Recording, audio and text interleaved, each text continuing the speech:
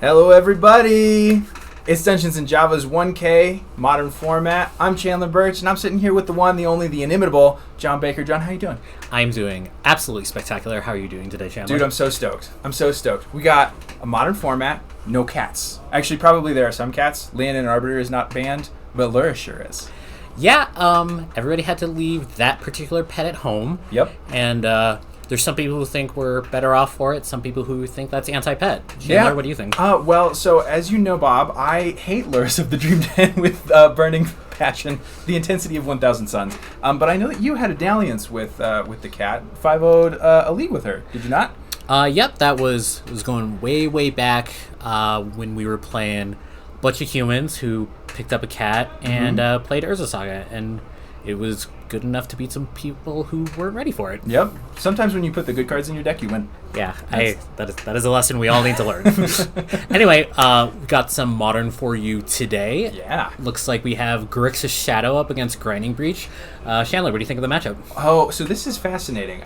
We have I hesitate to call this spicy, but after losing their favorite cat, Grixis Shadow has transitioned smoothly to running an elk instead. Hey, so there was a general question from the player on feature match. I assume they are good to go. Yeah, they were good to run. they're Yep. Cool. Whoops. Forgot to tell them they could start. We're really good at this. We're professionals. Grixis Shadow versus Grinding Breach. Shadow seems to have, to me, a humble country lawyer, I will admit. Grixis Shadow seems to have an edge in the matchup. A huge clock, incredible disruption with Thoughtseize, Inquisition, and Drown in the Lock. And meanwhile, Grinding Breach is trying to assemble multiple kind of disparate pieces. I think Grixis Shadow is kind of on the leading foot in the matchup. But what do you think here, John? I think that was pitch perfect. Grinding Breach, part of the setup is getting a lot of their cards into their graveyard, and that just gets Drown in the Lock closer and closer to actual counterspell. Yep, indeed. I think they have a clock, they have disruption. It's all the pieces you need to a good matchup against a combo deck. I'll admit, I'd be a little shocked if Jegantha got in the mix in this matchup in particular. It could happen, but I could agree. happen. Very rare that Grixis Shadow doesn't have anything to do with its mana. It seems like they're always casting 5 or 6 spells every turn. Yeah. Just ridiculous. Everything in this deck still costs less than 3 mana, even though you're no longer required to do it for the cat. But you know what? Sometimes it's just still good. Yeah. Looks like we're getting into it now. Charles took a mulligan to 6. Looks like 6, yep. Put his scry on the bottom, and we're going to open with an untapped Blood Crypt into the monkey. What do you think of this start? Is this the best way that Charles can get off the ground in this particular matchup? Given that there was an Unholy Heat coming after the other way, I think that was a good 1-for-1 trade for both players. Now it's going to be down to what is Charles's follow-up. Can he keep the pressure going, or is there going to be a window for Ryan to start getting his engine together? For sure. Charles is gonna, looks like fetch shock. Does this deck play any 2-drops in the main? Do you know? Kroxa counts. Kroxa? Are we setting up for a Kroxa right now? That would be stupendous. I think we may be looking into. So I would expect 2 1-drops out of this particular setup. Let's see what we've got. Now, of course, for those at home, this matchup, Grixis Shadow trying to get its life total down to 13 or below, so that they can play a big boom for very little mana.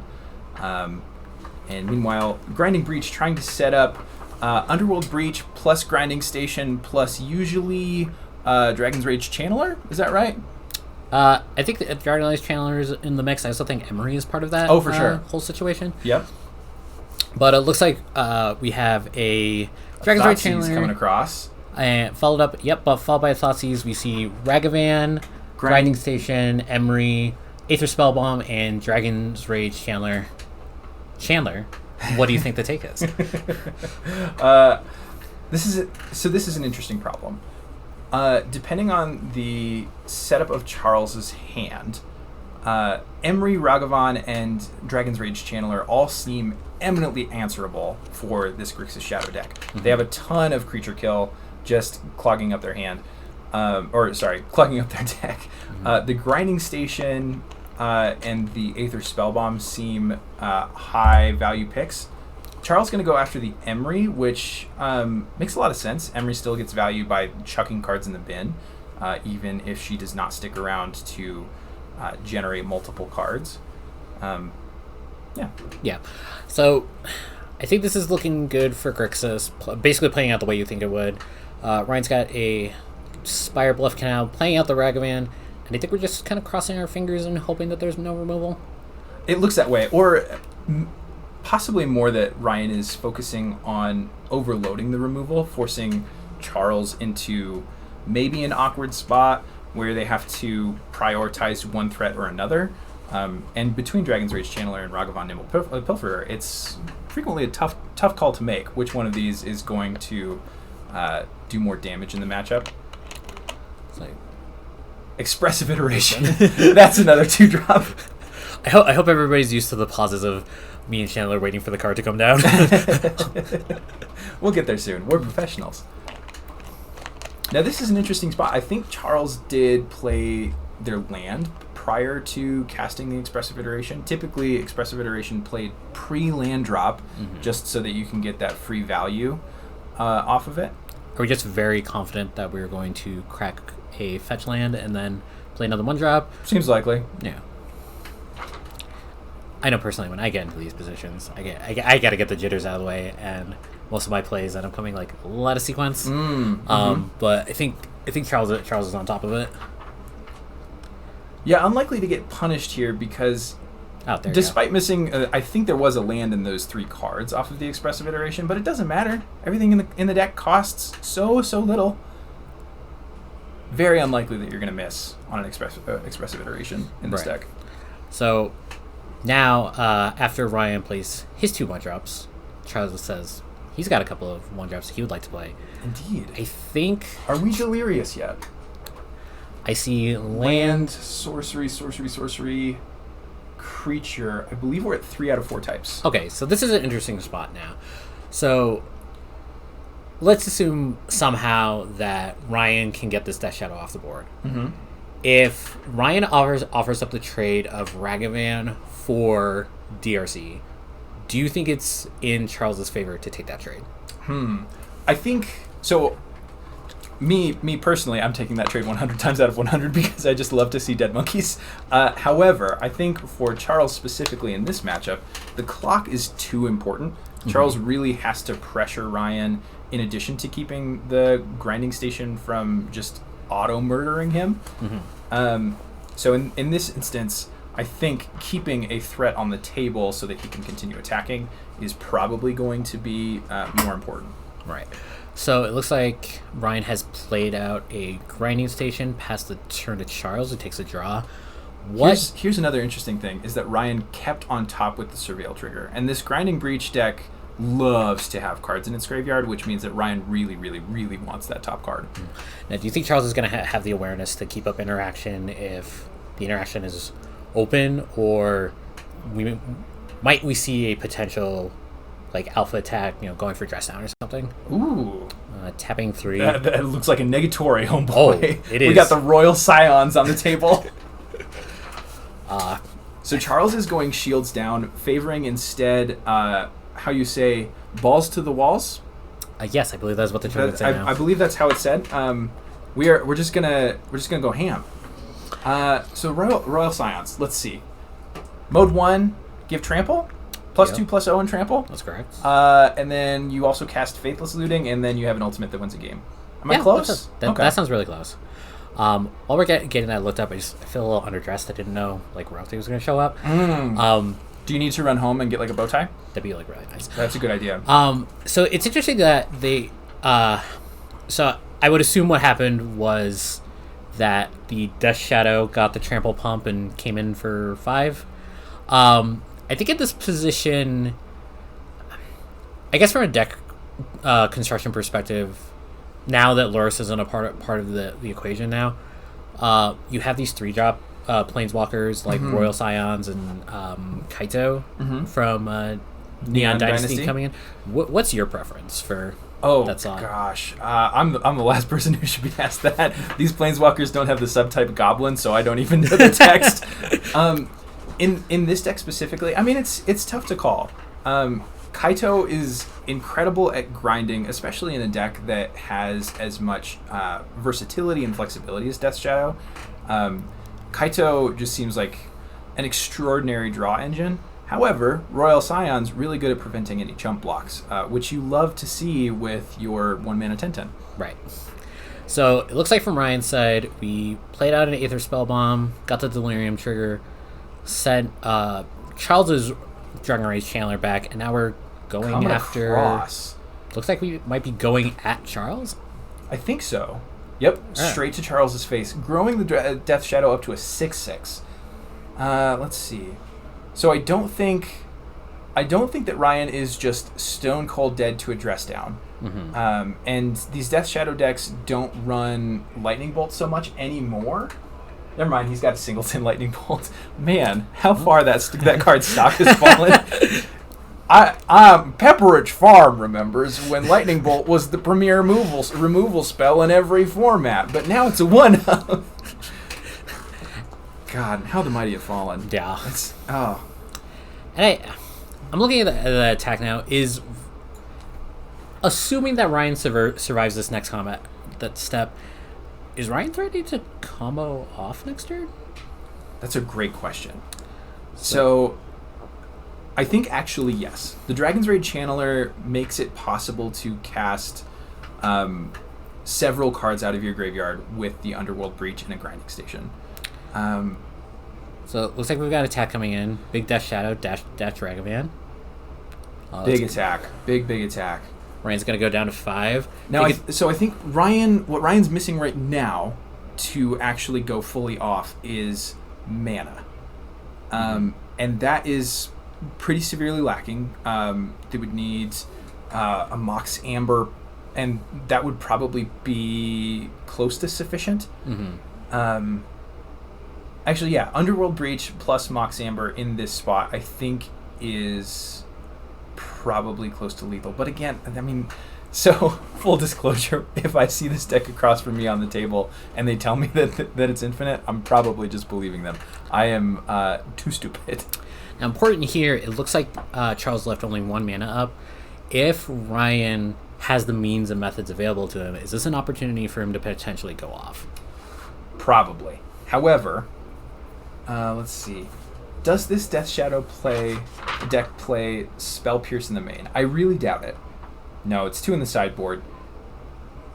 Oh, so Charles making a compelling statement on the Kaito versus Royal Scions debate by running 1 of each. Oh yeah, the I've seen that approach before. Why not both? Yeah, why not both? So here we see the Underworld Breach. Oh no! So this may be just a value breach, which is the most undervalued part of the card, or so I'm told by experts in the archetype. Ryan's available cards right now seem to be Aether Spellbomb and Unholy Heat. Unholy Heat still at... Oh no, Unholy Heat... I guess if you cast the Unholy Heat, then it turns off Delirium. Right.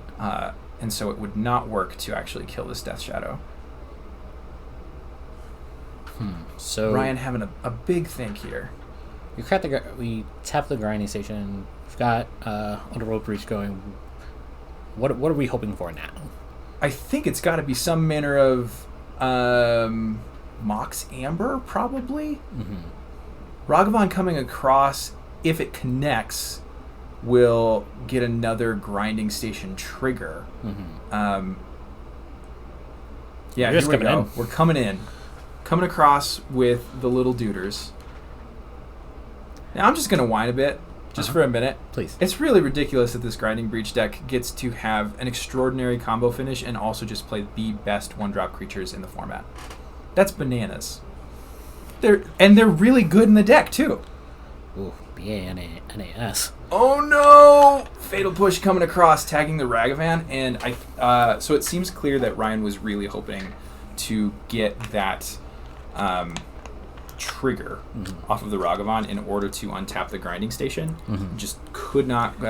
Charles very heads up, killing the monkey before it could generate that trigger. Right.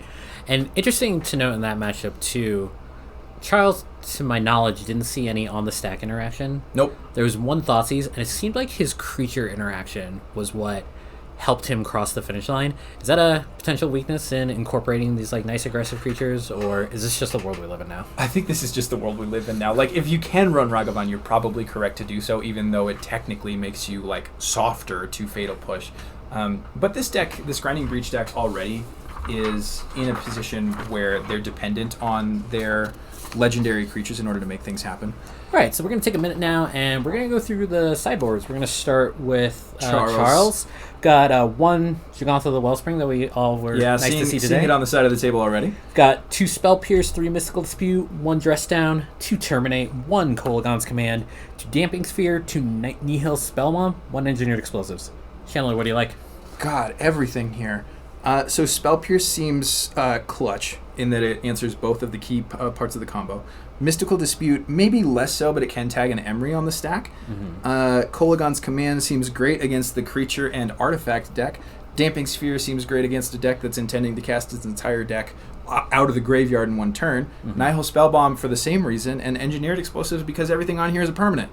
That being said, I don't know what Charles is really looking to cut. All of that creature interaction was great in match 1. So what do you think, John? Are there cards here that are calling out to be cut from the list to make room for these sideboard cards? I think if the wording on Damping Spheres or on World Breach is specifically casting, very interested in Damping Sphere as a way to buy a lot of time. For sure. And make comboing off a lot harder. I think the Nihil Spell Bombs are pretty good. I think Spell Pierce is great. Mystical Dispute a little less so. Sure. You don't want to be put in a position to where you need to cast at 3 mana. You don't have 3 mana to spend. So I think there isn't a lot for Charles to mess up on. I think the problem from his perspective is going to be, is Ryan going to commit harder to the combo, or is he going to commit harder to the creatures? Because that's going to affect what cards he's going to take out. For sure. And speaking of Ryan, we've got his sideboard right now, which is 1 Pithing Needle, 1 Urza Lord High Artificer, 2 Hurkyl's Recall, 2 Tormod's Crypt, 2 Alpine Moon, 3 Spell Pierce, 3 Engineered Explosives, and 1 Pyrite Spellbomb. Gosh. You love to see Commander Staple Urza Lord High Artificer seeing play in Modern.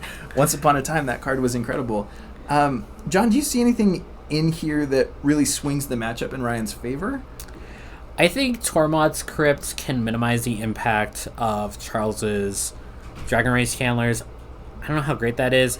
If Ryan thinks he can fight on the stack, Spell Pierce is pretty good. I think the Engineer's Explosives is like maybe better from Ryan's side than Charles's side.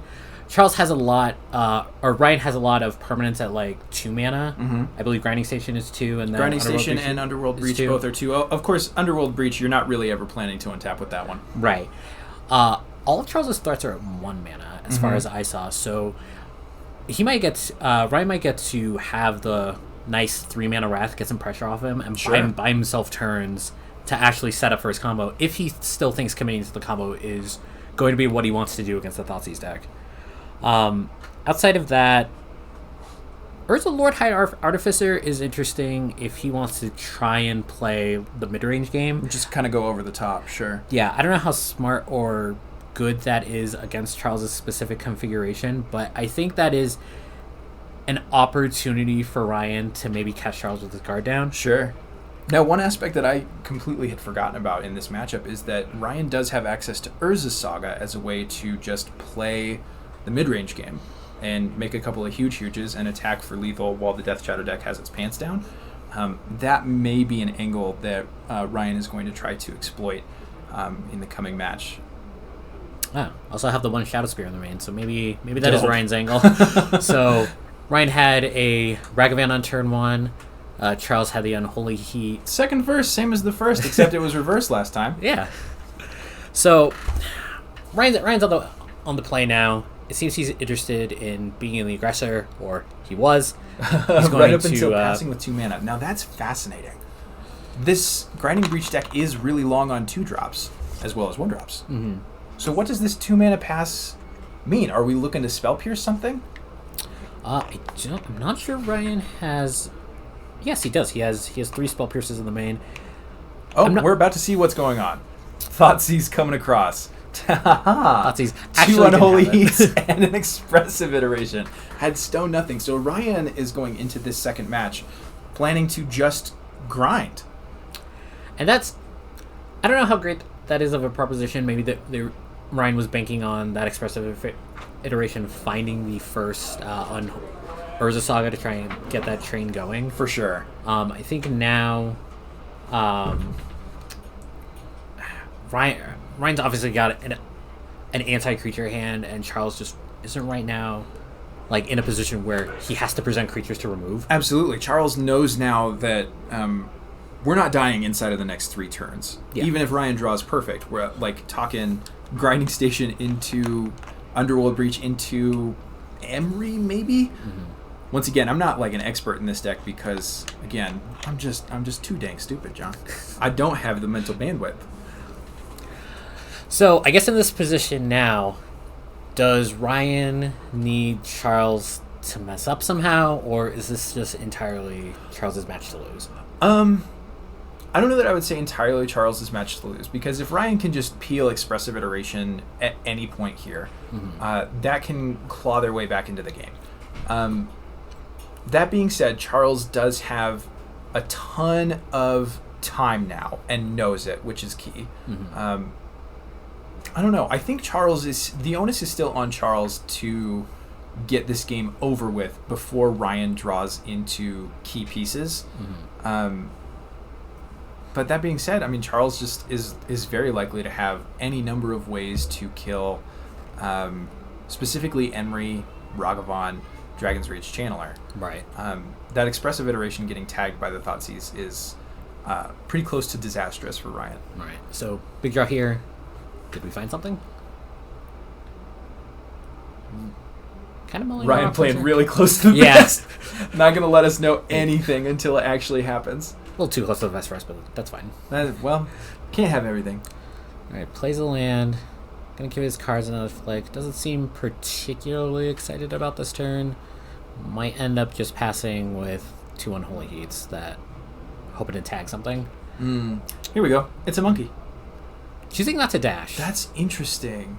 And the monkey not immediately dying indicates that maybe Ryan could have gotten away with a dash there. Right. Because the mana's not doing anything else otherwise, unless we're planning to... Well, no, we can't be planning to Spell Pierce because Ragavan was the draw. Right. So, Thoughtseize again, takes one of the 2 Unholy Heats.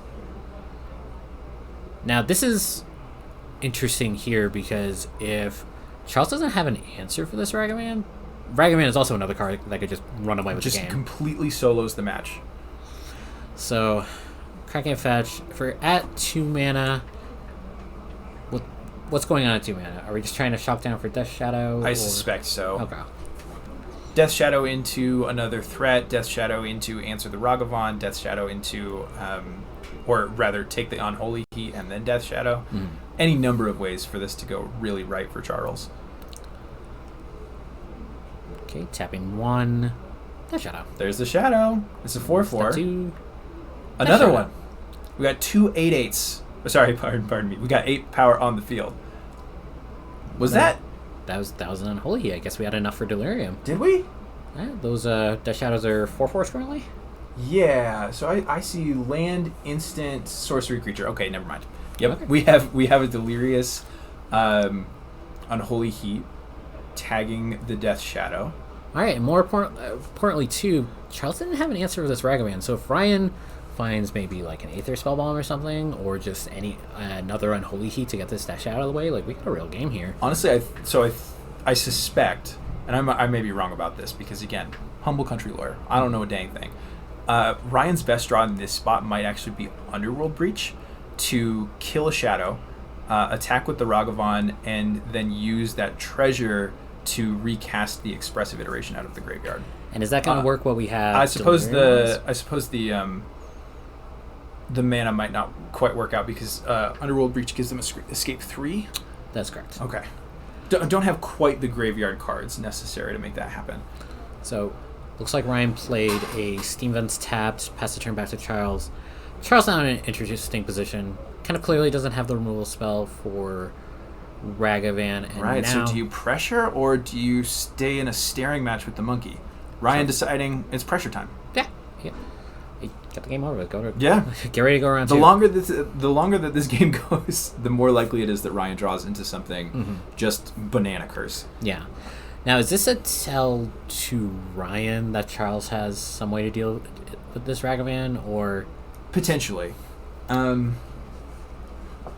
So I think the incentives are strong enough for Charles to be attacking that it doesn't need to mean that they drew into Fatal Push or Unholy Heat or something, because the Ragavan, while powerful, is also going to be powering up the Death Shadow and hitting a land off of Charles's deck and making yet more mana for Ryan's side is not going to do a whole lot because Ryan's got all of 2 cards right now.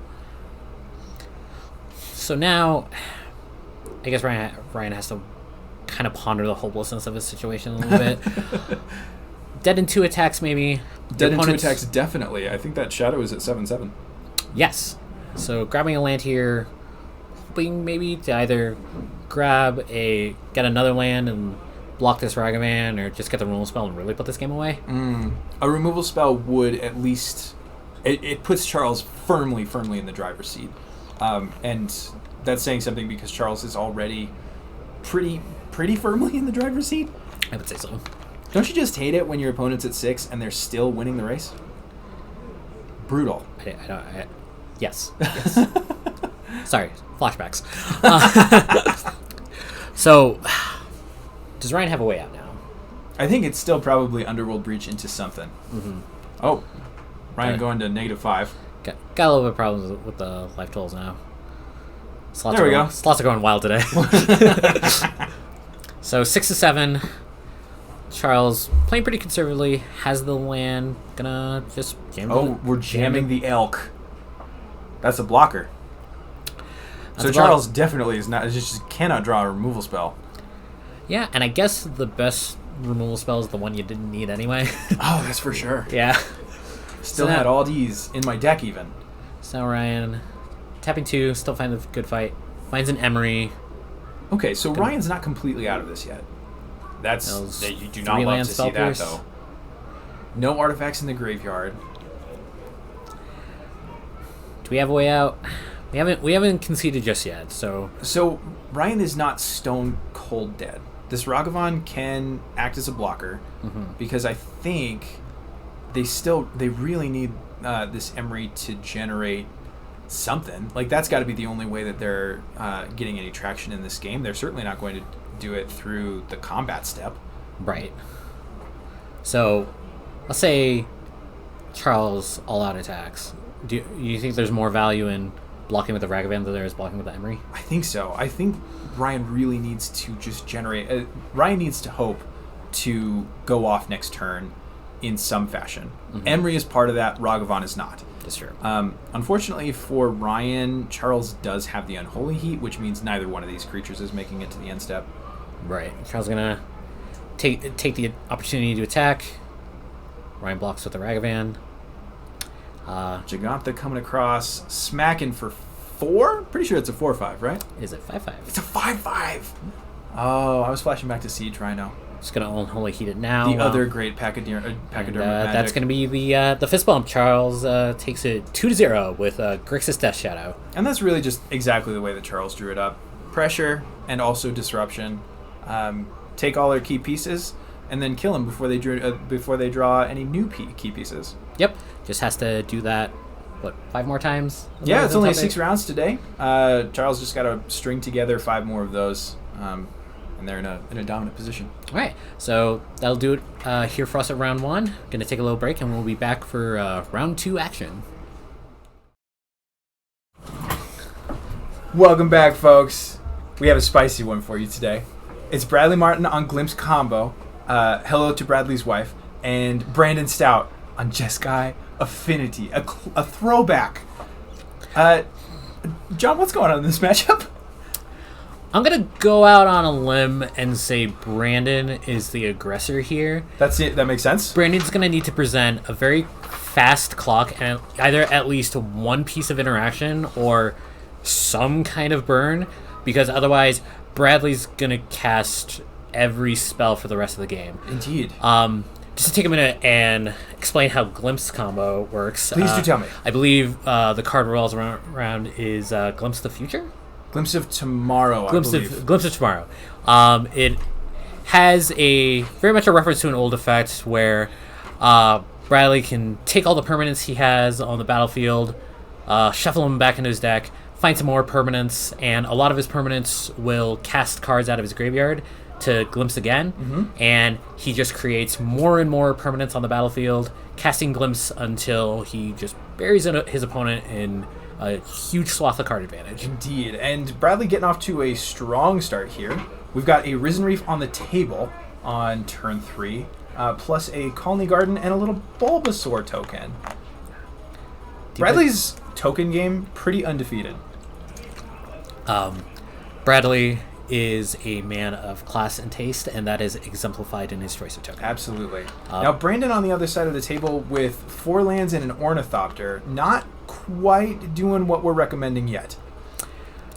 I'm gonna say Brandon's winding up for a big punch. I'm not sure what that punch is. Maybe it's just a bunch of Galvanic Blasts. It may be. He has Metalcraft at this time. Yeah, and for his sake, though, I hope he gets going in a hurry. In a hurry, because at some point Bradley's going to have, I don't know, 87 permanents. 60 of them will be tokens. Some of them will have haste. Are those Charmanders? The name on the Pokemon card does not look long enough to be a Charmander. Oh geez, in chat, please, who's that Pokemon? Who's that Pokemon? Checking chat, by the way. Dino Harvey saying that graveyard relevant decks that put their graveyards in a pile instead of spread out are my enemy. It does seem like a base level human courtesy to spread your graveyard out. I agree. Brandon's out now, getting his beat down well and truly on. Plays a land, plays a Mem Knight, says go. 0 mana 1/1. Now it does seem clear that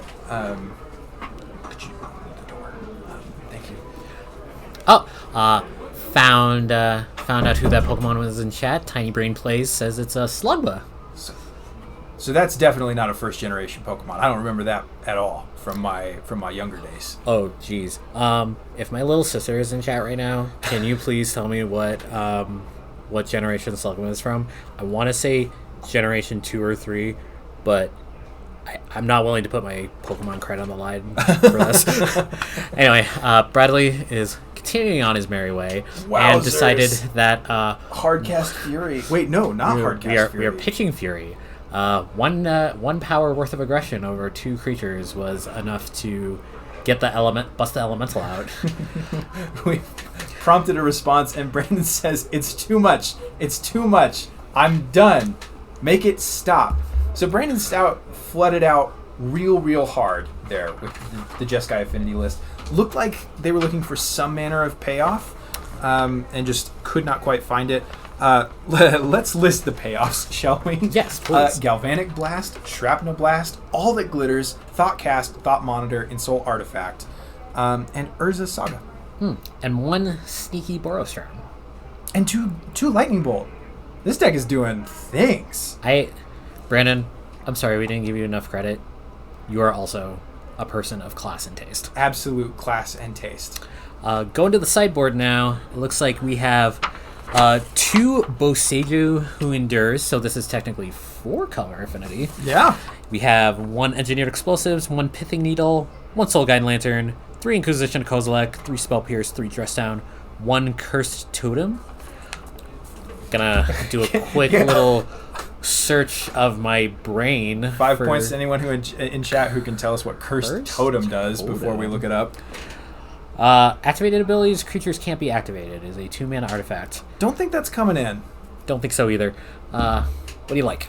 I love the Inquisition of Kozilek in that it takes the most important card, although Bradley has proved time and again with this Glimpse deck that he actually doesn't need to worry that much about comboing off because all of his permanents are just powerful. That being said, Spell Pierce and Inquisition of Kozilek coming in almost without a doubt for Brandon in order to stop the actual combo side of the combo deck, but then he will also have to deal with the fair side of the deck. Hi, Tiny Brain Plays. I'm Chandler Birch, and the voice that you hear next to me, John Baker. John Baker. Also, thank you for letting us know that Slugma was gold and silver. Big ups to Tiny Brain Plays. Yeah. For the Glimpse deck, thank you. Out of the sideboard, we have 2 Endurance, 2 Force of Vigor, 2 Foundation Breaker, 3 Land of Sanctity, 3 Mystical Dispute, and 3 Teferi Time Raveler. Well, John, I have a suspicion, but what do you think is coming in here? I think the Forces are good. I think the Foundation Breakers are good. Maybe there is a world where Bradley is concerned about counterspells, or specifically the Spell Pierces out of... Thanks, guys. That was really smooth. Thank you very much. Out of Brandon's deck.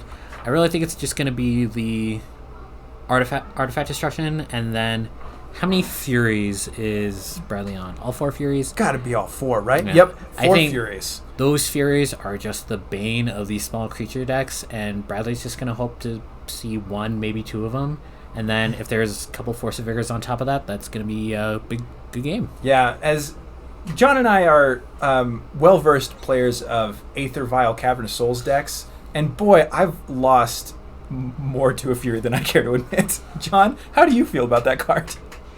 I would be so happy if I never had to play against another Fury the rest of my life. Just preach it. Preach it. Anyway, getting into game number 2 here, we've got Human Boy and Goblin Guide bringing you some hot modern action. Looks like another... Brandon off to a slightly faster start with a creature that can actually attack, which is important. Yep, big first and step. A Singulan... wow, a Singulan. Would you believe that I went to college for English? Yes, I would, actually. A singular land on Brandon's side of the field, which actually is a lot better than what he had last game. 5 lands in your deck of mostly 0 drops. Not awesome. No, and it's... I have to believe that if Brandon kept a hand like this, that this is a setup to greater things. Oh, absolutely. Something real big is about to happen as soon as Brandon can get the mana off the ground. Mm-hmm. Unclear exactly what that'll be. From Bradley's side, taking it nice and slow. We're just going to crack 1 fetch land. Not going to go off quite yet unless we can find the fish that drops 2 clues. In the meantime, we are drawing cards. I've got a Esper Sentinel going into a Thoughtcast, and now we got a Urza Saga coming down. So we're starting to put together a beatdown plan. Now, I think the thing that I'm looking for is, were there any artifacts that could interfere with a Glimpse combo that Brandon can find off of Urza Saga? That's a great question. Let's check the deck. In the meantime, though, Bradley's going to crack his first hand, go to 17. And I think this is also one of Bradley's slower hands. Bradley hasn't put a lot of permanents on the board yet, so his first glimpse is not going to be particularly effective now. And from Brandon's perspective, the clock is coming. Absolutely. Yeah, Bradley taking it slow, but, I mean, Fury comes down with a real quickness every time that you put more than 2 creatures on the board. So in answer to our earlier question about how many artifacts Brandon may be searching for off of the Urza Saga, the list is slim. We've got Memnite and Ornithopter and Springleaf Drum. I'm seeing no other eligible targets for the 3rd mode of Urza Saga. Okay. So playing it pretty honest here. Bradley gonna run out of Risen Reef. Last game that card was tremendous for him. Put like 6 lands into play. And what have we got next? Oh, thanks, Tiny Brain Plays. Subscribe to Tier 1. That's awesome. Hey, thank you so much. And to celebrate, Bradley Martin has given us the Magic version of the Fast and the Furious. Those creatures were here, and now they're gone. Oh, I live my life 60 miles at a time. What's the so? I'll be straight with you. At the time that those movies came out, I was only allowed to watch VeggieTales. What's the line? I live my life a mile at a time. I'm gonna say yes. Okay. So you're not able to gainsay me on this. No, because at the time I was watching Pokemon, and my wife was also watching VeggieTales. VeggieTales seems like a strangely unifying show for people in our generation. We're going to talk more about that later. In the meantime, though, some vegetables are going to get put away. This Fury, instead of being a 2 for 3, is now a 1 for 3 with a draw from Risen Reef. And meanwhile, Force of Vigor coming across to put Brandon back to the Stone Age. Another Bulbasaur coming out here in a minute. Is there any hope here? Are we just going through the motions? So Bradley is suspending Glimpse, which I'm going to say probably not awesome news for Brandon. Brandon is short on, well, many things, mana foremost among them, but not long on creature removal. Right. That got a Battle Blast. Man, absolutely fully punished for saying he's not long on creature removal. Immediately kills the Risen Reef. Mm-hmm. Oh, Tiny Brain Plays is really just acting as our third person on the commentary team today. I live my life a quarter mile at a time is the line.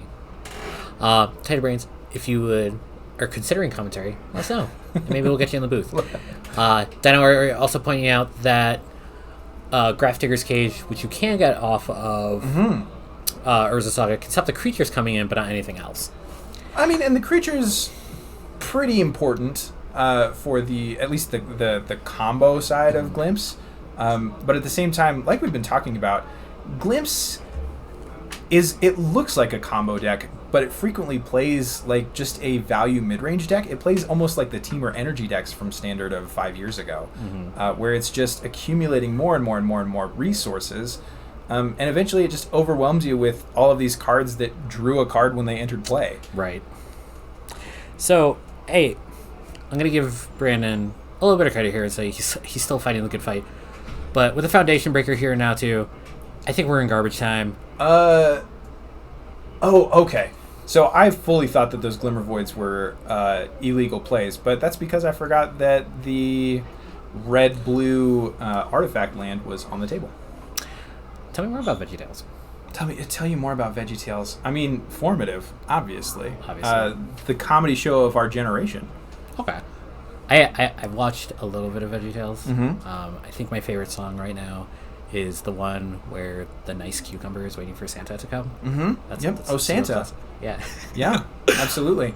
So it's got nothing on the actual best banger in the VeggieTales catalog, which is the Cheeseburger song. Mm-hmm. Are you familiar with the Cheeseburger song, John? No, please, belt it out. I'm not going to belt it out because I do not recall the exact lyrics. I'm sure someone in chat recalls the exact lyrics, since every other thing that I can't remember they know.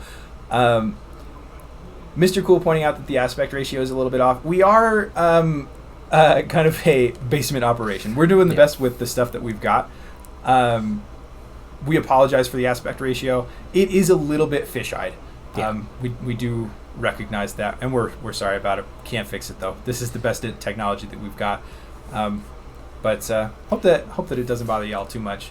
In the meantime, though, Bradley's showing off some of his technology. Fires off his first glimpse. So it appears that we're glimpsing for 7 permanents going to be coming off the top. 1, got a Chancellor, Conley Garden, land, another glimpse, Fury. Okay. Is the best Fury in this situation the one that doesn't have to hit anything? Arguably, yes. I mean, it's going to... let's see. So that Chancellor is going to make 4 tokens, I believe, because Bradley has 4 creatures on the table. And 2 from the Colony Garden, 1 Fury, 1 Chancellor of the Forge. Mm-hmm. Tiny Brains is lost on this one, Chief. Sorry, oh, boy. I'm sorry, so are we.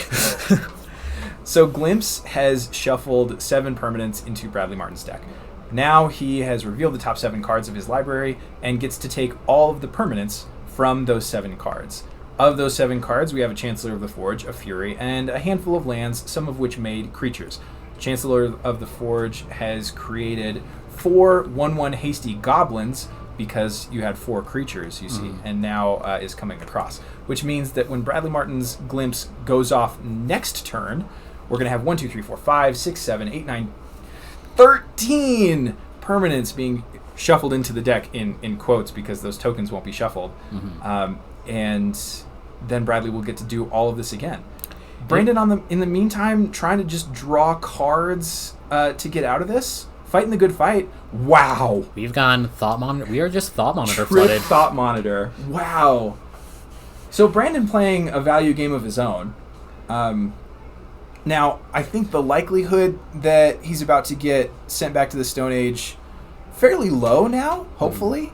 Given that those Thought Monitors are 2/2s and Fury only hits for 4. Of course, Bradley is going to respond to this by drawing 3 Furies in the top 13 cards of his deck. I'm sorry. I had to chime in with my wife to see if what her take was on the Cheeseburger song. Asha says yes, of course. Yes, and of course. She's typing up a longer reply, which we'll get to later. Look, your woman your wife is a woman of class and taste. She knows that the best song in the VeggieTales catalog is the Cheeseburger song. We're just classy people here up at the Dungeons and Javas 1K. In the meantime, though, have another Glimpse firing off for 13. Now, the unfortunate thing about this matchup is that Bradley has not cast a Cascade spell once, which means that the best part... John, I don't know if you're familiar with this, but the best part of watching Bradley Martin play Glimpse combo is that when he cascades, he takes a big, deep breath to get air support in his diaphragm, and then he screams, "Wee!" the entire time that he's flipping cards off the top until he hits the spell that he's cascading for. But he hasn't cascaded yet this game. Instead, he's just revealing 13 cards off the top and taking all of the permanents that are in there. We've got lands, a Shardless Agent, a pair of Seasoned Pyromancers, and a Teferi Time Raveler. I believe that Shardless Agent is just entering and not being cast. Is that correct? That's correct. Yeah, it is not being cast. It is just going directly from the deck onto the table. Boy, and Bradley is going to be long on mana this game. Yeah, we've got Bowsers. 2 Seasoned Pyromancers? 2 Seasoned Pyros, a Teferi, Odawara City in the Clouds, I think, Colony Garden. Now, Bradley very thoughtfully is putting forward all of the things that have triggers here, so that we can see everything that's going to happen. We've got 3 Bulbasaur tokens coming out. Maybe 4 Slugmas. Maybe 4 Slugmas. We can only hope for 4 Slugmas. Dino Ari is complaining about the number of Glimpse combos that we have going on in the stream. I'm not sorry. This is Bradley's last game that last tournament that he's playing before he moves to Poland, actually. Yeah, so happy to have you on stream here, Bradley. And when you listen to the playback, we just want you to know that when you go out there, hope you stay safe. Hope to see you again. And please don't ever Glimpse combo me in person. In the meantime, though, from Brandon's perspective, Bradley played a lot of creatures. Didn't really interfere with what Brandon was doing. Brandon clearly has a lot of artifacts on board because there's 3 Thought Monitors out. Indeed. If since these Thought Monitors are flying, and I don't believe that Bradley presented any reach blockers, if Brandon gets to untap and just finds a let's say a cranial blading, how does that change things? Yeah. So the wild thing here, Brandon is actually not on any cranial platings. It is all that glitters. Okay. I didn't see any. John, you'll know this. What's the saga? Michiko's Reign of Truth. I have not seen any Michiko's Reign of Truth in this list. But Brandon actually does have an opportunity here because Bradley does not have any way to block the flyers, and also has not killed any of the flyers. I think it is possible Brandon can actually steal this game with just the right combination of draws. And the right combination of draws is accessible because one of those Thought Monitors just got bounced back to his hand. So we might actually still be in this now. Brandon looking to chain together, say, Michiko's Reign of Truth plus Boros Charm? Boros Charm or Shrapnel Blast or Galvanic Blast. There's any number of ways that this could go really, really wrong very suddenly for Bradley. Bradley still, however, going off. Yeah. Has a blue floating. Oh, no. We found another... we found a Shardless Agent, which means that we're about to get the breath support. All right, take a deep breath, everybody. This is going to take a minute. How many permanents do we have on board? So he's already cast 2 glimpses, and the last glimpse I think went on the bottom of his deck, which means that Bradley. There it is. We got it. There it is. So now we have 4, So 7, 8, 9, 10, 11, 12, 13, 14, 15, 16 permanents. Is there a Teferi somewhere around here? There's a Teferi right there at the bottom, and 1 blue mana floating. So Bradley gonna do it one more time. Going in for 15. Gonna take another glimpse at his future. Probably a future where he wins this match. But Probably seems very likely. The thing with these glimpse combos is you never want to give up. They do have the tendency to they can fizzle at times. Mm-hmm. You know, if Bradley just turns over 15 lands, like suddenly it's not a game. That's but true. Math would dictate that Bradley's put his deck together well enough to where this spin is probably going to be pretty good. Probably pretty good. We got a Seasoned Pyro. We got a land, Omnath, land. Oh boy, so this Omnath is getting all 3 of its triggers. We have our first non-permanent in the Violent Outburst there. Oh yeah. Another Chandler. Homies, it's Ogre. So here's the way that this is going to work. We're going to get all 3 triggers from 2 Omnaths. Means that Bradley's going to draw 2 cards. He's going to gain 8 life. And then he's going to get 8 mana of Wurg, and additionally is going to deal 8 damage direct to Brandon's face, as well as getting, boy, it looks like probably 5 or 6 goblin tokens with haste, depending on how many creatures he gets off of the Seasoned Pyromancer triggers. Oh, there's a Risen Reef in that mix too. Boy, oh boy. Woo! Oh boy. This is Bradley's last tournament, and he's making it count. He's making it count. He absolutely wants to make this as fantastic as possible. So now with that 8 life, are we just done? Can Brandon still just find a couple of shrapnel blasts and get back into it? I think it's still theoretically possible. Brandon had I don't know how many cards Brandon has in hand. We're gaining 8 life up to 17. So Brandon may not even get to untap, actually, depending on what we've got here. I believe Chancellor is going to check its trigger after the Seasoned Pyromancer trigger resolves. But interestingly, before the Shardless Agent hits the table. So I think maximum Bradley's only going to get 6 tokens, which does leave Brandon alive at 1 life. Oh, only 6 tokens. Only 6 tokens. It's hard for these glimpse players out here. it's lean times. And honestly, I think you mentioned it too. Bradley and it might not be done yet.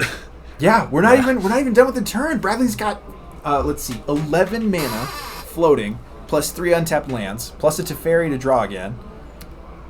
That's probably going to move one of those blockers out of the way too. Brandon really living up to his last name. This is a stout fella. I agree. He's being he's showing tremendous fortitude, sitting through this, just enduring it. Yeah. What? Oh, I forgot about the Colony Gardens. Oh yeah, that too. Oh jeez. And Brandon packing it Brandon in. says, "I want no more. I've seen enough. Please make it stop." Bradley Martin, very proudly on camera, takes it 2-0 Yeah, against absolutely Jeskai Affinity. dominant performance over the Jeskai Affinity deck there. And that is going to be us for round 2. Gonna take a round little 2. break, and we'll be back with everybody for round 3. We'll throw standings up for y'all to view what we've got going on. Admittedly, it's only 1-0 right now, but Bradley becoming our first 2-0 that we know about. We'll talk to y'all later. Yeah. Round 3 coming up soon.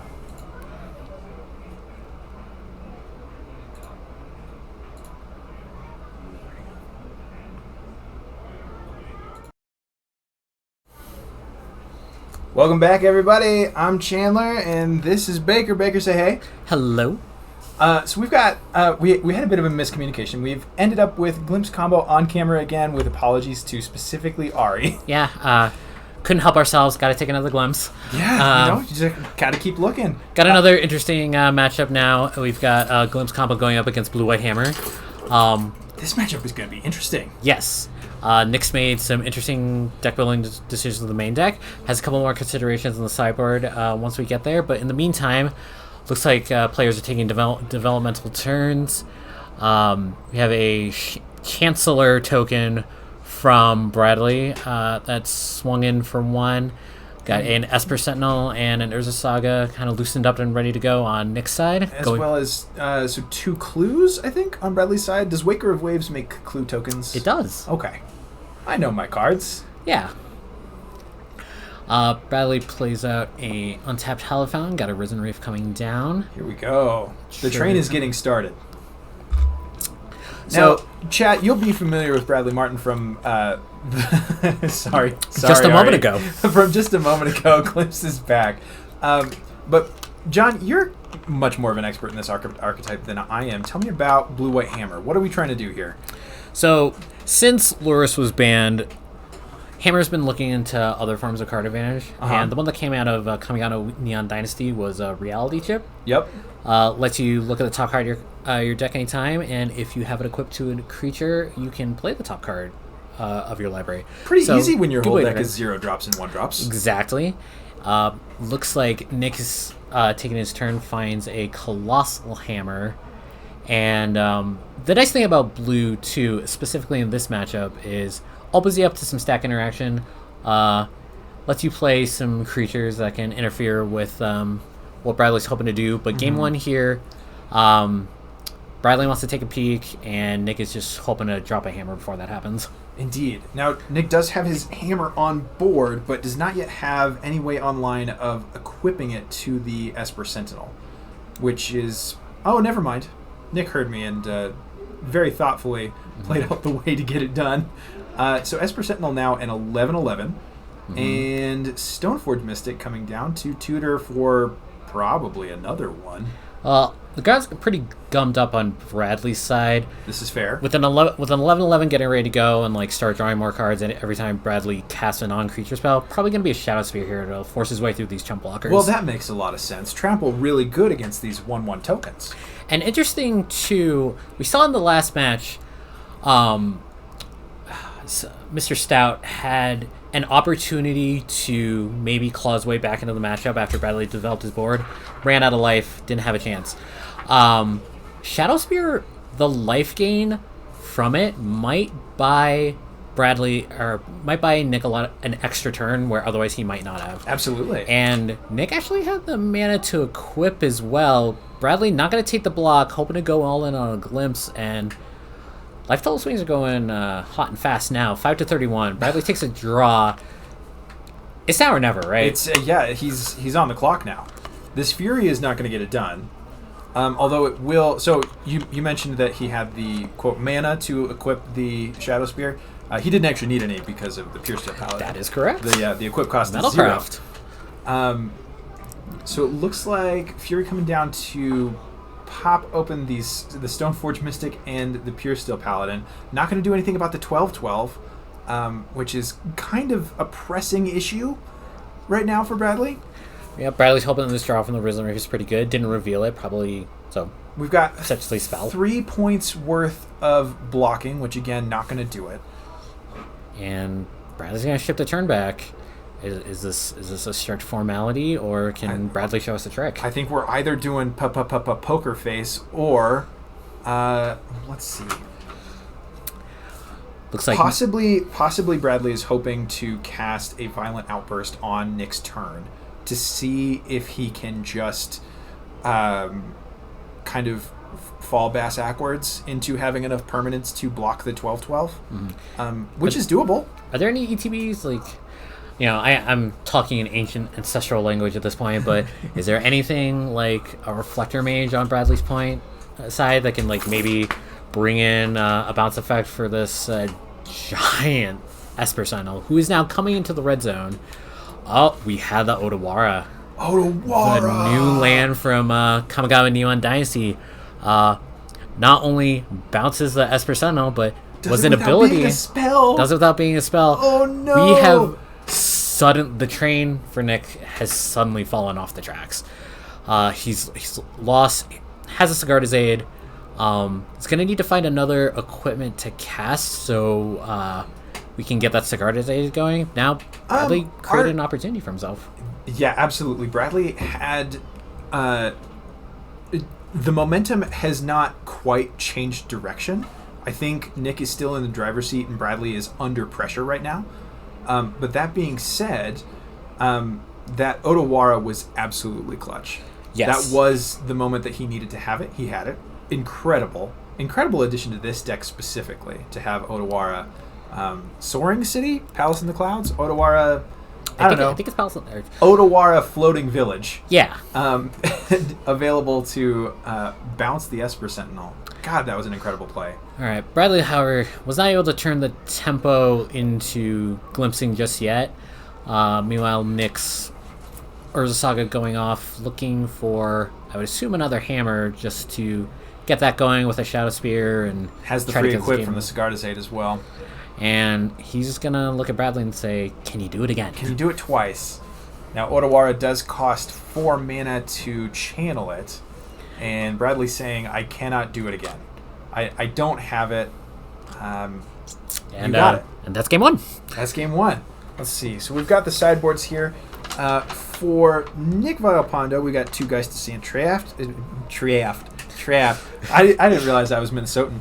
2 Geist of St. Traft, 2 Lavinia Azorius Renegade, 2 March of Otherworldly Light, 2 Meddling Mage, 1 Path to Exile, 1 Pithing Needle, 3 Sanctifier on Vec, and 2 Teferi Time Raveler. John, I have a guess, but what do you think is good here? I think there is a reason that Nick is playing blue, and I think these Cascade matchups are the reason why.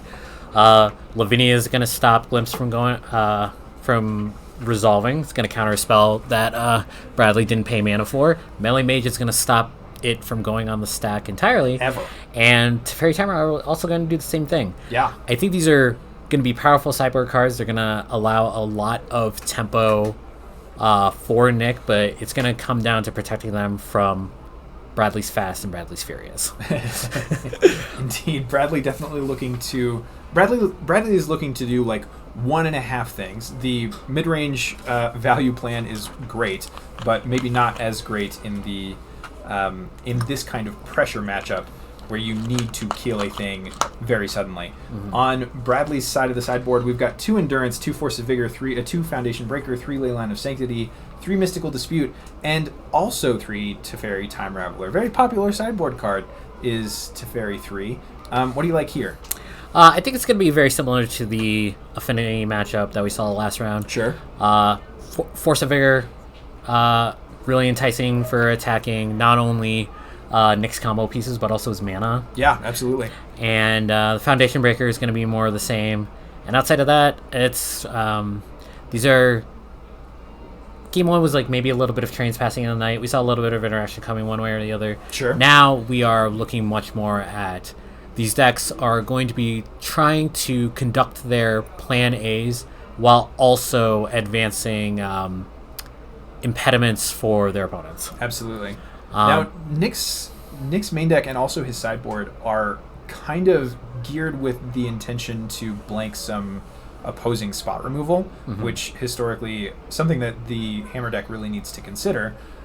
Probably not going to be super important in this matchup. I just really want to see a Geist of St. Traft on the table. Do you think that's... Do we have any hope? I have a little hope. I think that that Fury that wiped out Nick's Pure Steel Paladin and Stoneforge Mystic, mm-hmm. that could maybe get him into sure. thinking that, oh, what if I see more of that? Sure. Maybe I need to get this Geist going. Not holding out too much hope, but it's definitely a good possibility. Geist definitely a very compelling clock, even in the absence of a hammer, and Nick does need to be able to consider how he will answer Bradley's sideboarding against him.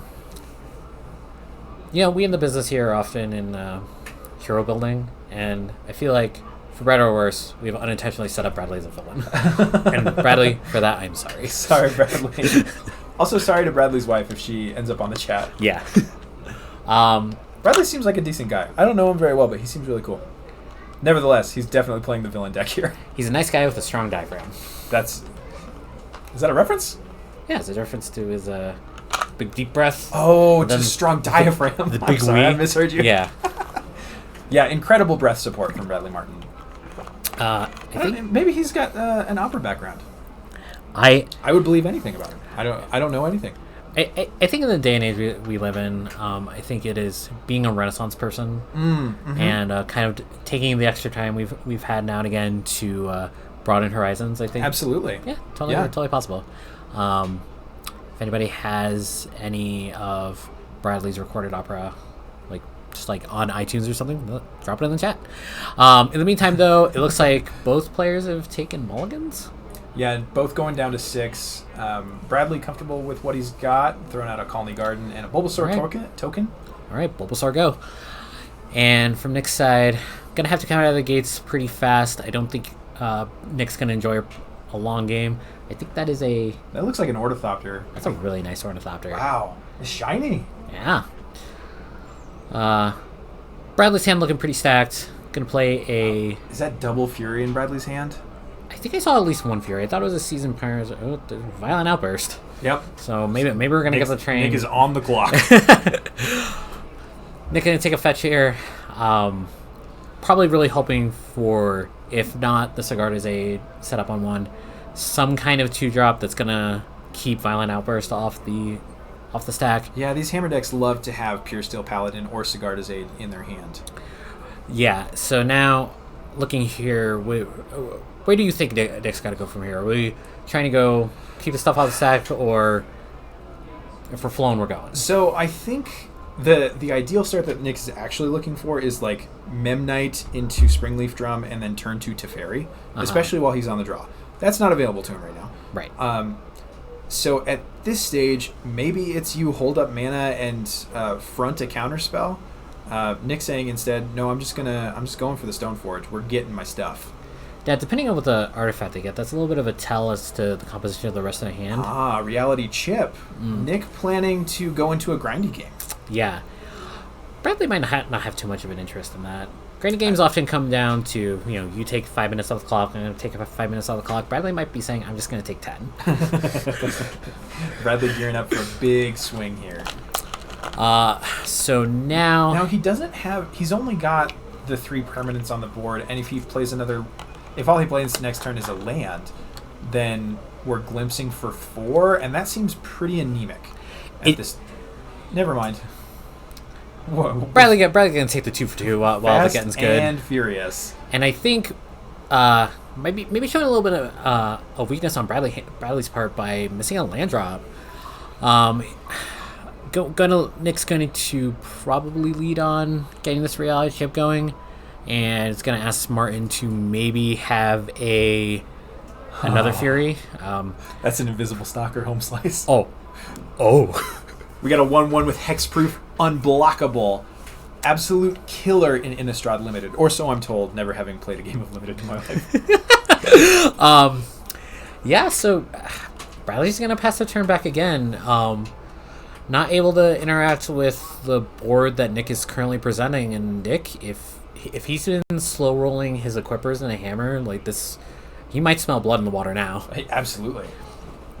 In the meantime, though, if Nick doesn't present a hammer at this point now, there's a lot of time for Bradley to draw out of this. Absolutely. A 1/1 with no equipment attached to it is not like a fast clock.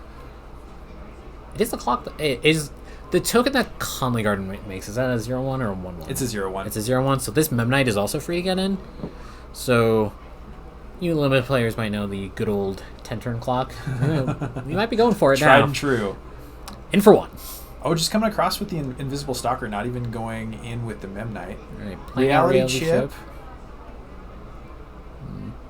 And now Bradley is kind of under the gun to present some manner of kill spell for specifically the Reality Chip. Yes. Short of that, we're in a pretty dire position. We had it.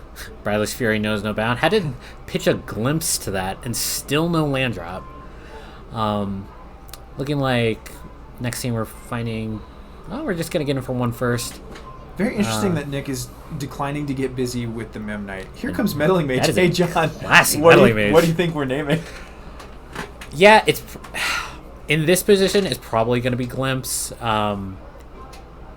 Honestly, if we're just looking for things to not go wrong, like I think Fury could be another consideration. But it's probably keep Glimpse off. I mean, there's 2 Furies already in the graveyard. That's a very excellent point. That being said, they do always drop the 3rd Fury. Yeah, Furies always travel in a pack like Rhinos. Rhinos. Bradley very politely pointing out for us that Meddling Mage has in fact named Glimpse of Tomorrow. So now Bradley's going to have to find a value way to claw out of this. And better find it fast because Nick's Mystic is getting probably a hammer. Gotta be, right? Although Nick has not yet shown any... Nettle Cyst. So that'll do it. Yeah, and what that tells to me is that Nick doesn't have an equipper in hand, so that hammer wouldn't really be able to do anything. So now this is the biggest threat I can find at with this Stoneforge Mystic, and we're just going to try to get it going that way. Now, Nettle Cyst only going to be giving, looks like a bonus of like +2/+2? Mm-hmm. Not huge yet. Nick does need some more resources somewhere. Right. Also, we're noting that Bradley found his 3rd land drop. Didn't have an active play now, but I believe that is a Inkmoth Nexus. And Stoneforge Mystic is going to activate, put Nettle Cyst into play. Going to make what is now currently a 2/2. And we're equipping it to the Invisible Stalker. Yeah. Oh, yeah, baby. So we're coming in for 3? 5? Interesting that the Meddling Mage is... Oh, and we're going to activate... Inkmoth Nexus. Get a cheeky extra point in there. Interesting that Meddling Mage didn't come on the attack. What are we afraid of running into? That's a really good question. Oh, Endurance. Probably. Yeah, that would have been one of Bradley's ways back into this. So I guess the risk wasn't worth 2 points, and probably a good risk not to take. The clock on Invisible Stalker is already perfectly cromulent. You know, we're gonna kill you in 3 turns. There's really nothing that you can do about it short of Force of Vigor. Mm-hmm. Now that being said, if Bradley can draw like Omnath, there's a lot of problems that an Omnath will fix. Yes. Looks like tapping 3 Seasoned Pyromancer. Alrighty. All right. Throwing away 2 Omnaths. Does he just not have the mana necessary, or does he think that they're just not worth keeping? That's real interesting. Is that a Jeskai Triome there, or is that a Teamer Triome? That's a Jeskai Triome. So green, white, blue, red. There may be something that I'm just not understanding. Yeah, but in the meantime, though, got a couple 1/1s going. Here comes the hammer. No equippers yet, though. Still. So hammer right now just being +1/+1 to the Invisible Stalker. Yep. And we're gonna get +2/+2 by activating these Inkmoth Nexuses. I think it actually might be +3/+3. So. Yep. Wow. You're dead next turn, says Nick.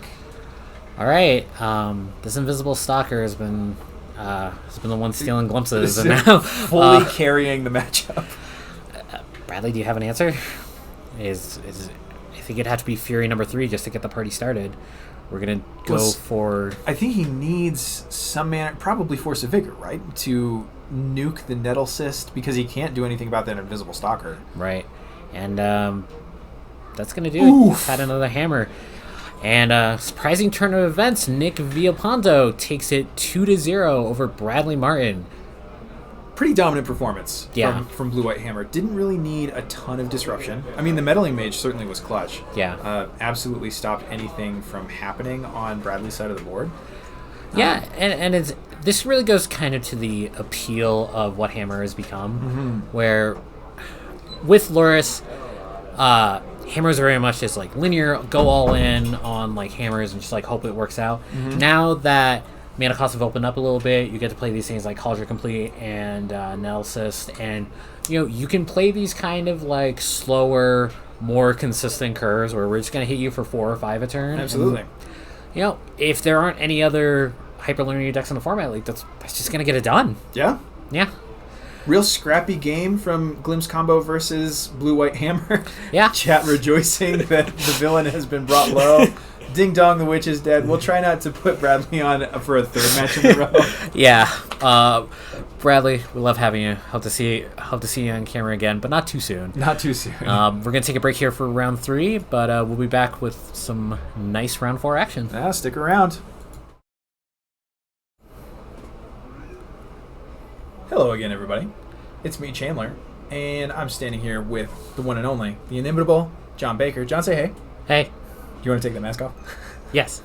Maybe a little bit muffled in the mic. We've got our current standings going right now. This is the top 8 as it stands. Michael Greenberg in first, Nick Vialpando, who we had on last match, in second, Zane Weaver at 3-0, Paul Green at 3-0, Daniel Miller at 3-0, and then we get down to Johnny Barton, who took a draw, Cora Bank, who has taken her first loss, and Jeremy Smollins, who has also taken a loss.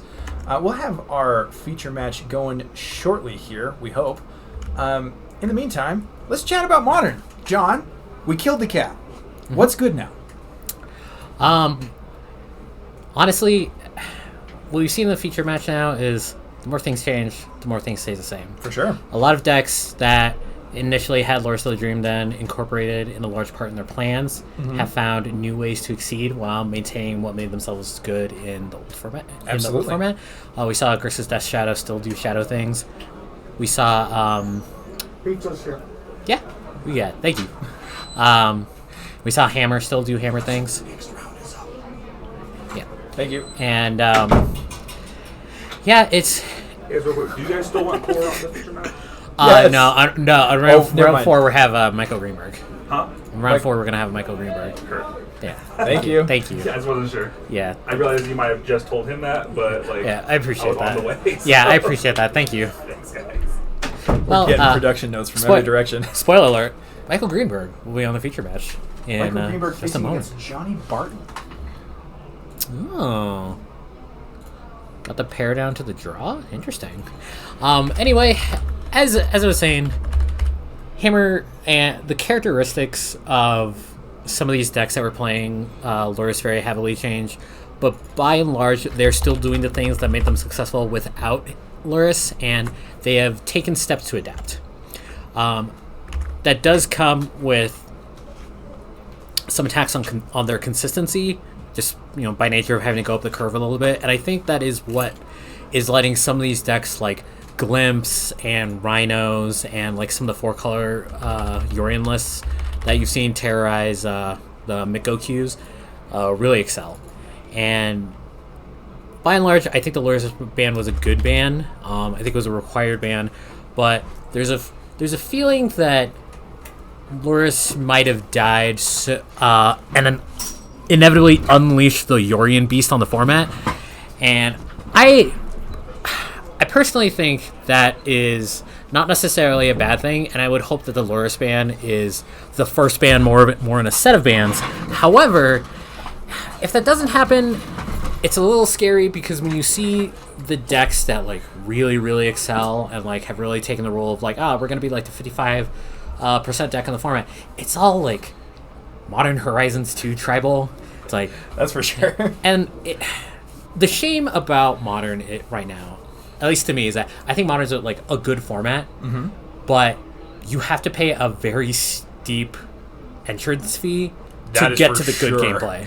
And the good gameplay is you have to either incorporate Modern Horizon 2 cards to like a large extent, or you have to be doing something incredibly linear. Ideally, you'll be doing both. But if you don't, it's hard to get to that upper echelon of like high level decision making, because the power levels are so focused in the Modern Horizons 2 cards that sometimes the decisions you make don't particularly matter. In the meantime, though, as we're getting ready to get back into the match, take some time and think about in chat, like, is this what we want for Modern? Do we want to have these like injections of very, very expensive, powerful cards, or do we kind of want something more organic? And I think what we saw on Arena, what was going on with Alchemy, was people didn't really like injections of like digital cards that like didn't necessarily exist. Boy, yeah. And now Arena is getting pressured to become or to incorporate a format you can play in print. Play your local game store. And it creates some thinking of like what would Modern look like without Modern Horizons 1 or 2, and I personally think that a lot of it would go back to those Heliod versus Prowess fights. So I don't necessarily know which one's better or like which timeline I would rather live in. All I know is like this is the one we live in now, and you can enjoy the format for what it is. And my one hope is there were a lot of cards in Kamigawa that made the jump into Modern, and I think that was unexpected for a large set. I think people were expecting Kamigawa to be like a little bit of a lower power set. Sure, yeah. When it was first spoiled, I think there was some expectation of like, well, we'll be pulling the power level down. But I mean, as soon as somebody saw Boseiju Who Endures, we threw that out the window. the jig was up at that point. The cows were out of the barn. But take some time to chat, talk about like, are you happy with this timeline? Are you not happy with this timeline? Let us know. In the meantime, though, Magic the Gathering, Michael Greenberg against Johnny Barton, Rhinos against Jund. A classic matchup? Question mark? Probably not. Michael's starting off on the draw, except he's secretly on the play with a Gemstone Caverns. Does Jund classiness multiply? Like, is it classy enough to be classy for everyone? I don't understand the question. Jund classiness. I think in Modern, Jund carries a certain amount of prestige. Sure. I think it has a long and storied past. It sure does. It's been in a lot of Pro Tours. It's been in a lot of local game stores, and it, for a long time, was the perennial 55% matchup for sure. deck. You know, you had a pretty good matchup spread, and where you get all your wins was like making good decisions. Has that changed? Yep. Yeah. It is interesting that Jund has been supplanted not only as the most expensive deck in the format, but as the perennial like top dog mid-range deck of the format by the 4-color Yorion decks. And now Jund, what once was a just kind of a dominant deck, something that was always going to be present at top tables, has become kind of the underdog of the format. Sucks to see. Well, today was Jund, but someday they all shall fall. Yeah. Anyway, wow, that got deep. That got real depressing real fast. We got a Blood Crypt. We got a Ragavan that may or may not come in. If Michael had any sense for what the matchup was, maybe he would have kept that dead gone. Maybe he has a second one. Who cares? Inquisition of Kozilek coming across. Very likely to... So, the important decks in this... important cards in this matchup, obviously, are Michael's Cascaders. Right. Johnny is under a tremendous amount of pressure to keep those from getting on the stack. That's correct. And this Inquisition of Kozilek is going to do it. It hits the only important cards in the matchup, despite not really hitting any other cards. Right. You can hit all of the Cascaders, but you can't hit, for instance, Boom Bust. Right. Or, pardon me, not Boom Bust. What's the, it's Dead Gone. Dead Gone, there you go. Yeah. In the meantime, Can't hit Fire Ice. We had a Brazen Borrower on Petty Theft to bounce out Ragavan back to Johnny's hand. Inquisition Kozilek is going to resolve, revealing one land, 2 Prismari commands, and a Force of Negation. Interesting choice. So Michael deciding not to force this Inquisition and getting the Force taken. So he's effectively... I mean, he's trying to play an attrition game here. That's correct. And I think the thing with Jund is, even if it is Zoomer Jund now, Zoomer Jund thrives on 2-for-1s. So if a Force of Negation did hit that Inquisition, I think Johnny would have been okay with that. Absolutely thrilled with that trade, for sure. And now, interesting here, Johnny is putting out the Ragavan into a... into a Prismari command. Yeah, that he knows that Michael can cast. So that Michael monkey's dead. It's going to be dead, but I think Michael's showing a little bit of patience here by not pulling the trigger just yet. Sure. He's going to force Johnny either to use another resource to get try and get a Prismari command out, or force him to go to combat and kill it in combat, so there wasn't an opportunity to dash the Ragavan. Yeah. If supposing that Johnny has another one. Pretty heads-up play from Michael here. Yeah. And I think Michael is a little bit under the gun. Not a lot of pressure in his hand. I think he has another Dead Gone as well. Yep. So, this monkey. This monkey is about to be dead and gone. All right, coming in for 2. Is it going to work?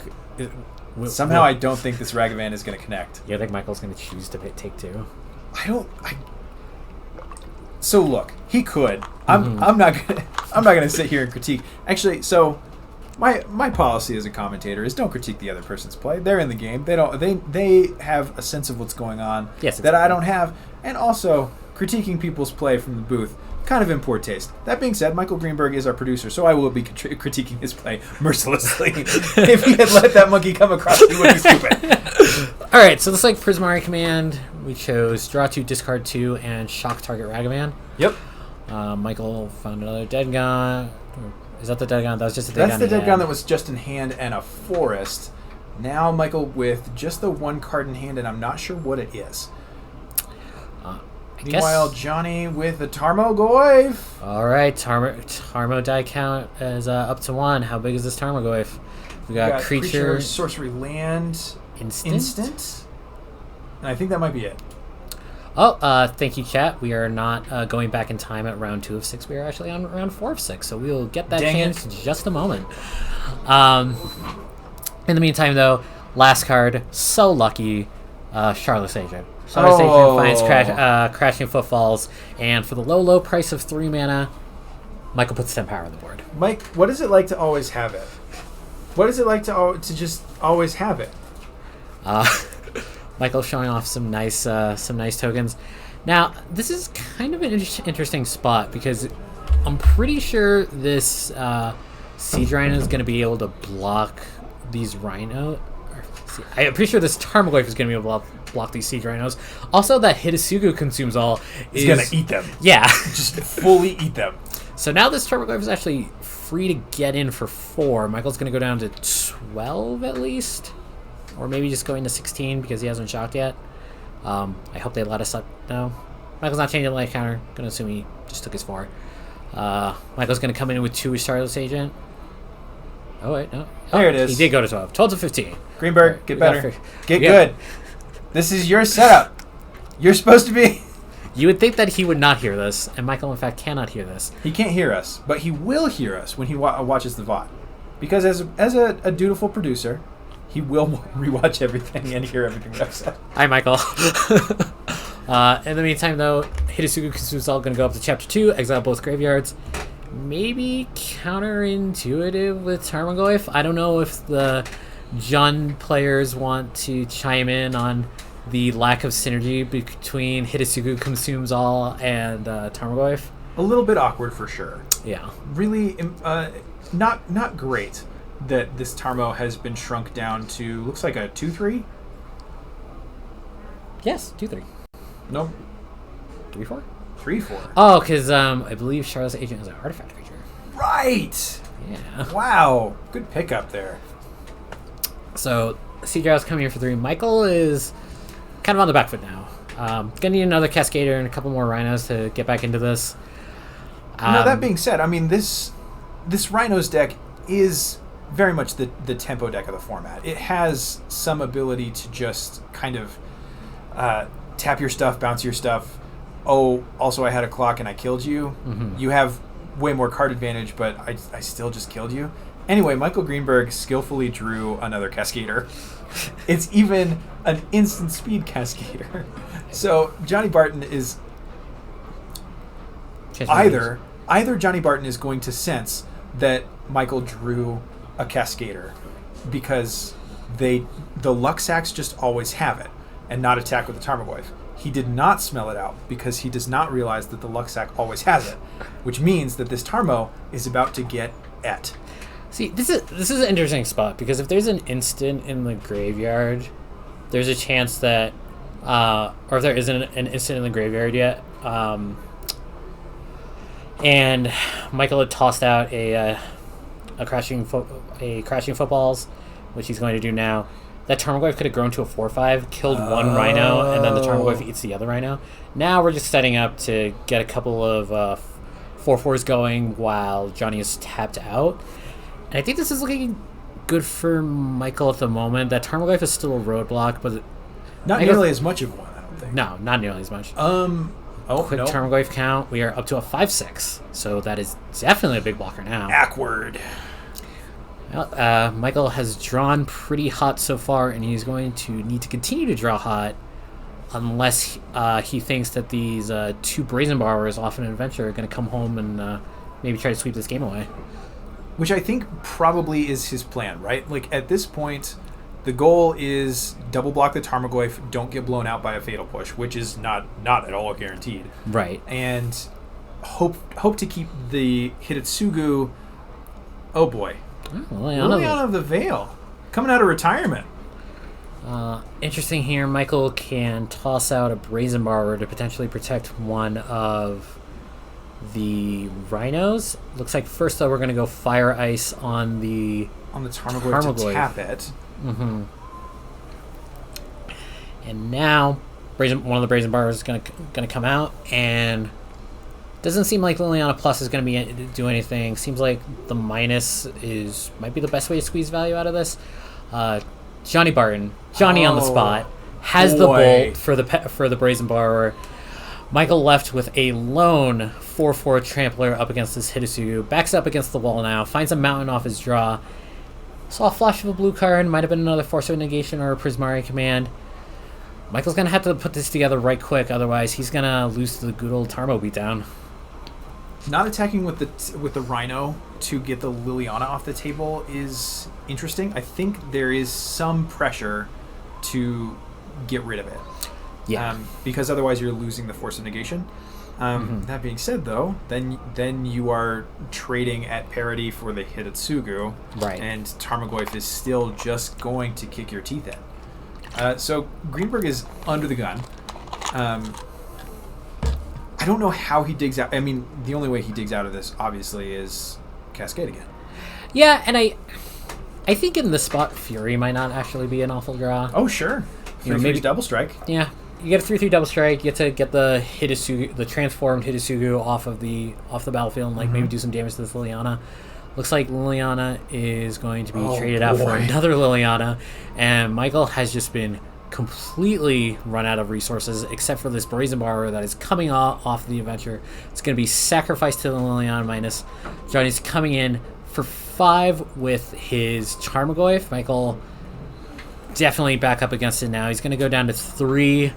Looks like he drew a red card. I believe that was Dead Gone. And he's down to 2 now.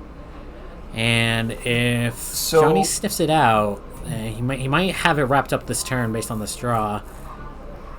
That is a fatal push. And that is going to do it for game 1. John takes it down. Can't teach an old job new tricks, but sometimes the old tricks get it done. Sometimes, yeah. Liliana of the Veil, forgotten for the last 2 years while everyone played with their cat, and now she's back. Not that spicy. It doesn't feel quite like the redemption arc that I want it to be. Yeah. Because she was just kicked out exclusively for Luris, and now with Luris gone, she's back in the format. And boy, yeah, she's oppressive. Yeah, and guess who's back? Back again. Yeah. Guess who's back? Tell a friend. Tell a friend. All right, let's take a look at these sideboards of getting ready for game 2. So on the Team Render side, we've got 3 Force of Vigor, 4 Mystical Dispute, 3 Endurance, 2 Boseiju Who Endures, and 3 Blood Moon. John, what do you like? I think the Endurance is going to be pretty good, both as a flash blocker and as a way to try and minimize the impact that Tarmogoyf is going to have on the game. Absolutely. I think the Boseijus are interesting. Michael might be thinking about what kind of hate Johnny's going to bring in for him. If he gets a sniff out to like some kind of artifact hate, whether Rayrune or whatever the artifact du jour is. Sure. And then some Jund players may disagree. I think Jund these days is a little softer to Blood Moon than they used to be. And if Johnny doesn't fetch carefully, he might get Blood Moon out of the game without even realizing. Absolutely. And I think Michael also kind of incentivized to bring in the Blood Moon just in case Johnny is one of the absolute maniacs who is still playing Jund with Urza Saga, despite the loss of the Kid Cat. Yeah, I like all those choices. On the Jund side, we've got 1 Ashiok Dream Render, 2 Alpine Moon, 3 Endurance, 2 Turok Dread Cantor, 2 Force of Vigor, 2 Surgical Extraction, an additional 2 Hitotsugu Consumes All to go with the 1 main board.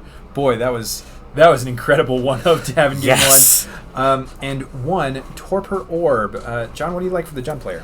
I think for the Jund player, there's a little... I'll get to my controversial pick in a moment. I think the Surgical Extractions are going to be very good. For sure. If Michael keeps a Crashing Footfalls in his hand for some reason and doesn't have the ability to immediately suspend it, he can get punished by Thoughtseize and a Surgical Extraction. Sure. Or if Johnny has shown that he can handle the first batch of rhinos with Hitotsugu Consumes All, or he's just willing to eat a 2-for-1. Sure. The first one can just resolve, and then the surgical can happen. And now suddenly Michael's primary form of aggression is just completely eliminated from his deck. Absolutely. I think the Hitotsugu Consumes All were... Yeah, we one saw was so good. Was bananas. And bringing in 2 more, like why not? Yeah. I think if you can trade 1-for-1 with Crashing Footfalls, I think you choose to. And then I think this is where educated minds may disagree. I actually like Torok in this matchup. Interesting. Talk to me about that. I think, and we saw a little bit in this matchup, that Team Around is just going to do its thing. Yep. It is a nice, well-oiled machine that's going to go off if it can go off. But to do that, you have to have cards in hand. Mm-hmm. And if you can just exhaust Michael's hand of resources and force him to top deck, more often than not, his deck's going to let him down. That's true. So I think if Johnny feels like he has the space for it, I don't mind kicking a couple of Toroks in and kicking Michael in the mid-game for his last 2 cards. Absolutely.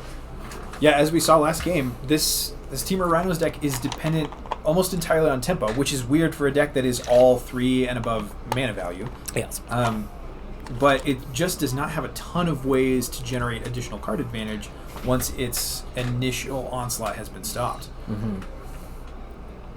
Chat pointing out that Endurance maybe not awesome in the matchup just because it only nukes 1 graveyard. That's an excellent point. I think... Certainly with no Luris in the format anymore, and we do see a suspended Cascader, or pardon me, Crashing Footfalls being cascaded. What am I saying? being suspended, man. It's been a long tournament. We're going to bring it home. We're only in round 4. Okay, we have a Inquisition Kozilek Kozilek coming down, showing 2 Dead Gone, 1 Seasoned Pyromancer, 1 Violent Outburst, and I cannot even make a guess at what that top card is. I think that is a Scalding Tarn. That would make sense. So that's probably not the take. Probably not. We're going to take a Violent Outburst. Fully illegal take. I suppose the only things that are eligible in this hand are the Seasoned Pyromancer and the Cascader. Yeah. So, did Michael? I believe Michael might have drawn another Cascade or another Crashing Footfalls, and I think in this position, if you're just playing to maybe not get blown out by Surgical, having them exiled or like having them on like the exile stack, like that might be the safest place to put them. Sure. So I think if Michael is considering whether to like do something a little proactive and like keep his guard up for a Ragavan that might get dashed in, or putting out the Crashing Footfalls, I think he's making the right play by going for the Crashing Footfalls. Now, does Dead Gone... Is Dead a 2 mana cost, and Gone is a 2 mana cost, or is Dead a 1 mana value card? Dead is a 1, Gone is a 3. Okay. So he still has Dead Gone up in case of a dashed Ragavan, even with suspending this Crashing Footfalls? Yeah. And it's looking like now with Tarmogoyf on turn 2 from Johnny. 3/4. Yeah, it's primed to get the beatdown going. Sure. Yeah. And now, like... Especially once these Cascaders... Especially once these Crashing Footfalls come off of Suspend, then we will be looking at a 4/5 Tarmogoyf against Michael's army of 4/4s, and then it's just a question of how many attacks does it take to kill them if you're losing a creature each turn. And I think, too, the kind of unfortunate thing for having put those Crashing Footfalls into exile is that Michael's kind of RSVP'd, and he's kind of put Johnny on notice that, hey, if you have Hitotsugu Consumes All in your hand, Might want to wait until both of these come offline and like just get the good old 4-for-1. Meanwhile, Tarmogoyf's going to come on in for, I think, 4. In the meantime, I'm going to ask chat too that if we say cascading footfalls or cascading rhinos or CJ, you know what we're talking about. Another Tarmogoyf's going to come down another land. Everything is going exactly how Johnny wants to go, and Michael's going to have to draw pretty well to pull out of this. I think he definitely has draws that get him out of this. I think when you're playing things like just Tarmogoyfs that beat down, like they can at least be interacted with. I think the question now is, can Michael kind of like mix the chocolate with the peanut butter, so to speak? Looks like Michael's holding multiple dead gons, so he might be able to create some tempo opportunities.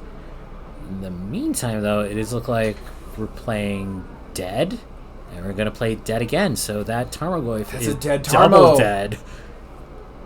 All right. That's so step 1. that matters. We do now have a 4/5 Tarmogoyf on Johnny Barton's side of the field. Would that have kept the... Nope. Sorry, my pens are flying everywhere. Got another island from Michael. Looks like we have found Seasoned Pyromancer. Last card in his hand. We're going to draw 2. Interesting. I think the Force of Negation stayed in for Michael. And I think his draws were Force of Negation and Prismari Command. So if Johnny is trying to set up a Hidetsugu Consumes All, he might run right into Force of Negation. Force of Negation, yeah. So Michael might be setting up a big tempo play. And in the meantime, though, Tarmogoyf, we're just going to get a fetch, take a draw. 13 to 17 right now. Could not get a catch of what Johnny drew. I think it's a red card. It's not. Oh, we do have the surgical extraction in Johnny's hand, though. All right. So as soon as these... this is such an interesting spot. Yeah. Because Johnny has the surgical extraction, and Michael has a Cascader, specifically an instant speed Cascader, which means that once this Crashing Footfalls comes off suspend, if Johnny attempts to surgical it, Yeah. He will get rewarded with two more rhinos for his trouble. All right, so Johnny found a Ren 6, gonna tick up, find a fetch land that got used up, and Johnny's gonna pass it back. All right, first rhinos coming off of suspend. Gonna put a Crash of Footfalls in the graveyard, and Johnny gonna fire off a surgical extraction. Oh no! Yes, he is. Here's surgical. Here it comes. And that was not a Prismari command that was in Michael's hand. That was a Violent Outburst. So now Michael's got to decide whether we're going to go all in on the battlefield and like maybe lose to a Hidetsugu Consumes All, or maybe we just get to overrun the bunch of bolts that Johnny may or may not be holding. Haven't gotten a clear view of Johnny's hand at this point. Michael is in fact going to go for it. Going all in. Yeah, and this is... You have to at this point, right? I mean, Michael came to put rhinos on the table. He's Yep. not going to not put rhinos on the table. All right, 2/3 of the crash hits comes in. Michael's going to lose his last Crashing Footfalls in the graveyard in his deck to the surgical extraction. Now the rest of his Cascaders are very ineffective, and Not quite ineffective. I mean, Shardless Agent is still a 3-mana 2/2 that grows the Tarmogoyf. super true. Now those I believe should be exiled right now. I don't think that's going to affect the Tarmogoyf, but Which thing should be exiled? the Crashing Footfalls. They are. Yeah. Okay. So they're gone. Michael's going to take a draw for turn. I think he drew a blue card, in which case he's fully set up. Yep. All right. So he can either double or triple or quadruple block if he wants to be really super safe on this Tarmogoyf, and then attack for 16 on the crackback. This Tarmogoyf has to stay home to block and prevent immediate lethal. Right. But then just two more rhinos are coming down. Yeah. Which means that Johnny is under the gun to have Hidetsugu Consumes All right now. And also hope that Michael did not peel a blue card to pitch to this Force Negation. See if Johnny draws a discard spell, maybe that throws a wrench into that plan, but I think that's fair. not what's happening now. Getting some questions in the chat about why Johnny chose to fire off the surgical this time. I think it was just to you put Michael on 2 cards in hand. A little tough to put him on his 1 instant speed Cascader, and I guess you just get it while the getting's good. I mean, so Johnny made the classic mistake of thinking that the Team of Rhinos player would not always have it. And they always have it. Classic mistake. They always have it. This is land war in Asia, never go in against a Sicilian when death is on the line type stuff. The Team of Rhinos player always has it. Speaking of which, Michael has only 4 of his custom Rhino tokens and then 1 non-custom. Michael, what are you doing, man? What are you doing? I believe one of those rhinos in this Crash of Rhinos was adopted. Oh, it's a mixed family. Yeah. That's beautiful, actually. I love that. And rather unfortunately, it's the first one to go. First one to go. Oh, Michael, how could you do this? Brutal. Your adopted son. In the meantime, though, Johnny's still in the same spot. He needs to find Hidetsugu who consumes all right now, or some other Wrath. I don't know if people play Damnation or not in Jund still. Not in this one. No. In the meantime, though, still has to find discard into Hidetsugu consumes all. Otherwise, it's over. Michael's just gonna swing around this 1 Tarmogoyf. So Johnny's gotta find one of his good draws. It's gotta be right now. I don't think the Liliana Plus mixes into this, right? Probably not. The Liliana Plus could kind of cover against pitch cast Force of Negation, but Johnny also needed that Edict effect to. Pardon me. Needed that Edict effect to reduce the number of Rhinos that he's facing down. All right, Johnny took a draw, taking a couple of lists. Has not immediately slammed down Hidetsugu consumes all. Is instead going to go for the tick down. Going to get rid of a bolt that's not doing anything at this moment. Bit of a question we'll keep in, but I don't know that bolt is not doing anything. Yeah, looks like that bolt combined with a Ren down tick can kill a Rhino. Oh, and this is a Fury coming down, so which also kills a Rhino, and it will block another Rhino. So Johnny is actually alive. At 1, yeah. And it looks like the blocks are good, so Michael might not be too incentivized to attack right now. Probably needs a Brazen Borrower and Odawara to get one of these blockers out of the way and try and get to game 3. Otherwise, this board is only going to get wider for Jund. So this might be a position to where if Michael's kept him in, maybe there's a burn spell that can go to the face. I'm pretty sure Dead Gone can only hit creatures. Probably. That sounds like a reasonable drawback to have on that split card. Michael clutching a pair of counterspells, a pair of Force of Negations, and nothing that can affect the table. So I was like, he's just gonna have to pass the turn back. This is the opening for John that Johnny needs. This Ren Insect's also getting dangerously close to an ult now. He's gonna pick up another land, play it for turn. Michael's got to create some action, or these bolts that got discarded. I think Johnny has a Hidetsugu consumes all in his hand. All right. Although if you're down ticking Liliana, then I have probably misinterpreted what that apparently a checklist card is. Is it a checklist card? I think so. Some kind of card with a white background. Interesting.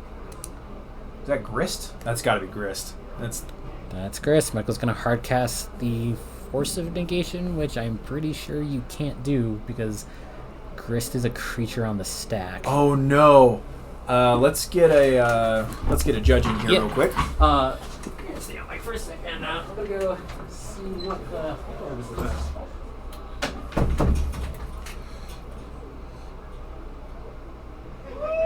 Never mind. That was a Hidetsugu consumes all, and Johnny Barton is going to take it down after forcing probably a penalty for Michael Greenberg. For casting a Force of Negation on a creature spell. Grist continues to confuse and delight.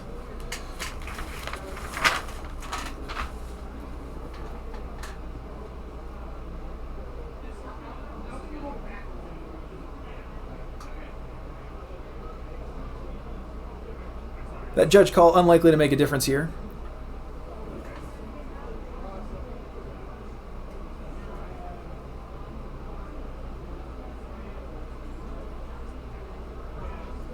Oh, never mind. That judge call does make a difference. How's that? That is a Hitotsugu Consumes All that Johnny has in his hand. Uh-huh. And the grist was bait to take out any potential force of negations on the other side of the table. Mm-hmm. However, because it was an illegal target, I'm assuming we're backing it up so that the grist resolves and the force of negation was never cast. Does that seem likely to be the resolution here? Yeah, I think that's probably going to be what happens. But judges ultimately going to be the one to decide this. In the meantime, though, if that grist is on the battlefield, how's that change things? Not by a lot, I don't think. It's very unlikely that Johnny is incentivized to sacrifice one of his premier threats in order to kill a 4/4. Because either one of these can trade with a 4/4 regardless. Yes. Which means that probably grist is going up to generate a bug token, and then next turn it will kill a thing. Chat is asking about a judge call, so we'll give you the narration real quick here. Johnny put a grist on the stack, and Michael responded by force of negationing what he thought was a planeswalker, but sneakily grist was a creature the entire time. Neither player noticed this, but we did, and so we have summoned a judge to sort this all out. It's still unclear exactly how things will be resolved. While that's getting worked out, though, Taco Farmer, nice to see you again. What's up, Taco Farmer? Glad you're here in chat, and hope you're enjoying the modern action we're bringing you today. I think Michael is still kind of up the creek right now. Oh, for sure. Either another rhino is going to get lost, or Hitotsugu Consumes All is going to hit the stack. Well, so even if I'm correct about how this judge call ends up resolved, then the force of negation is going back into Michael's hand, and he will be able to cast it on the Hitotsugu Consumes All, or the Hitotsugu Consumes All is not going to be put on the stack. In either case, he's not losing the rhinos. However, if it turns out for some reason that this grist is going to resolve and the force of negation is still considered cast, then I don't know how that works out. In any case, I think chat pointing out that you just give Michael a game off. You know what, Mike? That's true. That's true and correct. You should know better. You're running the operation. You can't be out here getting penalties. Take the game loss. I think the only way that Mike has out of this, right? Assuming that he can survive this turn, which is not even guaranteed, because I think once this Fury comes across, he's going to have to block one of these things. He can trade with the Fury, and Tarmogoyf will hit him for, 5. And then the only out that he has is drawing specifically Fire Ice or Bone Crusher. I don't even know if he has Bone Crusher in this list. I don't believe he has Bone Crusher, but if Johnny doesn't have a blocker back, good old +1/+0 from Violent Outburst might also get the job done. That would done. do it, sure. So Johnny is perhaps incentivized not to go all the way in here. All right. Boy, I think we're still sorting out what the heck is going on with this grist.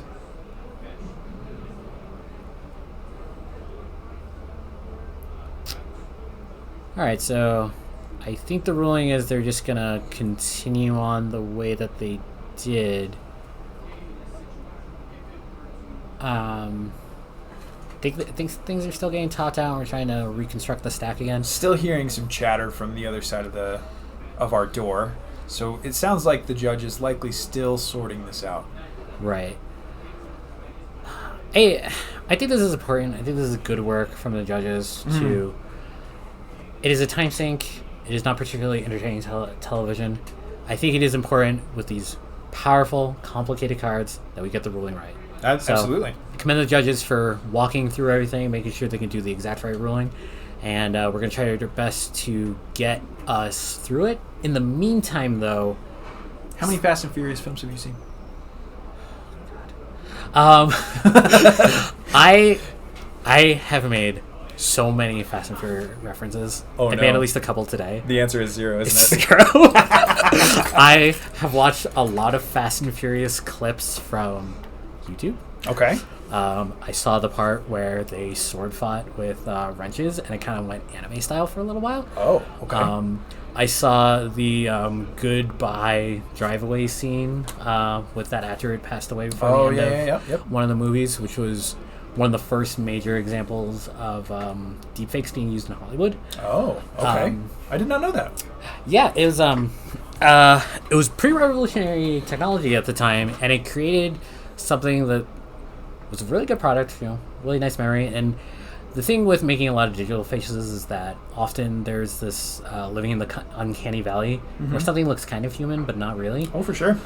Because all of the images that are used to create deepfakes are photographs, they're much more like true to life, and they don't necessarily have that like strange pseudo-human quality to them. So I've seen that. Okay. How many Fast and Furious? So that puts you an order of magnitude ahead of me in terms of amount of Fast and the Furious that you've watched. Okay. Because I'm at 0. I've watched the trailer for Hobbs and Shaw. What is that? Hobbs and Shaw? Oh, it's like a... you know how sometimes you'll do a stealth pilot for a new TV show and an old TV show? Like a... Why can't I... a spin-off. Oh, so like how... oh, shoot. I shouldn't know that. There was a show in the 60s that featured B. Arthur as the role of Maude, and that spun off into Maude in the 70s. There you go. Probably the most obscure example I could have had of a spin-off, but please continue. An interesting choice for sure. That's that is as much interaction as I've had with the Fast and Furious franchise altogether. Is society better for it, worse? For having the Fast and Furious franchise? Probably. Yeah. Oh, that's a tough call. I think it's probably net neutral. That's interesting. Yeah. I don't think it's that. So it's interesting. It's they're very dumb movies from what I've heard, but they're also kind of about some vision of masculinity that involves friendship and protecting your family. Sports cars. And also sports cars. Yeah. So, I don't know. Yeah. On net, it probably ends up being slightly better for society. But again, haven't seen any of it. Well, I think being net neutral is fine in this day and age. Yeah. Judge Call's still going. Still waiting on the judge. Never mind. The players are shaking hands. Looks like Michael is probably conceding. Yeah. Would have drawn a dead gun. It probably doesn't matter. I guess Johnny was at 4, so if one of those creatures got bounced, maybe one of those rhinos is free to get in? Probably, yeah. If any blocker gets bounced, then Michael is able to crash forward. Do you see what I did there? Masterful. Thank you. I work really hard for that one. All right, so we're going to go to our standings now. Michael takes his first loss, going to go to 3-1, still in the running for top 8. Nick is now 3-0-1, definitely in the running for the top 8. Probably with a win next round, if he can get to 4-0-1, maybe draw in round 6. Probably. In the meantime, though, before we sign off, had a little bit of a discussion point for chat. I'm hoping you all can chew on for a little bit. What happened? Sorry. Chat asking what happened. We have no idea. It appears that Michael conceded. Yes. It appears that he conceded specifically to the Hidatsugu consumes all, because the Hidatsugu is not coming down unless Johnny feels confident that the Force Negation is not in the hand, but the Force Negation is going to stay in the hand. Yeah.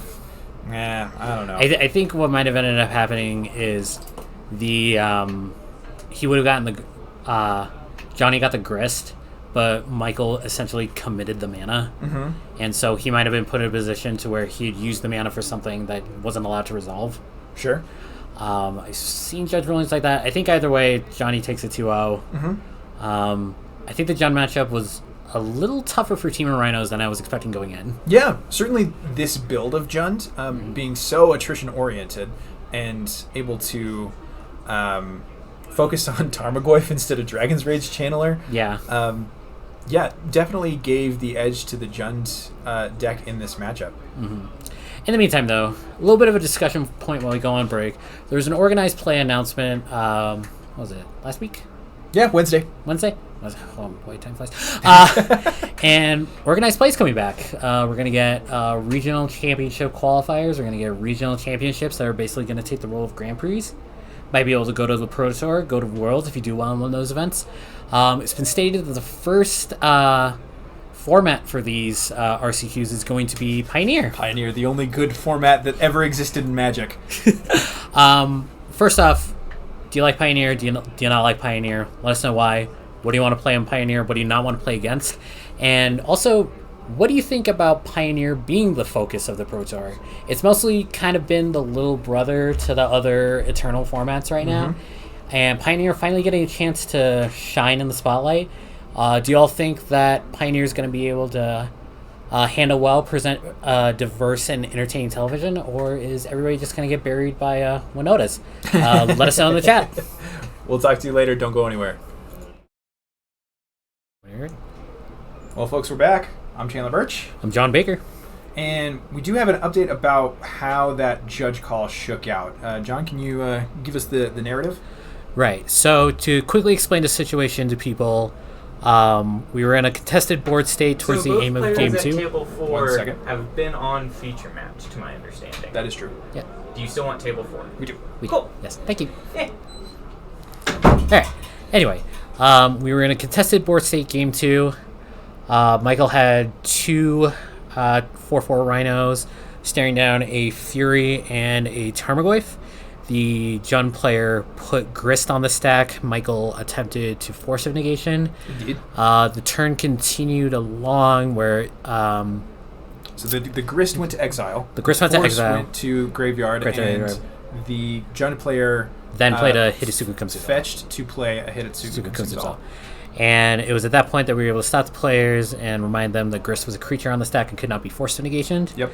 After rewinding after reviewing the actions of the players and figuring out what had gone on, Judge ultimately made the ruling that a rewind was not possible because they had advanced too far into the game and too much information was known. So the ruling was made that the game state would be preserved as is with a force of negation, having exiled the Grist. And I think the important thing to remember is that may necessarily not have been the ruling that you agree with, and may not have been what the cards do. Ultimately, though, we are subject to the judge's rulings, and have to remember that judges are people too. They may not make the best rulings. They may not make rulings that you agree with, but ultimately, they're doing the best they can, and we just ask everybody, have a little bit of grace while we're watching today. In the meantime, though, about to rip some Pioneer opinions. That's for sure. Sounds like people think Pioneer might need a ban, and I tend to agree, and I also tend to agree that it's not the best thing in the format. I would, however, also say that Winota has this effect of it kind of centralizes the type of removal that the other decks need to bring. Needs to be fast, needs to be cheap, needs to kill a 4/4. Yeah. And if you can't do that, you can't really play in the format. Also, if you're a creature deck that's not doing something to the level of Winota, you don't get to be in the format either. Yep. So Winota may unintentionally be keeping a lot of other creature decks out of the format. I'm hoping that if Wizards of the Coast decides that Winota is a problem, they decide Winota is a problem now rather than not having Winotas at the RC or the Regional Championship Qualifiers. I think a lot of people who bought Winotas at $35 now. Yeah, it's gonna be straight up. Yeah, gonna be a bit of a feel bad if they don't really get a chance to play with them. In my opinion, at least, for the sake of format health, I'd be interested in not seeing Winota there. But if WotC wanted to take the approach of let's wait and see and figure out if we can make a good format with Winota, I suppose they can try that too, and I think that's a reasonable decision to make. What do you think? I would not shed one tear if Winota departed from the format.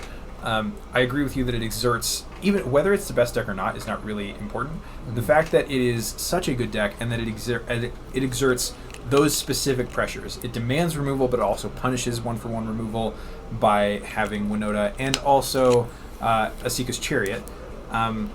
It's a very good deck that sets the terms and conditions that are required in order to enter the format. It also locks out a ton of small creature decks just by being way better at what they're doing than they are. And if it left the format, I would not be sad at all. And I would much rather it be sooner than later. I agree. Anyway, we do have a redemption match for you. Yeah, we got Michael Greenberg against Nick Villalpando. Got kind of a win in it, I think. I think whoever wins this match is going to be able to draw in round 6. I believe so. And then whoever loses this match, they're going to have to win their next one and then cross their fingers to be one of the X2s that sneaks in. Indeed. So, got the matchup of Teamer Rhinos again versus Blue White Hammer. Nick presented a Esper Sentinel versus Mike's 2 lands. 2 lands. Now, so this is an interesting matchup. Uh-huh. Blue White Hammer certainly has an onus on it to end the game quickly, given that it's all of its stuff is smaller. Yeah.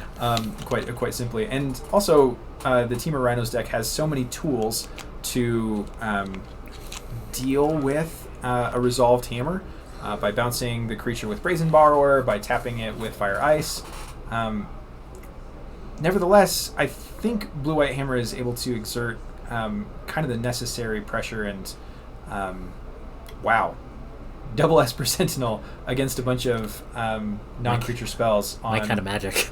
Boy, yeah, this is really speaking to you, I bet. Yeah. Got a Ooh.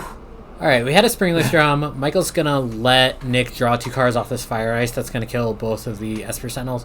Ultimately just ends up buying Michael some time, but as we've seen in Huge matches tempo before, sometimes all the Rhinos deck needs is time. In the meantime, though, Hey. I think when we're looking at this matchup, we saw something similar when Nick got paired up against Bradley Martin's 4-color Glimpse combo. I think on a macro level, Team of Rhinos and Glimpse are doing similar things. Use Cascade to create kind of this overwhelming value. For sure. I think whereas the Cascade deck is completely contingent on they need to Cascade for their deck to like really function in any sort of like higher power level. Michael's deck is just making 4/4s, but because the power level of that is like a little more condensed and a little less focused on chaining off a bunch of Rhinos or a bunch of Cascade spells, getting hit by some of the Cyborg hate matters less, but also there's just more room in his deck for cards that interact in the matchup and on the board. Absolutely. I think Brazen Borrower is going to be an important card. I think Deadgon's going to be an important card. And honestly, I think just like the Rhinos, if there's no hammer on the other side, the Rhinos might just end up outsizing anything that Nick can present. Oh, absolutely. Yeah, Nick is certainly pressured to get a hammer on the table, or else he's simply going to be outclassed on the battlefield. And like you mentioned, so in round 3, we saw Nick just beat the tar out of a Cascade deck because of the combination of a clock and also Meddling Mage.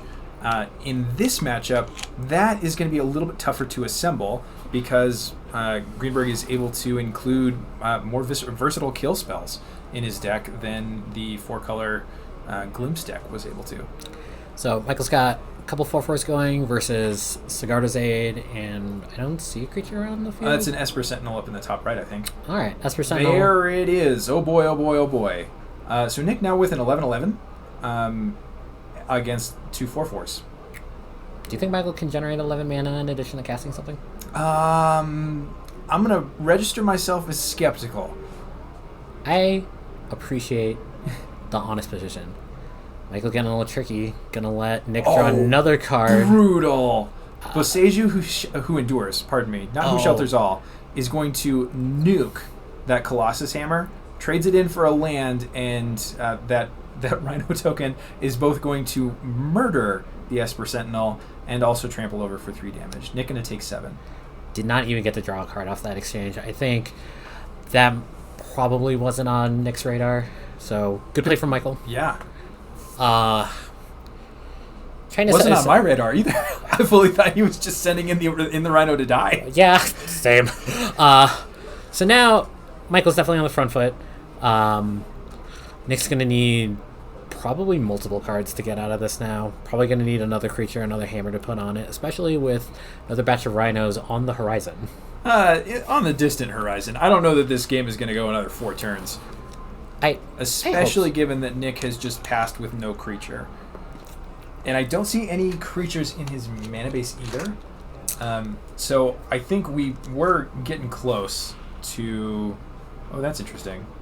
I think it's supposed to take more than 4. I think he was supposed to do -5, and instead he did +5. Oh, we got it. There we go. All right, Michael on top of it. Got Stone Forge Mystic. Yeah. Is there anything that... okay. Let's see. It doesn't matter. It doesn't matter. All right. Nick's going to sweep him up. Michael's also going to sweep him up. We're going to quickly go to game 2. Michael takes a pretty decisive game 1. I think the Glimpse deck, when we did Glimpse versus Hammer, it was like pretty close, but Michael's onboard interaction coming out in a big way in that game. Absolutely. Now in the sideboard, Team of Rhinos, you may remember from last round, 3 Force of Vigor, 4 Mystical Dispute, 3 Endurance, 2 additional Boseiju Who Endures, and 3 Blood Moon. John, what do you like here? I think the Force of Vigors and maybe the Boseijus are pretty easy. Oh, for sure. Boseiju was... I'm sorry. It was absolutely bananas in that disgusting. Game. Unbelievable. I think the typical sideboards dictate that you don't bring in Blood Moon against Hammer, at least the mono-white versions of the deck, because they're pretty apt at playing through it. Sure. I think with Blue-White Hammer now playing a bunch of non-basics, Blood Moon... or I said that right. With Blue-White Hammer playing fewer basics than Mono-White Hammer, Blood Moon becomes much more appetizing. Good chance that the length of the game is going to go on, sure. And if Michael doesn't have to contend with his Rhinos getting outsized by Urza Saga tokens, then that's ultimately going to be in his favor. So I like the Force of Vigor. I like the Boseijus. Blood Moon, maybe that's a play-draw determination, but ultimately... I think the matchup's pretty strongly in Michael's favor pre-board, and I think it gets as good, if not better, post-board. Certainly. For the blue-white player, we have Geist of St. Traft X2, 2 Lavinia Azorius Renegade, 2 March of Otherworldly Light, 2 Meddling Mage, 1 Path to Exile, 1 Pithing Needle, 3 Sanctifier on Vec, and 2 Teferi Time Raveler. John? I think I like the Lavinias. I think I like the Meddling Mages and the Teferis. Keep the Rhinos off the stack. Where things are going to get different, and this is just kind of something I've been harping since the beginning, is these are small creatures that are very prone to becoming dead and or gone. Absolutely. Now, so in the previous matchup, probably Nick's best card was Meddling Mage. Although with a very tight follow-up from Teferi Time Raveler, I think in this matchup it's reversed. Teferi is much better than Meddling Mage, just because it does not auto-die to a shock effect. And Michael has plenty of shock effects. Yes. Whereas the only real answer that he has, at least to a Resolve Teferi on the opposing turn, is Odawara. He can Brazen Borrow it on his own turn, but then you're really just kind of set... It's coming back. Yeah. If you Brazen Borrow a Teferi on your turn, you're not buying that much time. No. This matchup does seem to favor the Rhinos player, but also I've seen the the white hammer decks just cream people from nowhere with very little effort. Yeah. Sometimes they just get it, you know? Yes. Nothing much else to say. You said it all. Nick's going to have to sneak under Michael's interaction. Mm-hmm. I don't think his odds of doing that are particularly high when Michael is bringing in multiple interaction spells that cost 1 or 0. Indeed. And it's going to be an uphill battle. Yeah, I really don't think that... It does not seem that Nick can really rely on the hammer to get it done in the face of what he must expect to be anywhere between 3 and 8 Force of Vigor. Yeah. But as we're getting shuffled up for game 2, what is...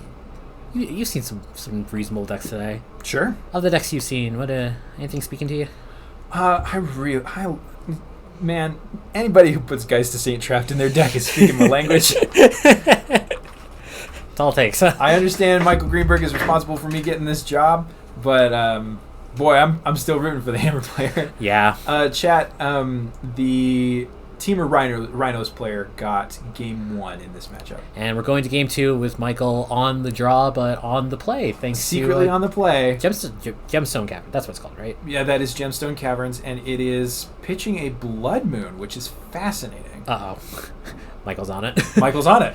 Um, Although it's really interesting that you're... I'm fascinated by the decision matrix where you end up pitching your sideboard card to your Gemstone Caverns. I think maybe the context of Michael's hand showed him it didn't have a lot of basics or a lot of ways to get basics, so Blood Moon might have harmed him more than it harmed Nick. That's a very reasonable point. I admire the discipline that Michael is showing. I'm going to give him one compliment. That's the only one that I'm giving. The discipline that he's showing in putting away the sideboard card in favor of the other cards that he has in his hand. Okay, I'm going to give him another compliment and say he dressed well today. I haven't really paid attention to his fashion. What is he wearing? I believe it is the school counselor special. Nice. You know, athletic top, pretty reasonable bottoms. He looks good today. Nice. Good for you, Greenberg. Anyway, Magic the Gathering. Magic the Gathering. I feel like there have been too many gosh darn Mem Knights left out in the cold by themselves. We have seen a lot of Mem Knights just stranded on the battlefield. 0 mana 1/1, holding it down. Not really adequate to the task of holding down the fort. Hey, if it picks up a hammer, if Nick just goes like Sigarda's 8 hammer and Michael can't interact with it, it's a 2-turn clock. Completely reasonable. Yeah. I think it is. If you're going to put all your eggs in a basket, though, Mem Knight's probably It's a pretty fragile basket. Nick's going to dodge that conversation point entirely. Just get in for one. Goes for... what is this? That's really Lavinia nice. Azorius Renegade, I bet. And that is a Fire Ice. So, interaction point to the Rhinos continues. Michael is... Alright, so that taps. And then he's going to go for another... he's going to go for Ice this time on one of Nick's lands. Try and hit his 3rd land drop. Nick finds an Urza Saga for turn. And is there a follow-up here? Are we just getting in for another cheeky 1 point of damage? It's Stoneforge Mystic. Fire Ice, an incredible pickup for these decks. I agree. It's every time you just need like a little bit of time. Fire Ice is there for you. It's there for you. It's doing what it does. Looks like we got Michael finally hitting his land drop. And yes, that Stoneforge went in for a Colossus Hammer.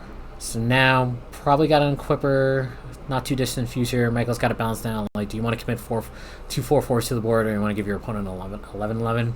Michael apparently choosing for the latter. I guess there's an interesting tension here because Nick is pretty incentivized to quickly deploy his Equippers and his Hammers. Mm-hmm. But if he does that, he's not going to get maximum value out of his Urza Saga tokens. So if Nick stymies himself back a little bit, instead he's going to go for Sigarda's Aid, which would have been really key. Yeah. Being able to deploy his threats at instant speed. But what about another one? I don't know that we can pitch cast Force for a second Sigarda's Aid. Right, here comes that Colossus Hammer that Nick picked up last turn. Looks like sure, we're going to go after Mem Knight, and Michael has one for gone? He bounced the Mem Knight. Interesting. Did he bounce it? Oh yeah, and then it got replayed. Huh. Fascinating. All right. So Michael's going to pass the turn after playing a Tapstein Vents. Nick takes a draw for turn. Now, he has effectively stymied the aggression from that Colossus Hammer. Yes. I'm unclear as to why he bounced as opposed to shooting it for 2, especially because the Sigarda's Aid does need to target after the equipment comes onto the battlefield. I think what might have happened was maybe Nick had another mana available, so maybe Michael was scared of another hammer coming down. Yeah, that would be an absolute blowout. So right now, though, Urza Saga floating up a little mana after going up to Chapter 3, likely finding another hammer to put on... In fact, found another hammer. And found another Stoneforge, which might find another hammer. Boy, oh boy. We're just hammer flooded. So Nick is going for the kill. Yes. He smells blood in the water. he's counting on Mike not having any further points of interaction, and damage-based interaction no longer on the table. Nope. So we've gotten 2 more hammers in one hammer in hand, 1 hammer on the board. Michael taps 3, gonna violent outburst. I guess at this point we're just making a chump blocker. Just making a chump blocker. Except that he will need to block with both of these, because after the second hammer comes down, that is going to be a 21-point Memnite, and Michael is at 16. Well, only blocked with 1. Nick apparently did not present a some form of trample to get through those creatures. Invisible Stalker comes down. Oh, right, trample. I forgot that Memnite doesn't... of course Memnite doesn't have trample. That would be ridiculous. That's a 11-11. I understand. Plenty big. In the meantime, though, I think Michael's kind of... Packing it in. Packing it in. Nick went too hard, too fast. Could not furious? Too fast, too furious. Was not even playing furious. I guess the actual problem is that Nick went too fast, and Michael did not go furious enough. Right. And not furious in time. I think there was a disparaging review about Fast and the Furious 7 that said that. Oh. It did not go fast or furious? Now, so the interesting thing about how that matchup played out is that when Michael cast the Force of Negation, the card that he pitched was a Prismari command, which, if it had been in hand, I'm assuming it must have been his only blue card. Had it been in hand, it could have shocked to kill a thing and also shatter to kill an artifact, because it's just a downgrade on Kolagon's command, I guess. Right. But was not able to do that because he was choked on blue cards. So yeah, we made a couple of choices. I think things just didn't pan out quite the way Michael wanted to. I think he was hoping to get more pressure on before Nick just completely overwhelmed his interaction. Yeah, I think one of the break points in that particular game is that Michael was late putting down his 3rd land drop. He missed it by a turn, which meant that he did not get to deploy his rhinos before Nick got his feet back under him. Right. And that was all she wrote. Yeah. Going on to game 3 now, resolving mulligans. Michael on the play. I think that's to his advantage. I think Blood Moon might become a more active part of the conversation now. Oh, for sure.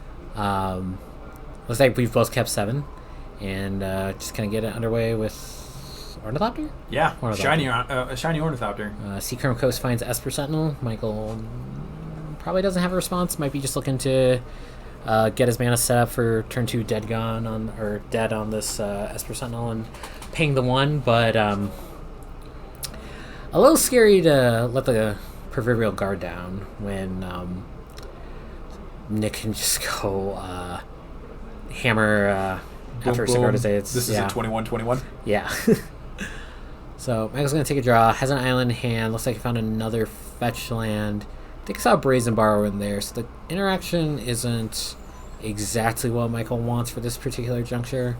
Going to play the island, pass the turn. Nick going to take a draw. And probably thinking about whether he can either just go for the boom immediately or force Michael to commit some cards to the board currently. Yeah, a lot of this matchup is played out in who gets to operate at instant speed. Usually, it's Michael, because all of his cards are fast. But if Nick can stick a Sigarda's Aid, then that dynamic changes in a hurry. Right. And here we see the Meddling Mage versus spot removal interaction, famous for years and years. I've seen too much of that.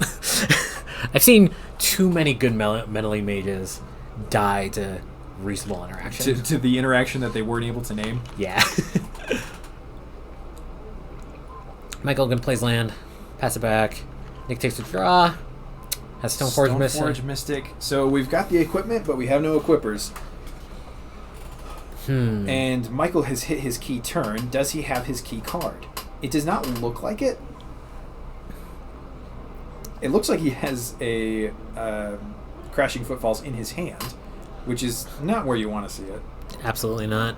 Looks like Nick's going to get a Nettle Cyst. Pretty much showing that he doesn't have an equipper in hand. Yeah, just admitting it up, face up on the table. I don't have any way to equip my Colossus Hammer.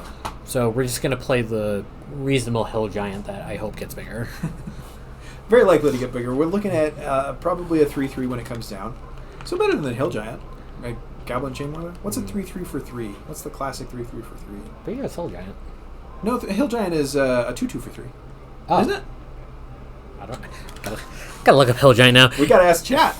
Yeah, chat, what is hill giant? Is it a 3/3 for 2 or is it 3/3 for 3?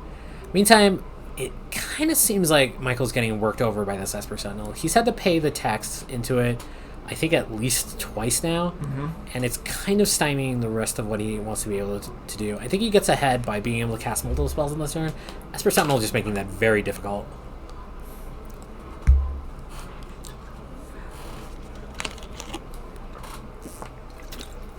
In the meantime, dropping the RSVP hammer, followed up with what is that? Pure Steel Paladin, baby. All right, so we're just gonna try to Equip suit for it 0. up on the Esper Sentinel.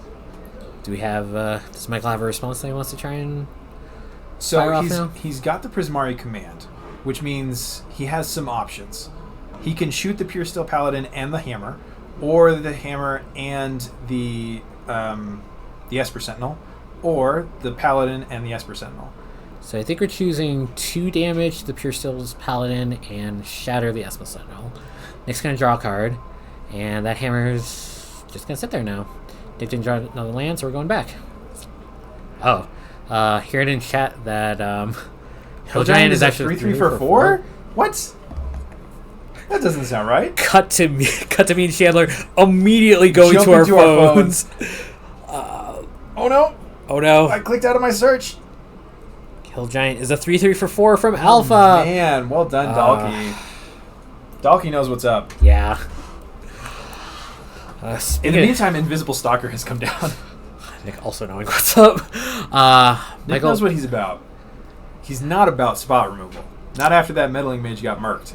So this is interesting now. If Nick can present another Pure Steel Paladin and like try to set up an equip on the Invisible Stalker, Michael doesn't really have a way to interact with that out of sight of like trying to interact with the hammer somehow. Which he does have. I mean, Force of Vigor is a hell of a card.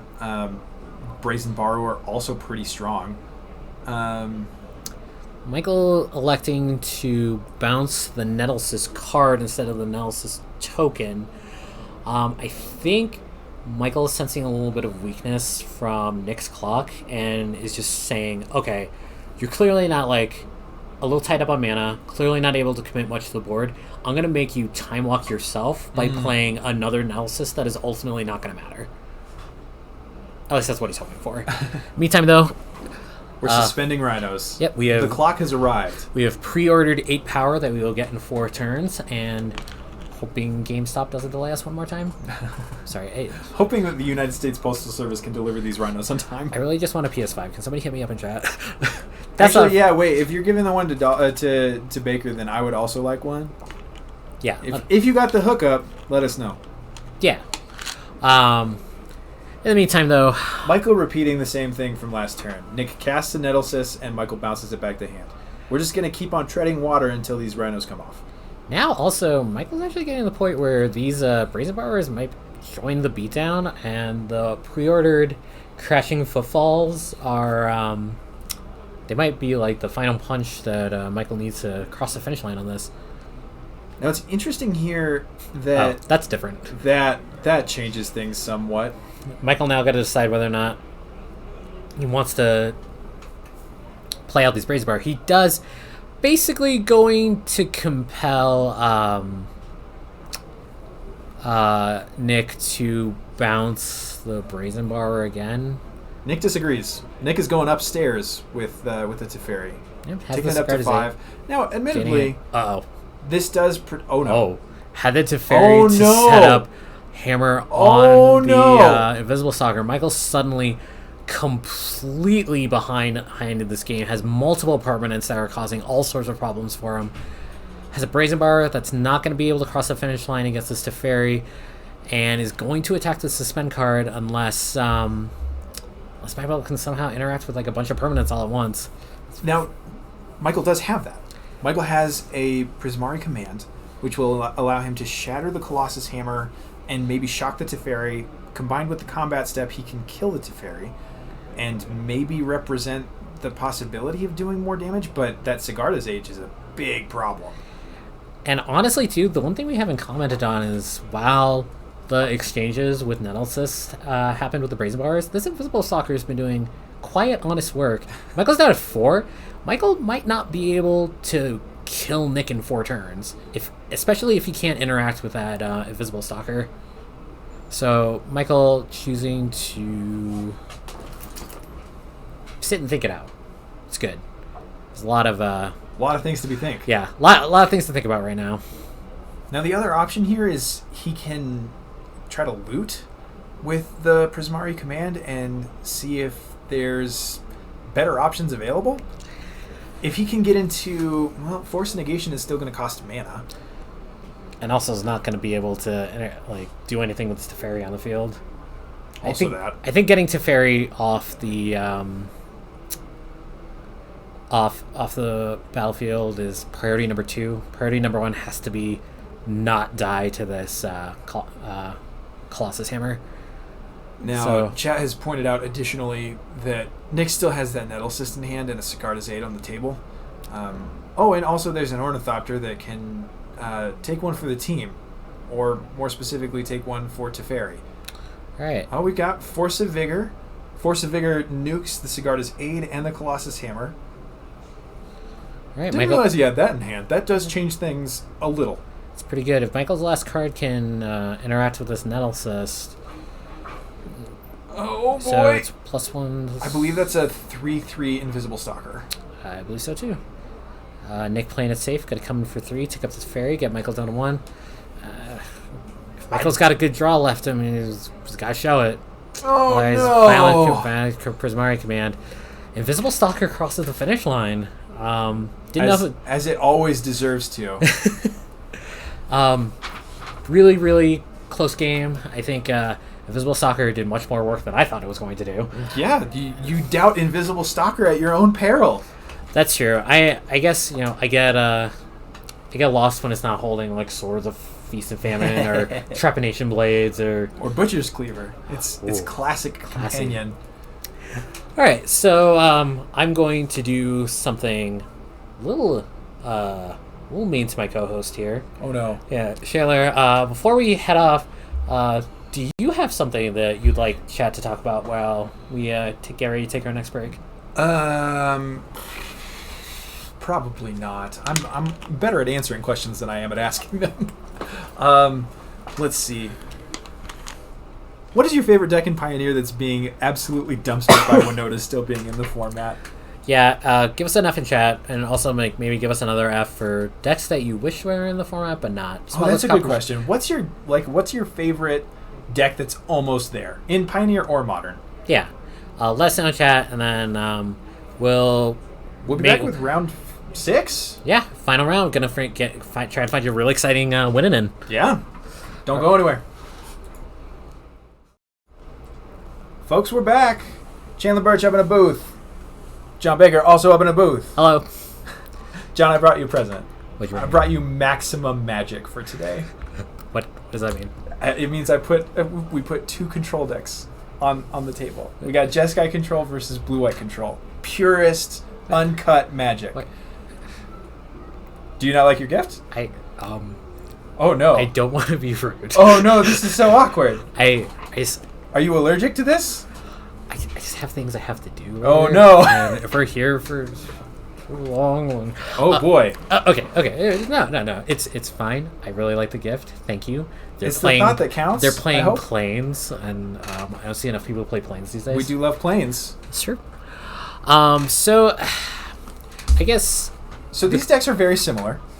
Let me lay out for you the ways in which they are different. Cade Nash on the Jeskai control, a little bit more tilted toward 1-for-1 creature kill. Mm-hmm. We've got some Furies up in here. We also have, most importantly, I think, in this matchup, 4 expressive iteration. Meanwhile, on Leo's side, we've got threats like the Wandering Emperor, End of List. Never mind, there's 2 Shark Typhoons. And 2 Teferi Hero Daemonaria, and 2 Hall of Storm Giants. Meanwhile, for creature threats, or rather land threats, on Cade Nash's side of the field. Celestial Colonnade and a Castle Ardenvale. Keeping it classy. Keeping it classy. Keeping it clean. Cade Nash even has the Castle Vantress in his hand. John, what do you think of this matchup, apart from the fact that we are going to be here for days? So, speaking seriously, I think making land drops matters a lot. If you don't make, I want to say, your first 5 or 6 land drops, you might be in trouble. Yeah. Yep. I also think that turns tend to be very swingy. This is definitely one of those cases where if somebody blinks first and taps out for something, and the opponent doesn't have the answer, that probably means like they also want to tap out for something. Indeed. And if they don't, the matchup is also maybe kind of over. I think answers have gotten better. I think these decks are like mostly geared towards attacking smaller aggro decks, and things are going to be a little awkward, and cards are going to be kind of dead towards game in the first game. So I imagine hardcast Solitudes and Planeswalkers are going to matter a lot. Seems very likely. And then we're going to see how much they were ready for the mirror in the boarded games. But that's assuming that we get to the boarded games. Yeah, which is not silly, guaranteed. Silly of me to assume. In the meantime, though, feel free to wander off, go get a snack, come back. We'll be here when you get back. We will. I guarantee you, we will be here when you get back. When was the last time you did a good old control mirror? The last time that I played a good old control mirror, Yeah. I've never played a control mirror because I'm Poe. I have no money. Dude, look at these. Everything on the table here costs $40. These are very expensive lands. Except for the planes. I own planes. That might be a foil planes, though. Is it? Oh, it's probably, yeah. I mean, why would you put regular old planes in your bling deck? Exactly. No, homie, my modern prowess begins and ends with Modern Goblins. All right. The most expensive card I own is an Aether Vial, and it was found in a parking lot marked up with Sharpie. Oh. That's the kind of game I'm playing. Does it say Aether Vial on it? It does not. No, it's like literally it's a dark steel Aether Vial that someone just colored in the entire background with Sharpie in what I can only assume was a moment of coked up artistic expression. Okay. I guess the other thing too that the Jeskai deck maybe has over is this one is the Jeskai. This is the Jeskai deck. Yep. I think the other advantage that might come up is the 2 lightning bolts. I don't think so it's 2 lightning bolts, 2 fire ice, and a lightning helix. I think the advantage that gives Cade is that if we get into one of these prolonged games where he can get a hit in with whatever creature land he's chosen to play, or Celestial Colonnade, end of list. Yeah. Or if he gets some of the Castle Ardenvale tokens going, Leo might make plays that leave him dead to Bolt that he's not aware of. Sure. Because it's very hard to get the read on Lightning Bolt in this matchup. Because when you're looking at your opponent's hand and they have 5 cards in hand, it could be 3 bolts, it could be 3 counterspells, you don't know. Impossible to say. Yeah. And nobody's playing any sort of hand interaction, so you might see a lot of plays that look a little too bold. I can tell you that body language comes into play a lot here. Oh boy. Overall tenor on the battlefield comes in a lot here. Speaking of overall tenor in the battlefield, Cade tapping 3 to play what you might call a sledgehammer in the matchup, Teferi Time Raveler. Right, so Leo responding with a counterspell. Now, Cade has set this up. Previously, on Leo's end step, had cast a Memory Deluge that did not get hit with a counterspell. Cade perhaps concluding from that, okay, so Leo just doesn't have the counterspell. I'm safe to throw down the absolute hammer in the matchup. Leo, however, just didn't blink. Kept the counterspell, kept it alive to tag the Teferi, rather than spending his 1 counterspell on the Memory Deluge. Also, however, that may imply that there are no counterspells left. Right, so Cade might be encouraged to start jamming Teferis. As long as Leo isn't getting up in cards at all, then you are incentivized with small Teferi because of how swingy it is in forcing your opponent to play sorcery speed to just keep jamming cards until your opponent just can't answer one. Got a Castle Vantress Scry, 1 on top, 1 on bottom. Now in this matchup, there's a strong argument to be made that Castle Vantress is the better castle. Ardenvale certainly will give you a clock, but Vantress allows you to bottom all of the creature kill spells that you don't need, so that you can continue making your land drops and playing out your card draw. Cade went for a Teferi Hero of Dominaria. Only showed 1 mana left over, so Leo felt okay going to Cryptic Command. Ideally on tap draw. Cade's going to follow up with a untapped Sacred Foundry. Might be going for... Representing a flashback to Memory Deluge, I think. End of turn, Leo is going to flash in the Wandering Emperor. Might try to get the beatdown going. It's beatdown o'clock, baby. Bit of Wandering Emperor huge in this matchup, I think. A Planeswalker that you can deploy at instant speed. Okay, so what ended up happening was Leo ticked down to make the 2/2 Warrior Samurai, and Leo got to use one of his burn spells in Fire Ice to take down the Wandering Emperor. Leo now gets to start the action with... boy! That's a Solitude coming down to presumably exile this Vigilant White Samurai token. Now we'll see if Leo has the answer, because he's had 2 answers so far, and he's been pretty content of just sitting back and letting Cade jam into his counter magic.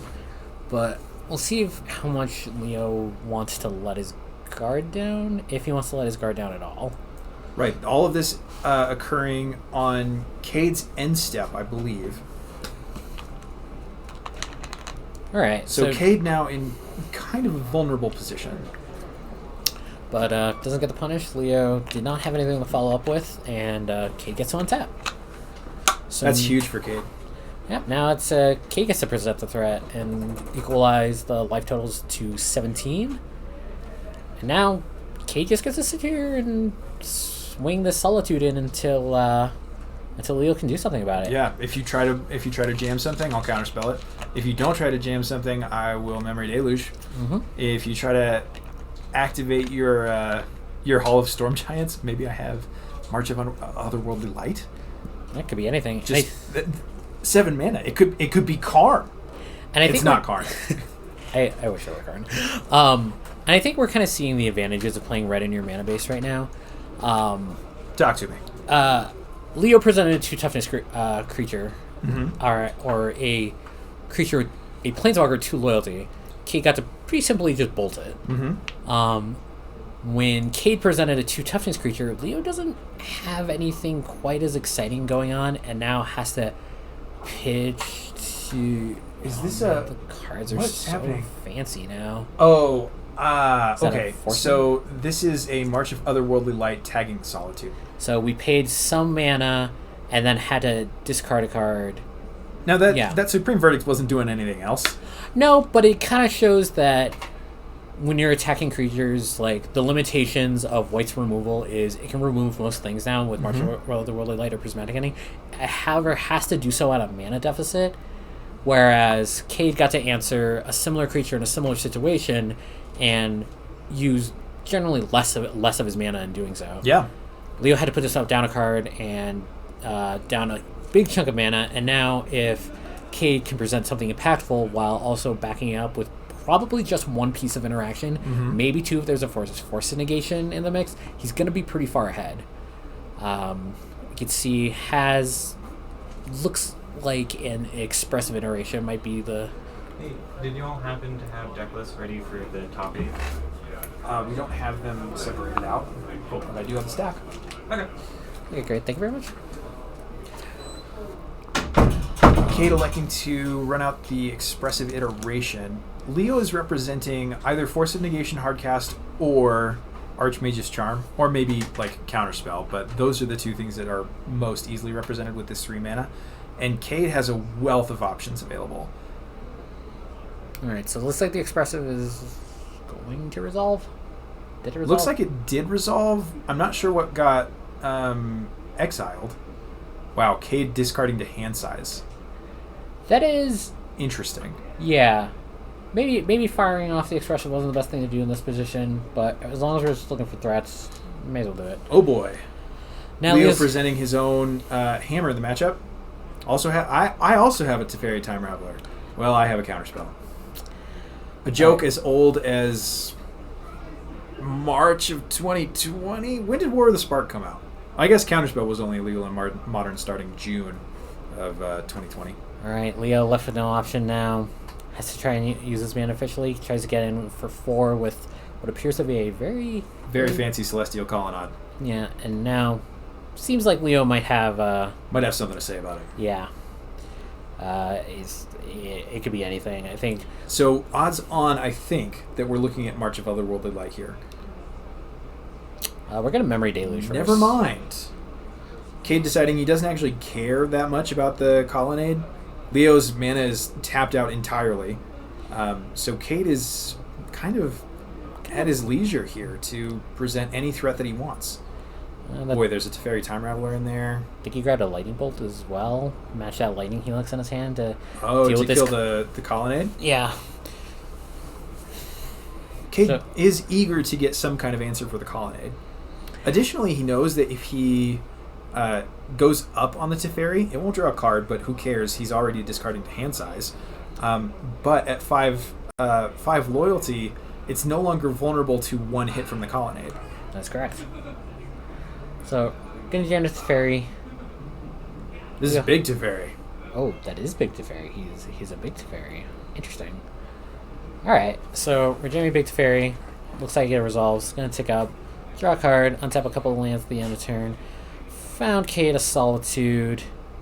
Looks like Cade's still deciding against jamming that Teferi Time Raveler.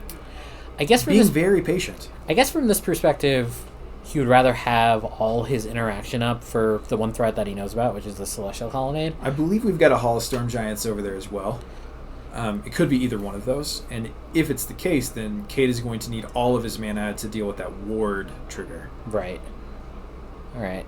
Looks like Leo's firing off Memory Deluge of his own. Leo's probably content letting this go. He's got his card advantage and win condition all wrapped up, and now Leo doing this in the main phase, I think showing a little bit of weakness. A little bit. And this is where it gets tough. I think Jeskai has more easy answers to big expensive permanents than Blue-White. What is this? Chat, do you know what this card is? I don't know what this card is. Let's see. What cards could it be? The Japanese Teferi? Let's get some dice on it. Yeah, it's got to be a Planeswalker of some kind, and it looks like it cost 5? No, never mind. It cost 3. That's Teferi Time Raveler. Oh.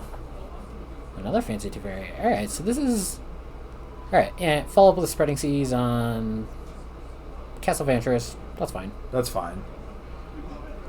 Fascinating that Cade let that go with just completely uncontested. Because if we're correct and that is in fact it's a Teferi Time Raveler, then all of his instant speed interaction is shut off. Now he can answer it by just tucking it with Big Teferi. Papa Teferi doesn't mind putting Little Teferi in his place. But still fascinating to just let all of that mana go to waste. I'm curious what the incentives are here. Yeah, I think it just might speak to confidence in his position, especially now that we're upticking and finding another fire in it. For sure. I mean, we can just throw lightning bolts at this. Who needs to worry? Yeah, it gets a little scary when... So that Teferi Time Raveler ticked down, and now this Fire Ice got to do 1 damage to the Teferi Time Raveler and 1 damage to Leo, so Leo didn't maximum care at all. Value. Cade firmly in the driver's seat here. Yeah, it's not done yet. I'm going to follow up with his own Teferi Time Raveler. This Teferi is going to tick up, and Leo's going to get the turn back. He's got a lot to think about. That Teferi got sent to its room, snuck out, and is hanging out with the one person Leo didn't want him to hang out with. Himself. Yeah. From another time. This appears to be some manner of 3-mana white permanent. Is it History of Benalia? Negative. Oh, that looks like it was a prismatic ending for the Teferi Time Raveler. Aha! All right. There we go. Alright, so I think that says a lot now that Cade didn't protect his Leo. So I know I spoke earlier about it's hard to tell if your opponent is holding bolts or not counterspells because they look very similar. I think that's a pretty big tell that Cade doesn't have a counterspell.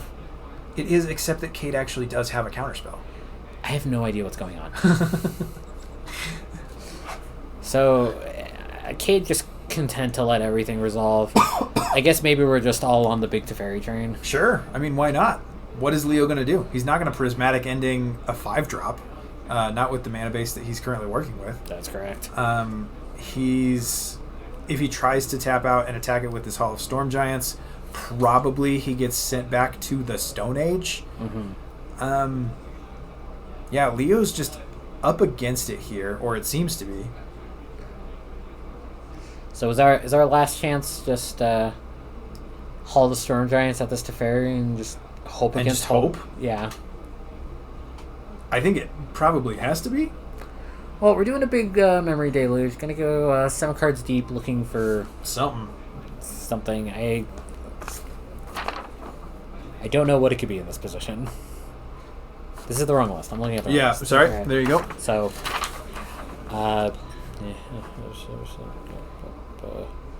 yeah, it'd be a bit of a setup, but if somehow, So this is very out there, but Leo could Cryptic Command to bounce it and draw a card. like that's at least something. That's something. I was thinking too, maybe Leo could set up Teferi Time Raveler plus hardcast Shark Typhoon and try to get back into the game that way. Sure. Yeah. But it's looking right now that Leo's just got to pass the turn back, and Kate's getting ready to go nuts on something. Is it another memory deluge? It looks to be another flashback to memory deluge. With counterspell backup, no less. Cade's got it at the front of his hand. Really got his pick of the litter here. So, Lands, counterspells, expressive iteration. I think this is an interesting point for control players. Obviously, you're never going to know like truly what's going on unless you're like in the match and like you can like really see what everybody's motivations are. For my opinion, I thought that Cade might have been playing a little too aggressively, a little too fast and loose with some of his win cons. Sure. But I think the way it's panning out now is Cade has just drawn so many extra cards. Yeah, I don't know it just how doesn't Leo matter. digs his way out of this. Yeah.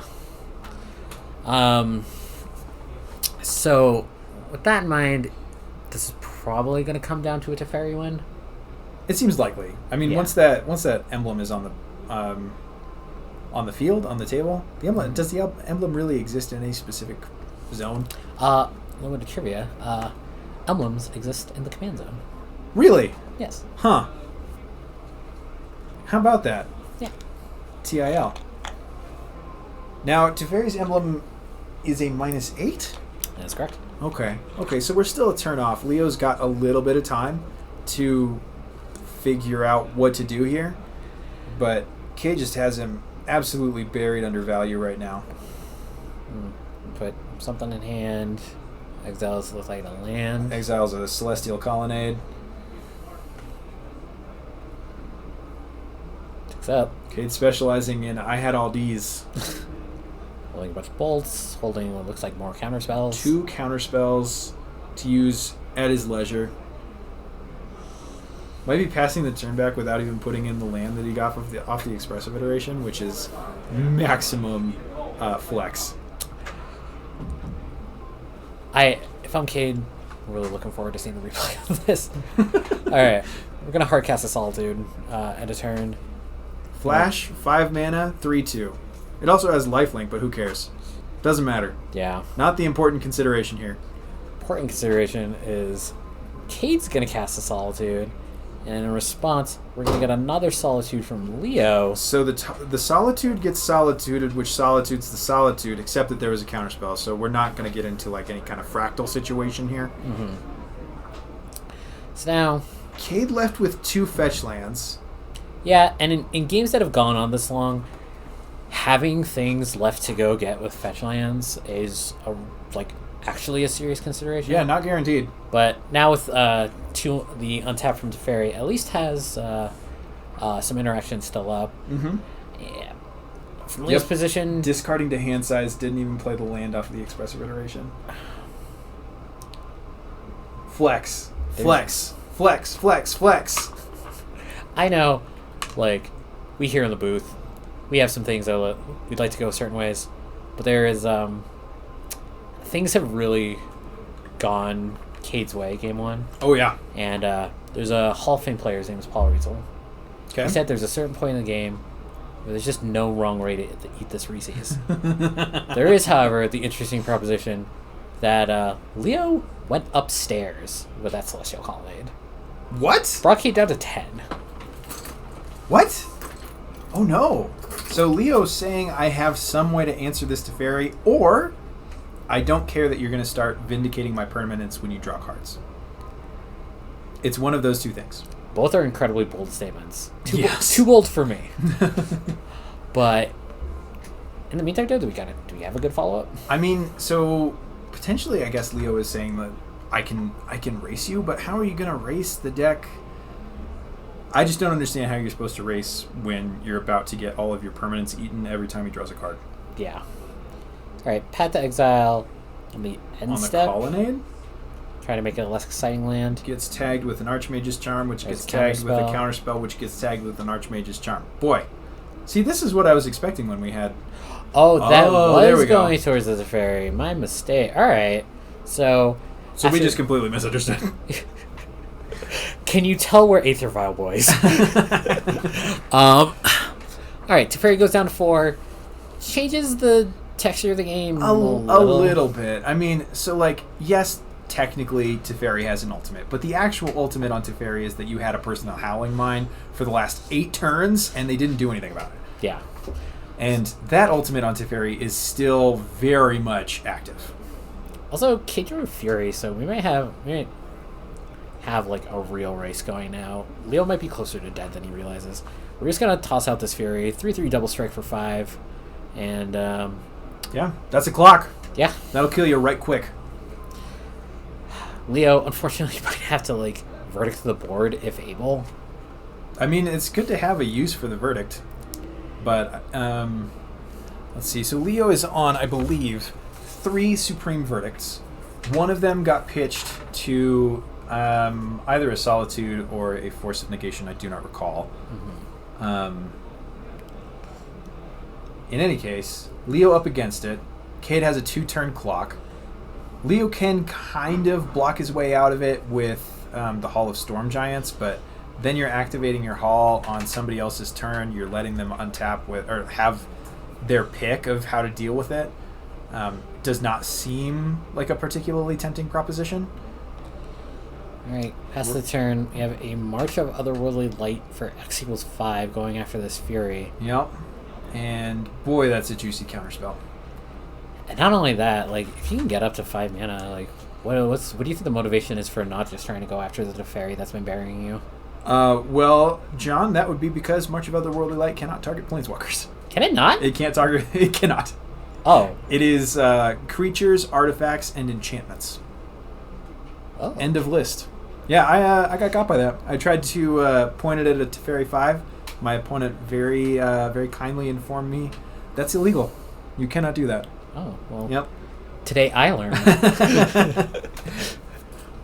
All right, so what is that? This appears to be a cycled Shark Typhoon to stand in the way of the Fury. The Fury's coming across as a 3/3 double strike. Leo trying to Desperation chump block it with a 1/1. Cade is going to Lightning Bolt it. Leo will attempt to counterspell it, and Cade says no. No, that thing is definitely dead. Oh, did we forget to attack? We were going to attack with both. See what happens. I think this might be a position where Leo just gives it to him.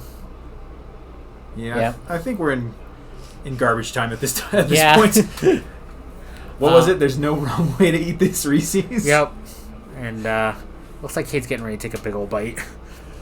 Now, Leo can buy some time if he can find a Supreme Verdict, but boy, my 3 cards to your 4 plus Active Teferi plus Solitude plus Fury.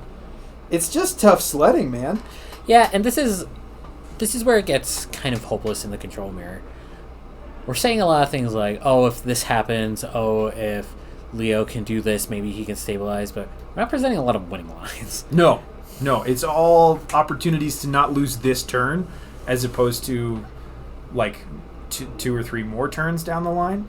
All right. So Leo's going to try to march this Fury again, and this time it'll work.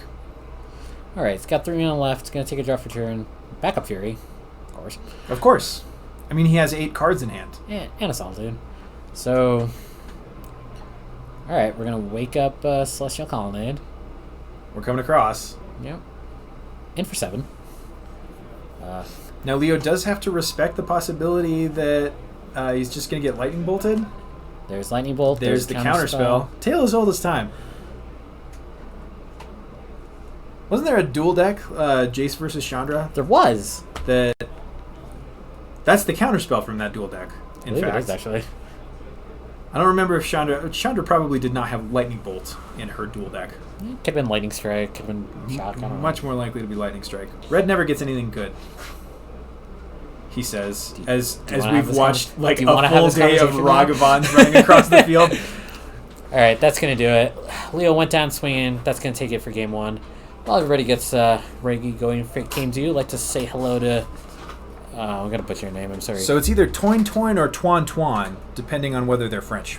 Okay. Tuan Tuan.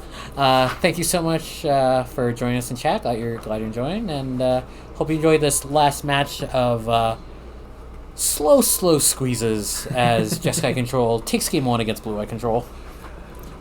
Now, So, out of the sideboard, Leo has access to 1 Chalice of the Void, 1 Emrakul the Promised End, 2 Rest in Peace, 2 Dovin's Veto, 1 Spreading Seas, 1 additional Shark Typhoon, 1 Sunset Revelry, 1 Dress Down, 1 Mystical Dispute, 1 Stony Silence, a Kahira the Orphan Guard, which you see right there on the table, 1 Engineered Explosives, and 1 Summary Dismissal. John, what do you like?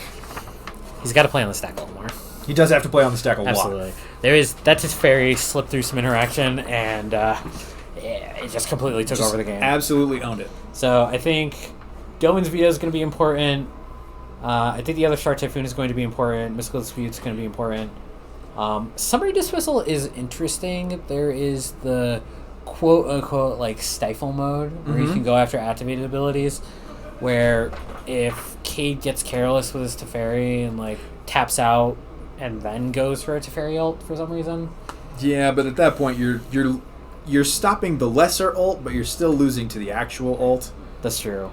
It might still need to... If he's playing Emrakul the Promised End, that Summary Dismissal strikes me as I need to answer other Emrakuls. And whether or not Cade has it in his sideboard, Leo might have to respect the possibility and bring it in. Just to not get got by an Emrakul. So I like the Emrakul. I like the Dovin's Vetoes.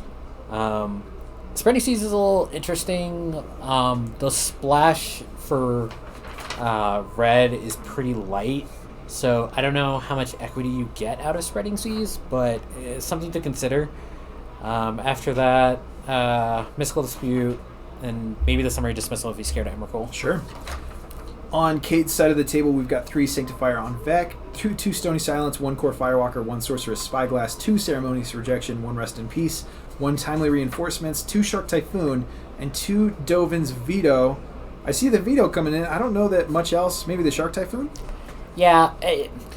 You want more threats. You want to be able to create more card velocity and just like, get access to more cards that could be counterspells. But outside of that, it's looking like Leo had the advantage after game 1, and he's just like a little more prepared for the... Sorry, I got people mixed up. Cade had the advantage game 1. Leo's a little more prepared for the mirror post board, so hopefully that's going to even out. Yeah. That being said, Leo is kind of on the clock. Even if he can make this in the event that he can steal game 2, which seems likely. His sideboard is better set up for the post board matches. He still needs to win a third one, because if the players draw, that sucks for both of them. They're just fully out of contention for top 8, I'm pretty sure. Yep. In the meantime, though, going to the table, it looks like a Teferi Time Raveler has resolved. And that Teferi ticked up. That looks like a dice on 5. I think Leo might have learned his lesson and not been too aggressive with that minus. Not going to be too eager about it. Cade Now, Cade is under pressure to get this off the table as quickly as possible, but I don't know that that's available. I saw a bolt and a lightning helix, so I think okay. So we're at 3 mana this turn. so Okay. might be able to get a 2-for-1. 2-for-1 yourself. Like maybe that's okay to make sure your counter spells still have text. Yeah, I mean, Yeah. if it's not a 2-for-1 here and now, then it's going to be. Let's see. How many instant speed spells does Cade play? 4, 6, 8, 10. A 13 for 1? Oh. Yeah, I you know what? If I was in their position, I'd try to avoid the 13-for-1. Oh, a Fury is pretty good too. That's good too, because now if there's a counter magic coming back the other way, then Yeah, this does not leave Cade open to getting blown up by Force of Negation, which is great. Yeah. Great news for him. and he's just gonna leave. Oh, that was the other problem. He doesn't have enough mana to do both Lightning Bolt and Lightning Helix. So now, gonna Spreading Seas, cut him off of red. Oh boy. That is gonna no. matter all of a sudden. You cannot do that. You cannot do that. You cannot do that. Nope. All right, got the reminder. Okay. That goes back in hand. Great. Players are on top of it. And Oh boy. we're in a bit of trouble now. Cade's up against it. Remember what we were saying earlier about sealing the game fast? Like, This'll you do might- it. You might seal this game fast. All right, tapping 2, gonna ice something Yeah, to cycling draw a card. to just draw a card, or yeah, tapping something down to draw a card. Leo pondering whether to counterspell it. I think. Yeah, I think in this position, if you have the ability to counterspell, and it's obviously your opponent's scuffling for mana, I think you go for it. Did not find it though, so Oh boy. if Leo gets to find his big Teferi, this might be close to lights out. Yeah, I mean, so Cade is certainly. Well, I say certainly. It seems like the incentives for Cade would be to draw this out and force Leo to kill him, but maybe that's not true. Like, a draw is really bad for both players. Yeah, I hope they see what's really going on and like try to get to a game 3, because if they just let themselves draw, then I don't like seeing mutually assured destruction on screen like this. That's not cool. All right, takes a draw, finds bolt it can't cast. Really just needs to draw some kind of land and is not finding it. In a stark contrast to the last game, has too many cards in hand, is going to have to discard, but not for a good reason. 16, 18, 19, 20, 22. In the meantime, though, Leo... 25 land deck and has found 2 of them. This is what happens sometimes. Cade's got maximum complaint equity off this game. Yes, I agree. Leo's just going beatdown mode with the Solitude. Yeah.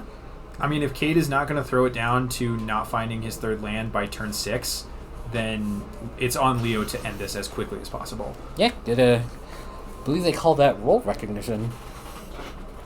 Who's the beatdown? It's me now. All right. Cade found the That's- land and also found that he's not willing to continue. Okay.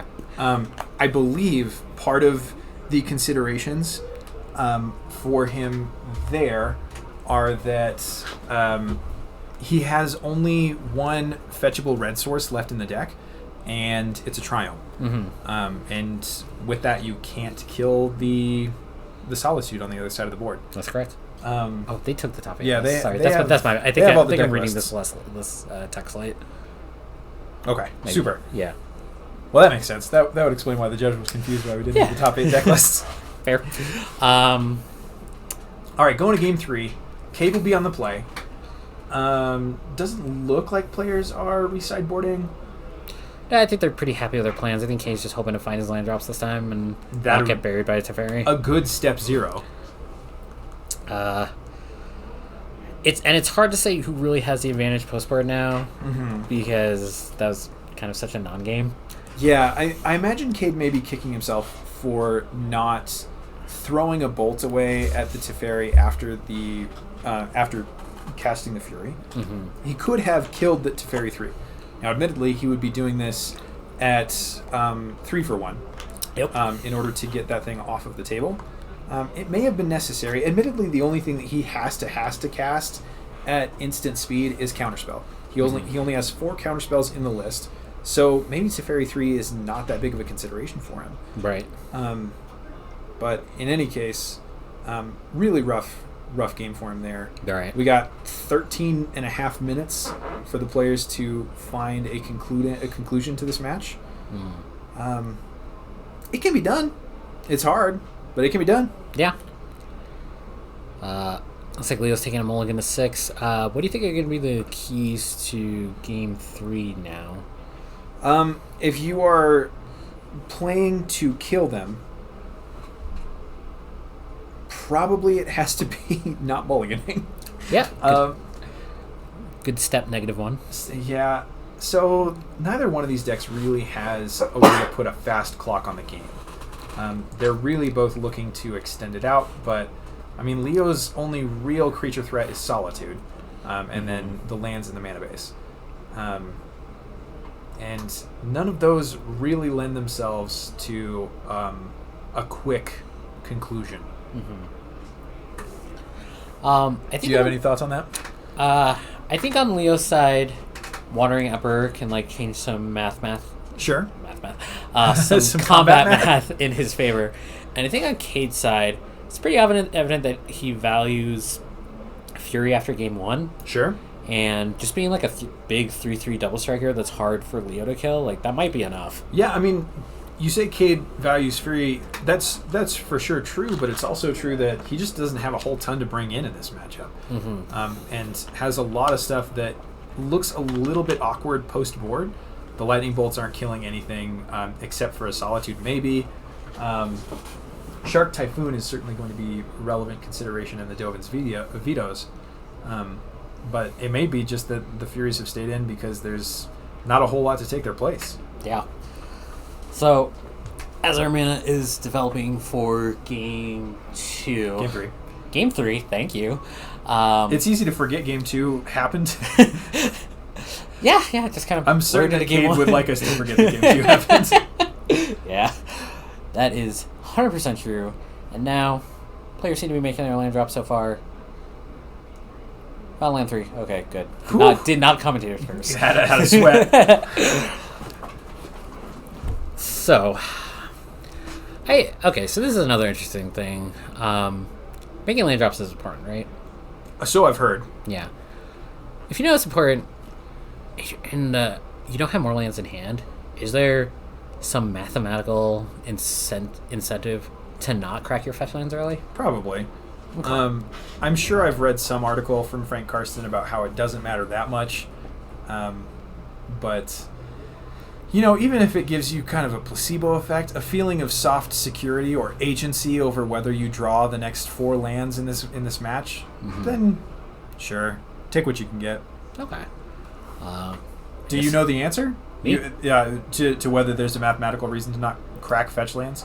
I think it matters the most in the mid game. Sure. The assumption with a lot of that math is you're only drawing so many cards, so the math ends up being pretty insignificant.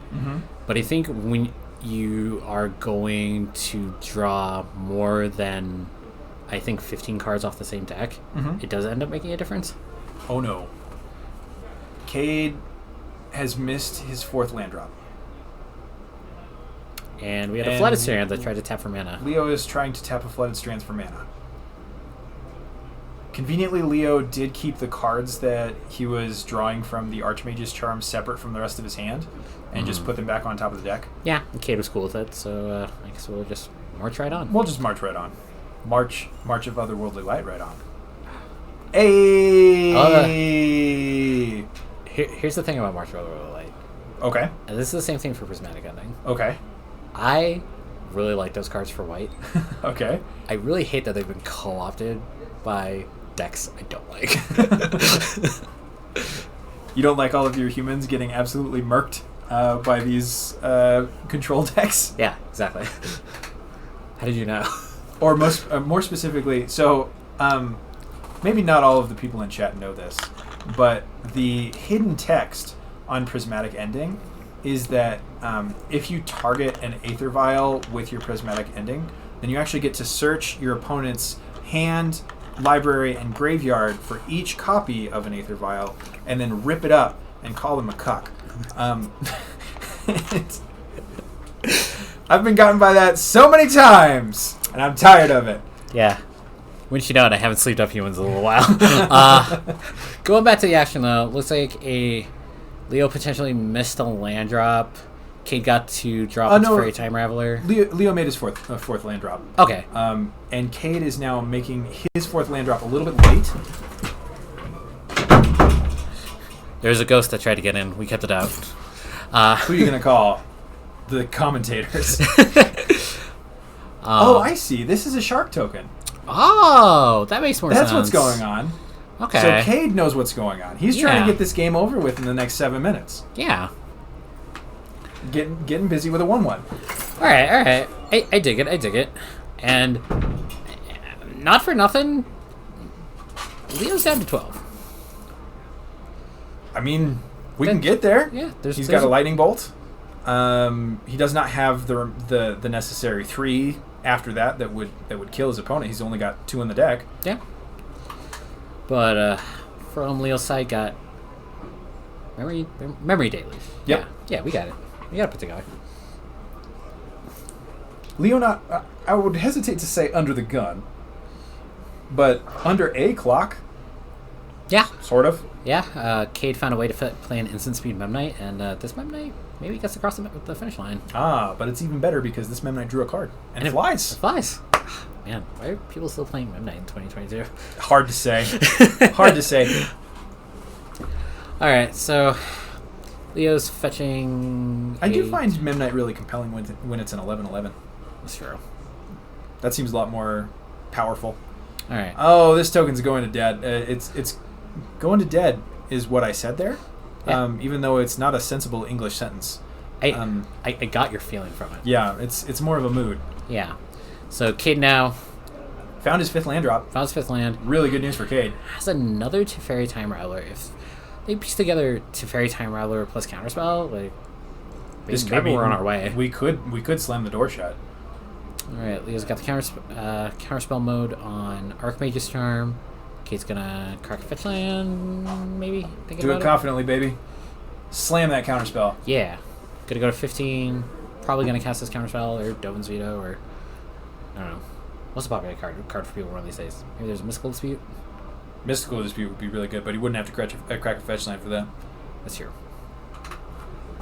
Very likely to be either counterspell or veto.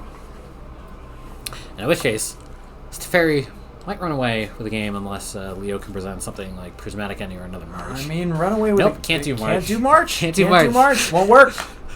I'm learning, chat. Now, so Leo does have a Triome in the mana base there, which means that he's not completely cold to this Teferi. He can Prismatic Ending. Doesn't have any creature lands on the table. Shocking in a breeding pool. I mean, Leo's doing his part to shorten up this game. All right, there's Prismatic Ending. There goes Teferi. Follow up. There's his own Teferi. Hey, here we go. Tick it up. That's a 5. Tick up. All right, that's 5. All right, Cade has a Fury in the chamber and is going to see whether or not he wants to fire it off. Doesn't have mana to hardcast it, which is a tough spot to be in. Cade clearly knows that, clearly believes that the most important consideration in this matchup is how many cards do I have, how many cards do you have. Is that not a Triumph under the Holophone? Oh, there is a 5th land. But instead... Doesn't matter. We're doing Teferi. We're on Big Teferi. We're going to handle that little Teferi later. I like to draw some cards for mana that I can't use this turn. Sure. I mean, why send a Fury at a Teferi at 5? It's not going to kill it. Exactly. So now from Leo's side, what do? We lost to Teferi game 1, and it was an absolute beatdown. Yeah, I imagine Leo's got some post-traumatic stress going on after that.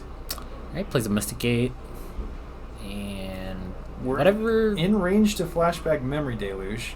Yeah. Doesn't look like we're doing it though.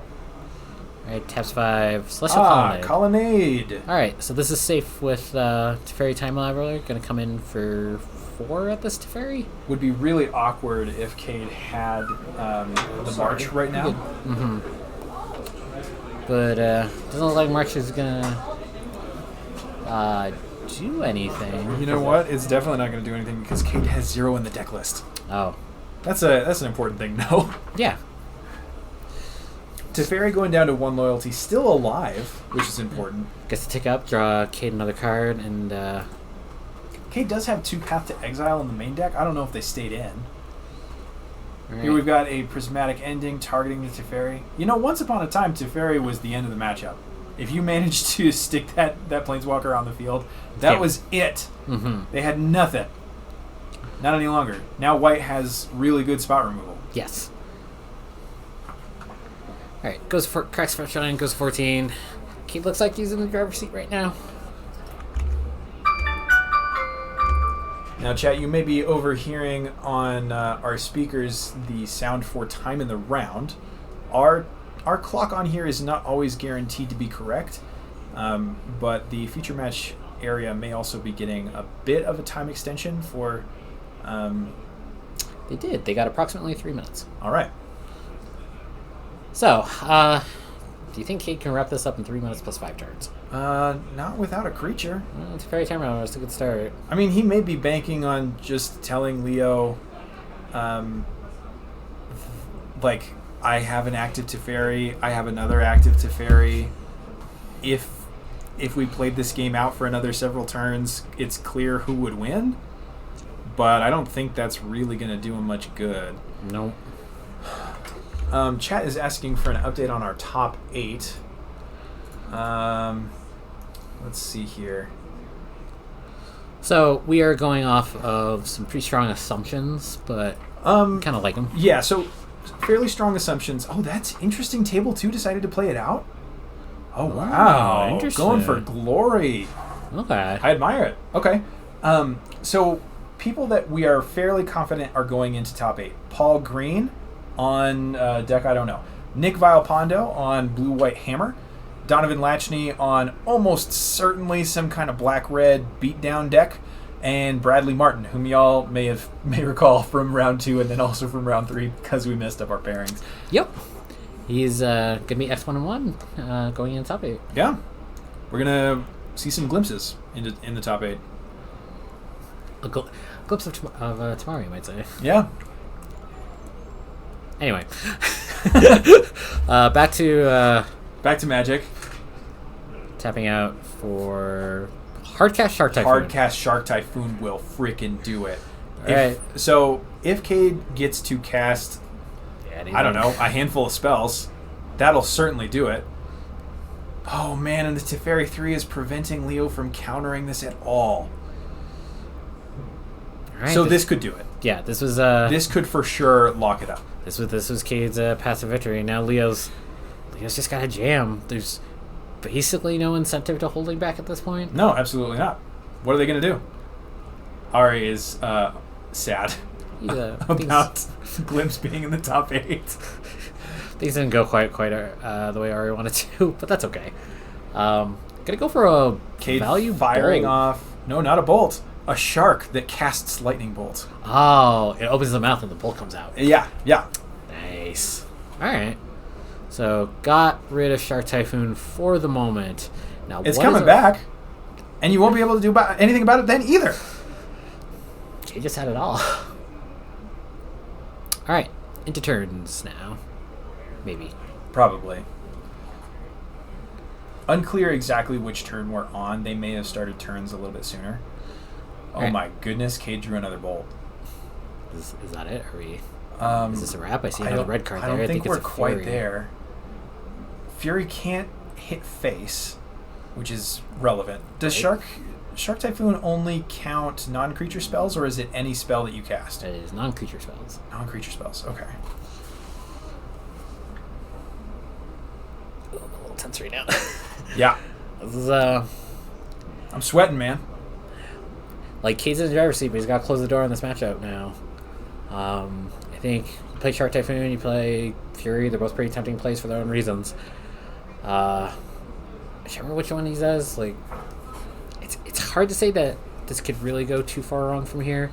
He could also just be incentivized to do nothing, and then at the end of Leo's turn, Make a really big shark. Yeah. All right. Interestingly, gonna go for it on his own turn. All right. It So looks we made like a 2/2 shark. We are borrowing from Leo. Swallow them. Leo very generous with his shark tokens. We appreciate you, Leo. All right. Gonna untap 2 lands after that. So this is a one-turn clock. Yeah. Leo may not know that. He has to suspect it. Why else would Cade be doing this at this time? Mm-hmm. Oh, looks like Leo is representing that they're on turn 1. Okay. Great.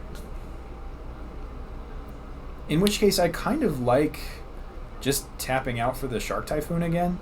Mm-hmm. Like, the worst thing that can happen is it gets bounced back to your hands and you make another 1/1 that casts Lightning Bolt. There's True. a Solitude. All right. Just Here we go. get me now. Hit the 2/2 shark. Oh no! Gonna fetch in response down to 11.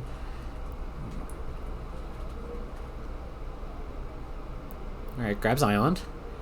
And what are we planning here? It's Possibly casting Solitude. oh, we're gonna cast Solitude back. Yeah.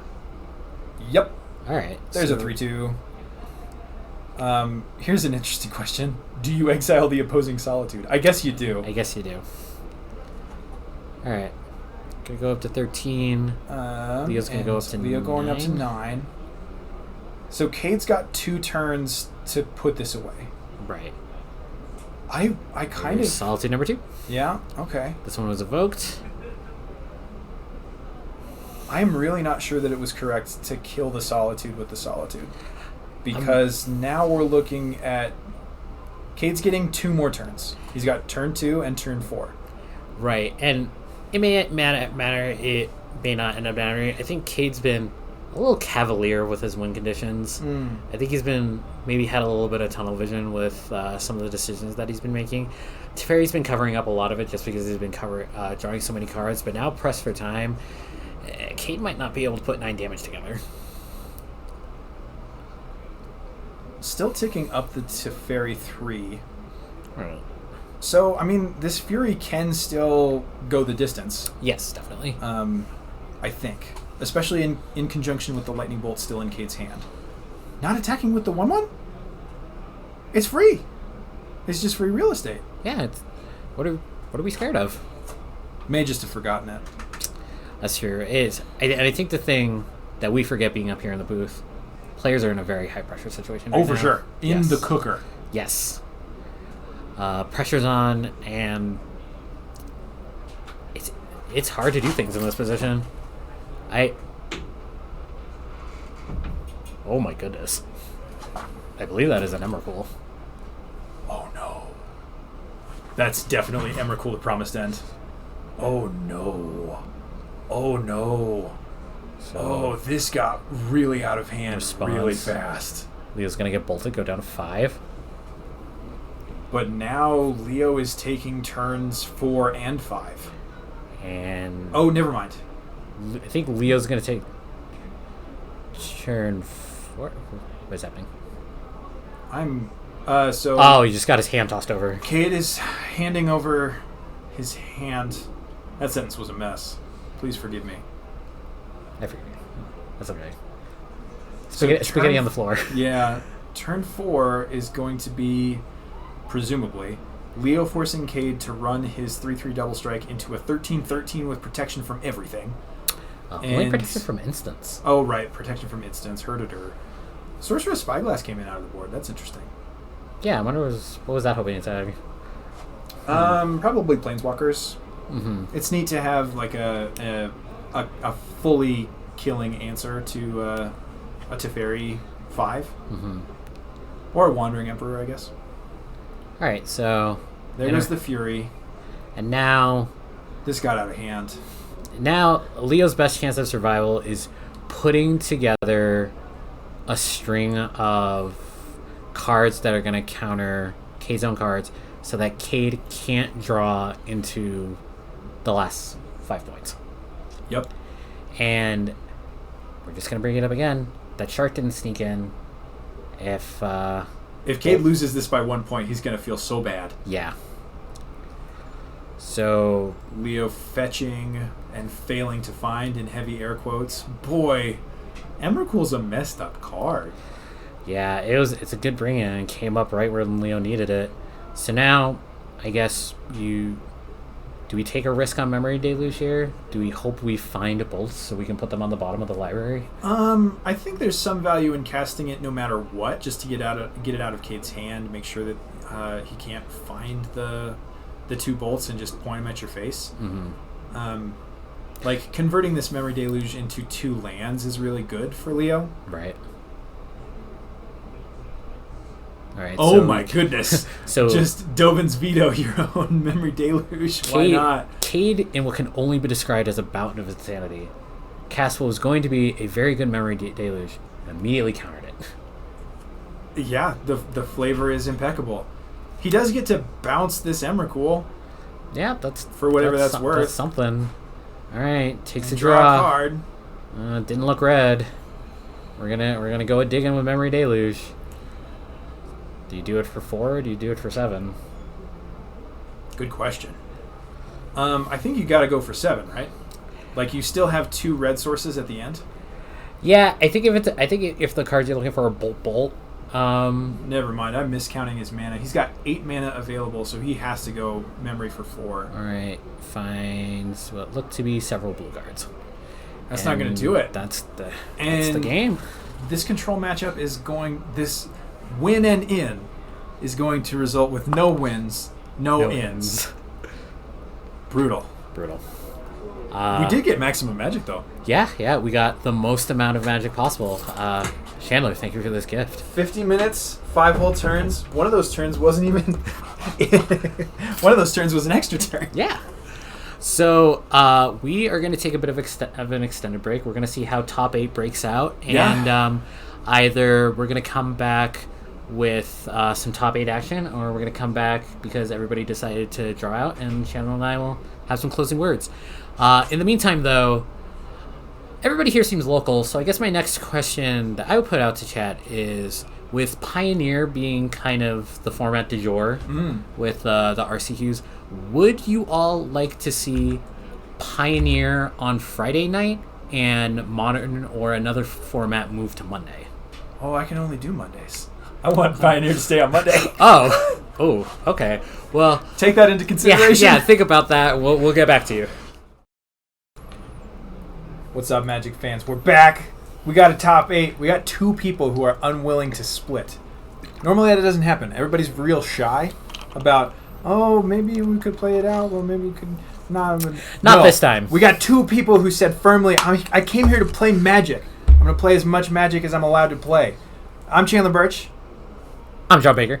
And we've got a fresh one for you today. The matchup is Donovan Latchney on Red Black Anvil and Daniel Kennedy on Gruul Panza. I'm realizing now I don't know for certain that I'm pronouncing Donovan's last name correctly. It may be Lackney. I've heard Lackney, yes. Okay. Sorry, Donovan. Lackney. Also, the records are probably not correct. So we're going to change those. We're going to fix those. In a quickie. In the meantime, though, the matchup. Red Black Anvil, Gruul Panza. Yeah, what is going on here? So my understanding with the Red Black Anvil deck is Donovan wants to make a bunch of cheap artifacts, and then Donovan would like to throw them at your face with Shrapnel Blast and Galvanic Blast. Tried and true. Okay. So, as I think this is a meme that is going on right now, it is burn with extra steps. That makes sense. Oh, also, apparently it is also a Jegantha deck. Sure. I mean, why not? Oh, wait. When you get the if you get the elk for free, you take the elk, right? Right. So Donovan is actually in. This is our 4th place versus 5th place matchup. Theoretically, Theoretically, this is the most medium matchup we can present to you, and will be the most medium amount of excitement. Most competitive is what I'm choosing to believe. Yeah. You're saying things so much better than me today. We're also going to turn our round timer off because it's just not correct. Yeah, it is untimed but still timely. You might notice a slight uptick in the tempo of our voice. That is because Chandler and I each had at least one donut Yeah. prior to the start of this match. Get your sugar rush going. Going down to the actual field, we have a Forest putting on a Utopia Sprawl versus a really shiny Ragavan, a really shiny Black Cleave Cliffs, and a Mishra's Bobble that hasn't been cracked yet. So Donovan is going to bobble himself. Appears to be at the end step. Yes. So, what are we doing? What is it? Never mind. This is still on Donovan's turn. Okay. He's cracking the Mishra's Bobble, taking a look at his top card. I am unclear about the provenance of this Ragavan. Okay, so we're coming across. Oh, he cast it last turn, and it just was behind his lands for reasons. Okay. So it's coming for 2. Then Donovan's going to cast a Lava Spike. Now, this Gruul Ponza deck specializes in murdering lands, but it's also just very good at putting together a lot of resources. Yep. And green also kind of famous for ramping into things like Swag Tusk. I don't know if that's on Daniel Kennedy's mind today. Certainly on or ours. in his main deck. Ramping up to things like Bloodbraid Elf, Questing Beast, Chandra Torch of Defiance, and are you ready for this? Excuse I me? can guarantee you're not ready for this. I'm not. Moonveil Regent! I 5 points if you can tell me what that does without looking at your phone. Okay. Just give me a sec. It is, it's a 4-mana 4/4. That sounds correct. I bet you it has flying. Has flying. It's probably a dragon. And I think whenever you target it with something, all of your other creatures also get targeted by copies of the same thing. I don't think that's what we're talking about. That doesn't sound like it at all. Let's find out. We're going to the tape. In the meantime, though, turn 2, Daniel Kenny is playing Seasoned Pyromancer, discarding 2 cards, finds 2 spirit or 2 elemental tokens. Along the way to block this Ragavan, and now Donovan is coming back with Experimental Synthesizer. He's gonna exile the top card of his library, and he'll get to play it until the end of the turn, and then if he pays 2 and a red, or otherwise gets it off the battlefield by sacrificing it or something, he is going to get another card. Do it again. Exile that card too. It also has the ability of 2 and a red, sacrifice it to create a 2/2 white Vigilant Samurai. Now, what is this card that he's casting off the Experimental Synthesizer? Is it, that is a Voldaren something? Voldaren Epicure. Oh. Nice. So Moonveil Regent is the one, it's the 4-mana 4/4 flying dragon that when you cast a spell, you can pitch your hand to draw a card for every one of that spell's colors. Oh. Yeah. Interesting. Really good to reload. Yeah. So it is turn 3. Daniel's already down to 9. But has 4 mana, has some agency here. Is there any lightning bolts in the deck, or are we just or any life gain in the deck, or are we just hoping Donovan does not find the bolts he needs? Colossus, God of Destiny, will gain life pretty quickly. That's it. End of list. Great. All right, so Daniel's got to try and close this one out before Donovan can find 9 points of burn. Which is doable. I mean, this Gruul Ponza deck, once it gets going, can get real big real quick. Oh, he's fallen to 8. And I think this is the appeal of Donovan's deck right now, is where against traditional burn decks, you need to think in multiples of 3 and 4. Against Donovan's deck, you need to think of multiples of 4 and 5. So now, rather than Blast and Galvanic Blast being the considerations there. And now Daniel is vulnerable to 2 Galvanic Blasts, but this Bloodbraid Elf is going to cascade into a Bone Crusher Giant, which is going to be cast actually as Bone Crusher Giant. Sure. And good blocker. I think he's just going to send it back. I kind of wonder if he's coming across. We've got the Bone Crusher back to block. It's bigger than anything on the table right now.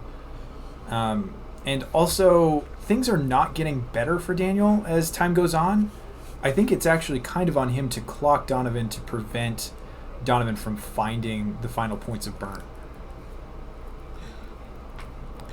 So Donovan's going to take a draw. Looks like there's some red cards in the hand already. There is Lava Spike. Point at your face. There's Shrapnel Blast. That's 8 points of damage. Good also game. Thanks for playing, everybody. Oh, man. Brutal.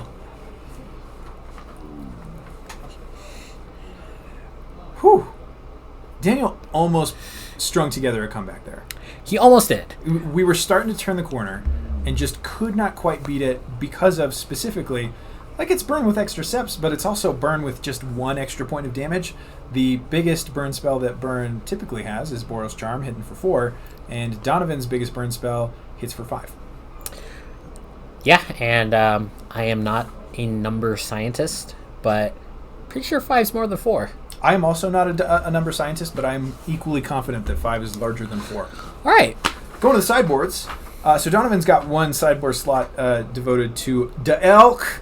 Additionally, we've got 2 Roiling Vortex, 1 Soul Guide Lantern, 2 Pyrite Spellbomb, 2 Dragon's Claw, 2 Douthie Voidwalker, 2 Smash to Smithereens, 3 Magus of the Moon. John, are you bringing anything in here? I'm a little interested by Roiling Vortex. I think if Donovan has a heads up on what's going on in the matchup, he has to assume that there's some Obstinate Baloth, Tharatos type effect. And for the low price of 1 mana, Roiling Vortex will keep your opponent from getting life. Big. In addition, unless Daniel thinks that Bloodbraid Elf is going to be very good in the matchup, if Donovan creates enough pressure, or if Daniel gets careless enough to use the Cascade on Bloodbraid Elf, it's going to take 5 points of damage from Roiling Vortex for trying to cast a spell for free. Seems pretty good. Now, Roiling Vortex pretty clearly in the deck to answer things like Rhinos, Living End, and just generally any other Cascade deck, as well as the Elementals, but it'll tag a Bloodbraid Elf too. Yep. On Daniel's side, we've got 2 Stormbreath Dragon, 2 Obsidian Charmaw, 2 Choke, 2 Ancient Grudge, 1 Force of Vigor, 1 Thrun the Last Troll. Respect it. 1 Moonveil Regent, 3 Obstinate Baloth, 1 Torpor Orb. I like some things I see here. What do you like, John? I think Daniel's going to have to figure out exactly what's going on in Donovan's deck. I think he knows that artifacts are like kind of a big part of the theme, but he might not realize to what extent. Sure. And I think that's going to affect whether or not Ancient Grudge comes in. It's going to affect whether or not Force of Vigor comes in. The one thing he knows, though, is that he lost 8 points of burn to the face, so those Obstinate Baloths are pretty easy tag-ins. Oh, for sure. They are coming straight in. Everything else that's happening right now is just... I understand that Daniel's got a lot of wrath, but it's all a little expensive. It's going to be hard to cast multiple spells in one turn. If Donovan can have another game like he did game 1, we might be looking at a really fast top 8. Additionally, I don't know that Daniel is super incentivized to keep the Blood Moons in post board. So I say this not as any particular Gruul Ponza player, but it seems to me that against a deck that A, has Gigantha, and B, is base red, Blood Moon seems a lot like a 3-mana do nothing and let my opponent do whatever they want, which seems real bad. Yes. Hey, I just want you all to know, Ari, if you're listening, I love and appreciate you. Kisses. Going on to game 2, are there anything jump out to you at that game, or was it too fast and it got kind of mixed in with that draw? I mean, it from was the last both round? fast and furious. Speaking of which, though, I am not seeing any Furies on Daniel's deck registration sheet. How are we going to make a dated 2000 reference with that? It's hard, but I'm confident we can do it. Great. Looks like we're leading off. So Daniel's slow out of the gates here. Typically wants to have some kind of ramp. Although, yeah, so we've got 4 Arbor Elf, 4 Utopia Sprawl. Daniel with neither one of those on turn 1. And not super long on 2 drops either. I'm curious what we're untapping for. Maybe just getting a Stomp from Bone Crusher Giant kind of primed up. Sure. That's all I got. Maybe we have 2 Utopia Sprawls. Wouldn't that be something? Not going to work with that mountain on the field. Great. Not gonna do it. Okay. Is that just a basic mountain? That's just a base mountain. All right. So It's got the little red mana symbol at the bottom. I think Daniel might have stepped himself back a little bit, not to try and conserve his life total and not go fetching wildly. Potentially. But if there's not much development, Donovan just gets to start deploying cleanly. This could be bad news bears already. So I think it's very unlikely that Donovan gets to deploy cleanly. I think you're probably right that the 2-drop de jure for Daniel right now is going to be Bone Crusher Giant. And there it Bone is. Crusher is not going to do anything about this Oni called Anvil. That does not die to creature removal or indeed to damage. Right. That is correct. And in fact, not only does it not die to damage, it deals out damage. For those of you who have not been playing Standard or Pioneer lately, Only Cut Anvil is a 2-mana artifact that says you can tap and sacrifice an artifact on your turn to create a 1/1 construct token. Not quite correct. Not quite correct. Great. You can tap it to sacrifice an artifact. Right. To drain and gain for 1 life. Okay. And additionally, it has a passive ability that says if an artifact, I believe, leaves the battlefield, but it might be goes to the graveyard. In any case, if you lose an artifact on your turn, you're going to get a 1/1 for your troubles, but it only triggers once each turn. I've died to so many of these. Already? They are so good. Yes. You know how else is so good? You. Thank you for having my back on that. Thanks. I didn't have that card effect right. You had my back. Yeah, I mean, I've died to it a lot, and I've needed to read it every single time. It's going to be really awkward if I have the text wrong now, though. We're just going to go with it. In the meantime, though, Daniel, this is his first test.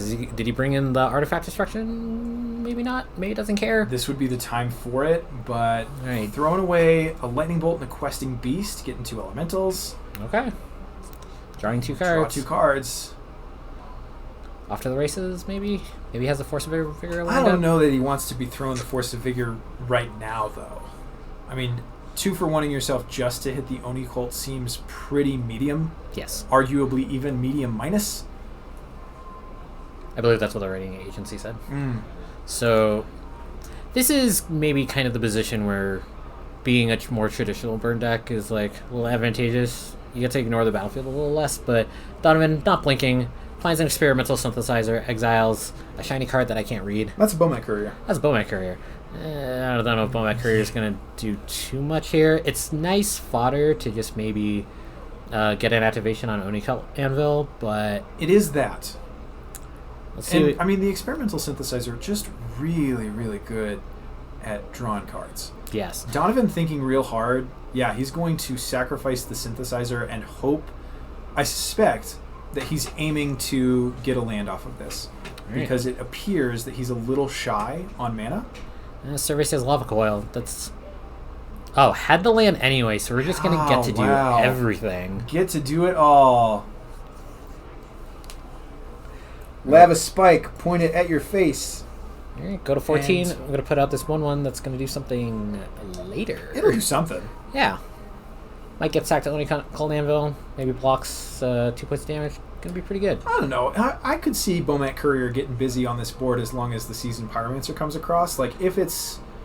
Oh, boy. Oh, There's the Force of Vigor. Got busy with that Force of Vigor. Found a good spot for it now. I would say that was medium plus. That I would argue that was very close to medium plus. Medium plus or above. We All right. love to see it. So it's turn 4. In stark contrast to the last turn 4, Daniel's at 14. Basically has pretty good control of the board, not staring down any big engines. Shocking Decides- a land even. We're Is it? doing big stuff. Questy B! Who's ready? All right, coming in All for right. a beatdown, getting in for 4, 5, 6, 7. Who's to beat down? Down is down to 10. Look at me. Look at me. I'm the beat down now. Donovan's takes a draw. Can he right the boat?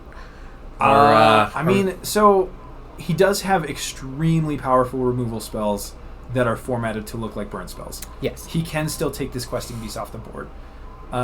That being said, I mean, that Force of Vigor kind of sent him back to the Stone Age. Yes. Bowmat Courier getting busy. That's what Bowmat Courier's for! Thinking... Seems very unlikely that it's not getting blocked here. I'd be a little surprised too.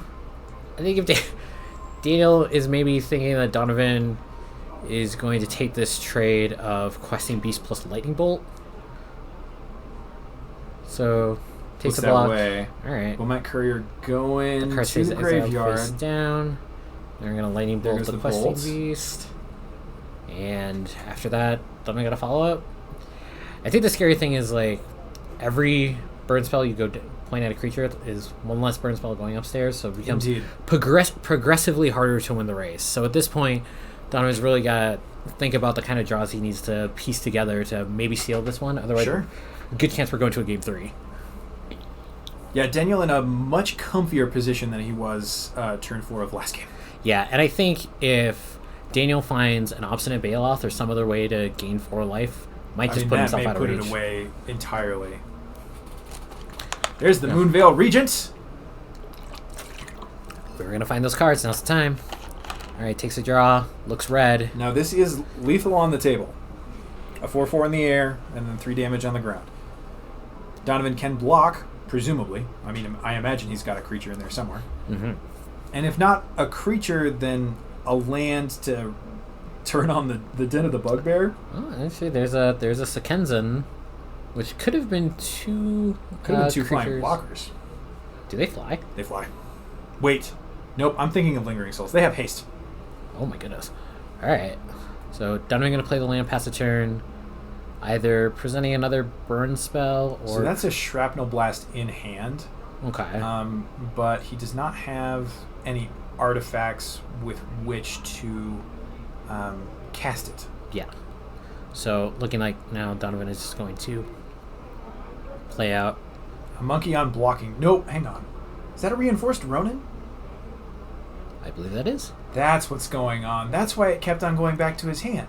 It's not a monkey, it's a reinforced Ronin. All right. We would have known this if we'd read the deck lists. So now, okay, so this presents an interesting scenario. Daniel wants to keep his clock going.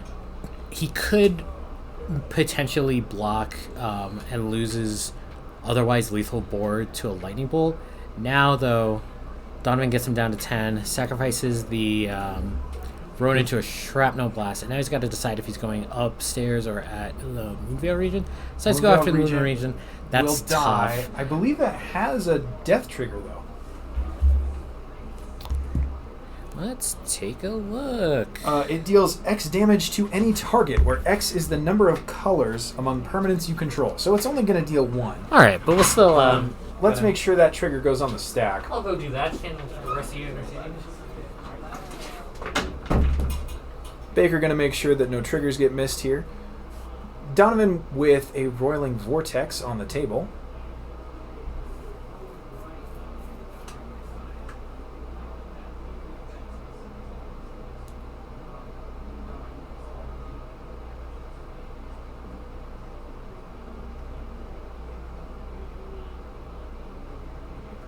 Now the Vortex will ping each player for 1 every single turn, and will shorten the clock somewhat for everybody.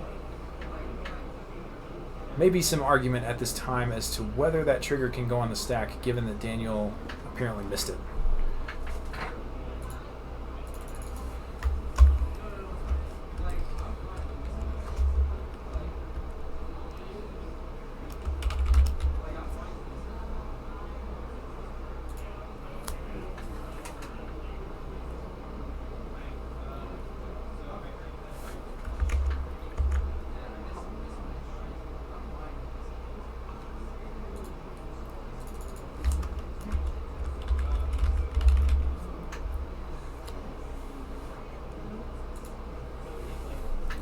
Judge presumably being called here.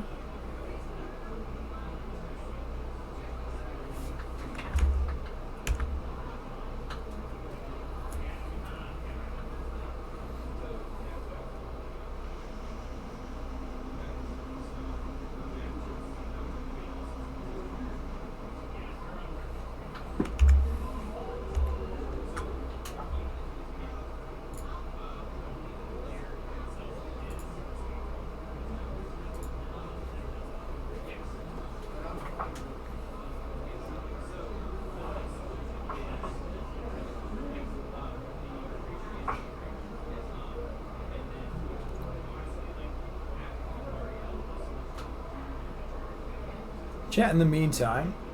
Tell me your favorite card out of the current set of spoilers from New Capenna.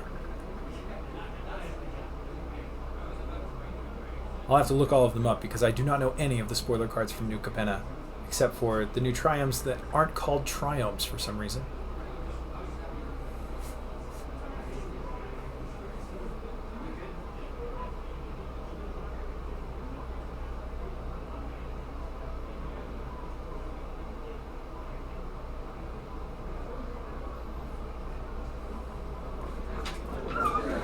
got it sorted out. All right. So, official ruling is that we are a comp REL that is a mistriggered, and the solution is Donovan gets asked whether he wants to put that trigger on the stack or not.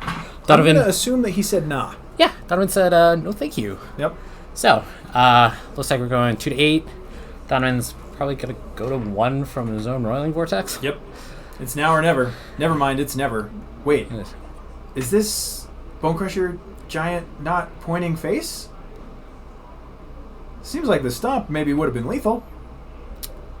Yeah, I'm a little confused. I'm not sure what the goal was there. I may be missing something. Huh. Possibly Okay. also Daniel might be knocked a little bit off his game by the missed trigger. Well, regardless of that, Doesn't matter anyway. going to game 3. It's hard for everybody out here. It's hard for the players. It's hard for the commentators. It's been a long day of Magic. Yeah. So, We start at 10 o'clock local time. Now, bear in mind, my usual wake-up time as a father of a toddler, 9 o'clock. oh. Yeah, she sleeps real late. Oh, wow. How fortunate. Yeah. Yeah. I mean, she doesn't sleep super well the night previous, you know? Yeah, Sometimes yeah. she'll wake up 1 o'clock, 2 o'clock, and 3 o'clock. Nice. Just needs a little bit of reassurance. Yeah, gotta make sure you're still there. Yeah. Yeah. In the meantime, though, game 3, Donovan on the play. Think he's looking for a repeat of game 1 still? Probably. I think so. Now that we're no longer in the dark, Daniel knows that he needs to be looking for some way to stymie the early aggression and then also to stabilize post the early aggression. Mm-hmm. Because even after you've stymied it, that's not a guarantee that you're at a comfortable life total. That's correct. Although, really what that game came down to was the fact that Daniel had a clock. Yeah. People will frequently mistake the burn deck for, as long as I can stop your initial onslaught, well then I'm probably safe. But you're not safe, because the burn deck is really inevitable. Everything that they draw off the top is probably going to kill you. Right. So you got to kill them first. Yes. This was a lesson that took me a long time to learn. Yep. So now, Daniel may be bringing, if he hasn't already brought in the maximum amount of artifact destruction, I think he's going to be incentivized to do that now. Donovan's been pretty off kilter from being able to like have his artifacts to get his synergies going, and it seems like the synergies are what creates those like few last points of reach. Sure, yeah. So going into this one, I think just being on the play is going to be pretty important, and if Donovan can stick like 2 to 3 artifacts, it's probably going to be to his advantage. Yeah, certainly. The Oni Cult Anvil getting taken off the table basically right away last game was pretty disastrous for Donovan in that it removed a major source of recurring artifacts. Mm-hmm. Donovan definitely just wants more of game 1, Yeah, but I don't know definitely. that he will be able to access it now that Daniel knows what's going on. So I guess the question then is, Daniel find a Force of Vigor? Is like a Force of Vigor going to be the difference? That's a good question. I believe so. Most of Donovan's early attackers are going to be themselves artifacts, with the exception of 3 Ragavan Nimble Pilferer. Okay. So there are Ragavans in here. Yeah. I was wrong. You were right. We were just wrong about what the reinforced Ronin looked like. Yeah. Yeah, I suspect that the Force of Vigor will be able to stem the initial attacks by just taking a creature off There the it is. board. There it is Here again. comes the Rabbit! Rabbit Ooh. Battery, 1/1 with haste. Also going to be able to equip to another creature. Give that one +1/+1 in haste. You're going to throw out a bobble while we're at it. Okay. Giving this one a long, hard read. I mean, reconfigure's a weird mechanic, man. I can Yes. understand being a little bit confused when you first encounter it. Mm-hmm. I can also understand not having encountered it before. Doesn't show up a whole ton in Modern. There's the Clothis right off the top for Daniel. That's going to be huge. Donovan has no ways to remove it. None. No. No enchantment removal. And that Clothis, even if it were to become a creature, is still indestructible. Yes. And is just going to continuously generate either mana or, more preferably, life Yes. for Daniel Kennedy. So, I think the bigger question now is, he's getting a fetch land. I guess there's a decision to be made. One, whether or not there's a 1-mana ramp spell, and 2, do you get the basic forest and conserve your life total, or do you just take the damage and make sure that like you can cast all your spells? I think it's probably the second one. Certainly that's what Daniel's decided. All right. Is fetch shock, and we'll cast something to accelerate it. Yeah, if this is a bolt on the rabbit battery, that's probably not good news. But does a reach. That is a bolt on the rabbit battery. All right, this is the kind of game that Donovan wants to play. Donovan. Now the good news here is that Daniel did not tap out for an Arbor Elf that would just get bolted into the Shadow Realm. Right. Donovan takes a draw from Mishra's Bauble, takes a draw for turn, takes nothing because that's a Glass-based Cliff. That is 100% free in the early turns of this game. Gonna just toss out Roiling Vortex right now. Yeah, nickel and dime ya. So, gonna go to Daniel's turn. Daniel's gonna go to 15, take a draw. So now is... So Klothys looks a lot worse now that Donovan can kind of negate it every turn for 1 red mana. It does if... It does Donovan, asterisk, I guess. Yeah, it does if Donovan has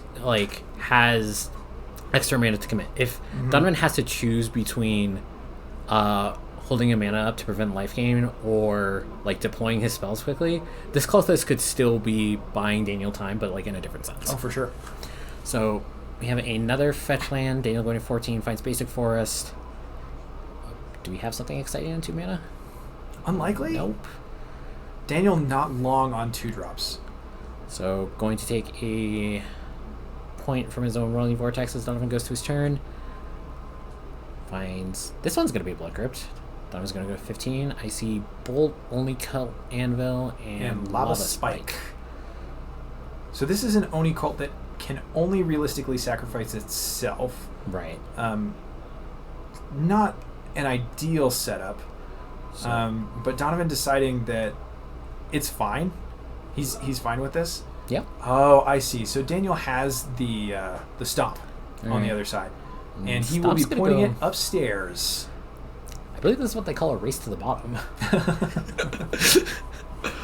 13 to 10 now as Roiling Vortex is just gonna keep on a trucking. Daniel, I think Klothys is just gonna have to be a thing. It's basically gonna be 3 mana Rishadan Port, one of Donovan's lands, which is like probably That's completely fine. Yeah, pretty good in this position. Donovan's draw. Another red card could be... Now it is unfortunate that Klothys is kind of... What is this? That is, I believe that is a Voldaren that's Epicure. the Epicure again. It's going to deal 1 point to Daniel, create a blood token, and now this Only kind of Anvil is going to get to start working.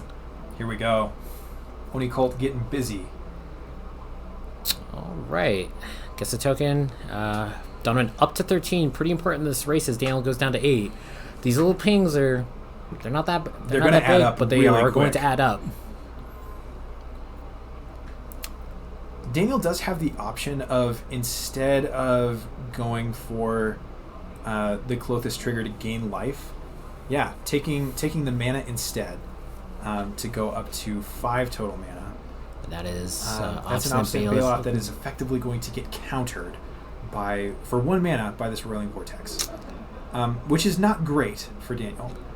We're in the situation you described where Donovan just has tons of mana. He does not super care about spending 1 red on his opponent's turn to just free roll this Obstinate Bailoff. All right, and that's Bolt plus Oni Cult trigger. and Evasion. That's going to be 4. Booyah. All right, there's a handshake. Donovan Lacti Red Black Anvil takes it in 3 against Daniel Kennedy with Gruul Panza. Now that was not balls to the walls aggro, but it was basically how Donovan drew it up. Yeah, and I think this is the... I've said this a lot, but this is kind of the advantage of Donovan's particular flavor of burn, is your opponent might end up being either playing a little too passively or be a little too focused on reacting to a battlefield presence as opposed to advancing their own plan. Not necessarily taking the turn off to have a stomp off was necessarily wrong, but Donovan got to play these cards where they didn't need much of a mana requirement, but they were still doing damage. Yep. At the end of the day, that rolling vortex was as good as a Boros Charm, and that Onical Anvil was like almost as good as a Bolt. Yeah. Well, that's going to be it for our quarterfinals. We're going to see how the rest of the quarterfinals go out before we go to the semifinals. We'll see. Depending on how things shake out. The people who demanded more Magic may have gotten knocked out in the quarters, which would mean that we don't go to a semifinals. If we do, we'll be right back here in... God, I hope it's only 20 minutes, but we do have a 4-color money pile deck in the top 8, so it could be up to like 3 hours. Yeah. But regardless, we'll come back on air one more time, sign everybody off, and try to figure out what's going on with the rest of the story. Alrighty. See you in a bit. Hi everybody, welcome back to the Dungeons & Java's Modern 1K. I'm John Baker, joined by 2 new hosts. We got Michael Greenberg and Freya White. How are y'all doing today? A little disappointed in how I performed today, but overall, it's been a good day. Michael, how you feeling? Yeah, pretty similar. It was a good time. If you watched anything that happened on camera earlier, we're not going to talk about it. But other than that, great. Yeah, having a good day. Great. If you do want to talk about it, you can go back to the footage where Shayla and I said everything. Anyway, I meant my play, but yeah, you're right. We said everything. Okay. Anyway, we got semi-final action now. We have Zane Weaver on 4-color Omnath Money Pile playing against Nick Villapondo playing Blue-White Hammer. What do we think about the matchup, everybody? Go for it, Freya. I'm actually not too sure. You chose the wrong person to ask this question. All right, I'll go quickly then. All right, first of all, I got smashed by Blue-White Hammer, so my personal opinion is that this Blue-White Hammer is going to take it down. However, I do think that it's pretty close. I know that post-board things are going to get real wonky. I feel like pre-board, we're probably going to see a good hand from Money Pile beat a good hand from Hammer, but the best hands from Hammer are probably going to beat almost any hand from the Money Pile, is kind of my thought. And then post-board, we're just going to have to see how many Lavinias get, prismatic ending instead of Furied or whatever. Yeah. So yeah, I feel like it's kind of close, though. That's about it. It's my thoughts, I suppose. Yeah, I think you nailed it well. Hammer's going to have the hammer hands that are just going to beat anything, and that's going to be unavoidable game 1. But if you look at just the range of hands, I think you're right that the average and good Money Pile hands are probably going to beat the average and good hammer hands. So my experience with the matchup is slightly leaning towards Money Pile game 1. Tends to get worse post-board as cyber games just tend to be a little slower, and then that's going to more strongly favor the Omnath Yorion pile. But in the meantime, though, we're going to see how this match plays out with turn 1 Flooded Strand from Zane after presenting Yorion versus turn 1 Seachrome Coast playing Esper Sentinel and a Mem Knight and an Ornithopter. Ooh, Fury, that's not a card we need to be worried about. We need to play artifacts. This is what we can probably refer to as the Holy Trinity of turn 1 artifact plays. Super potent, also super terrified, I'd have to imagine. I was just taking a quick look at a deck list and getting a solid laugh because I genuinely hope that this matchup comes down to Geist of St. Traft out of the sideboard. Oh, I forgot about Geist of St. Traft. Look, we'll get there, all right? But, yeah, I mean, those things could make a big difference. That, as well as the Stalkers and whatnot. I see a red card. Is that a Fury? Oh, that is well. no. Yeah. All right. We took the 3 for 2. Nick took a shot, and Zane said, yes, please. Plays the land, says go. Boy. What do we do now? I don't have the answer to this. This is why I'm not playing here. Nick says play Sigarda's Aid, see if we can try to build something together. That was so devastating, though. This might be a quick one. Yeah, that's pretty brutal. I will say, however, while playing against Nick, and then also just from what I've seen before, he is extremely patient with this deck, and oftentimes will do things sandbagging cards until the right moment. really just smart about deciding when the right time of certain things is. So even though like there's a really brutal exchange that just happened, we don't know what's in his hand, and there's a reasonable shot that it could be some mix of really good cards, and he's just trying to go a little slow to like take Zane off guard. You never know, but it could potentially be something. Definitely true.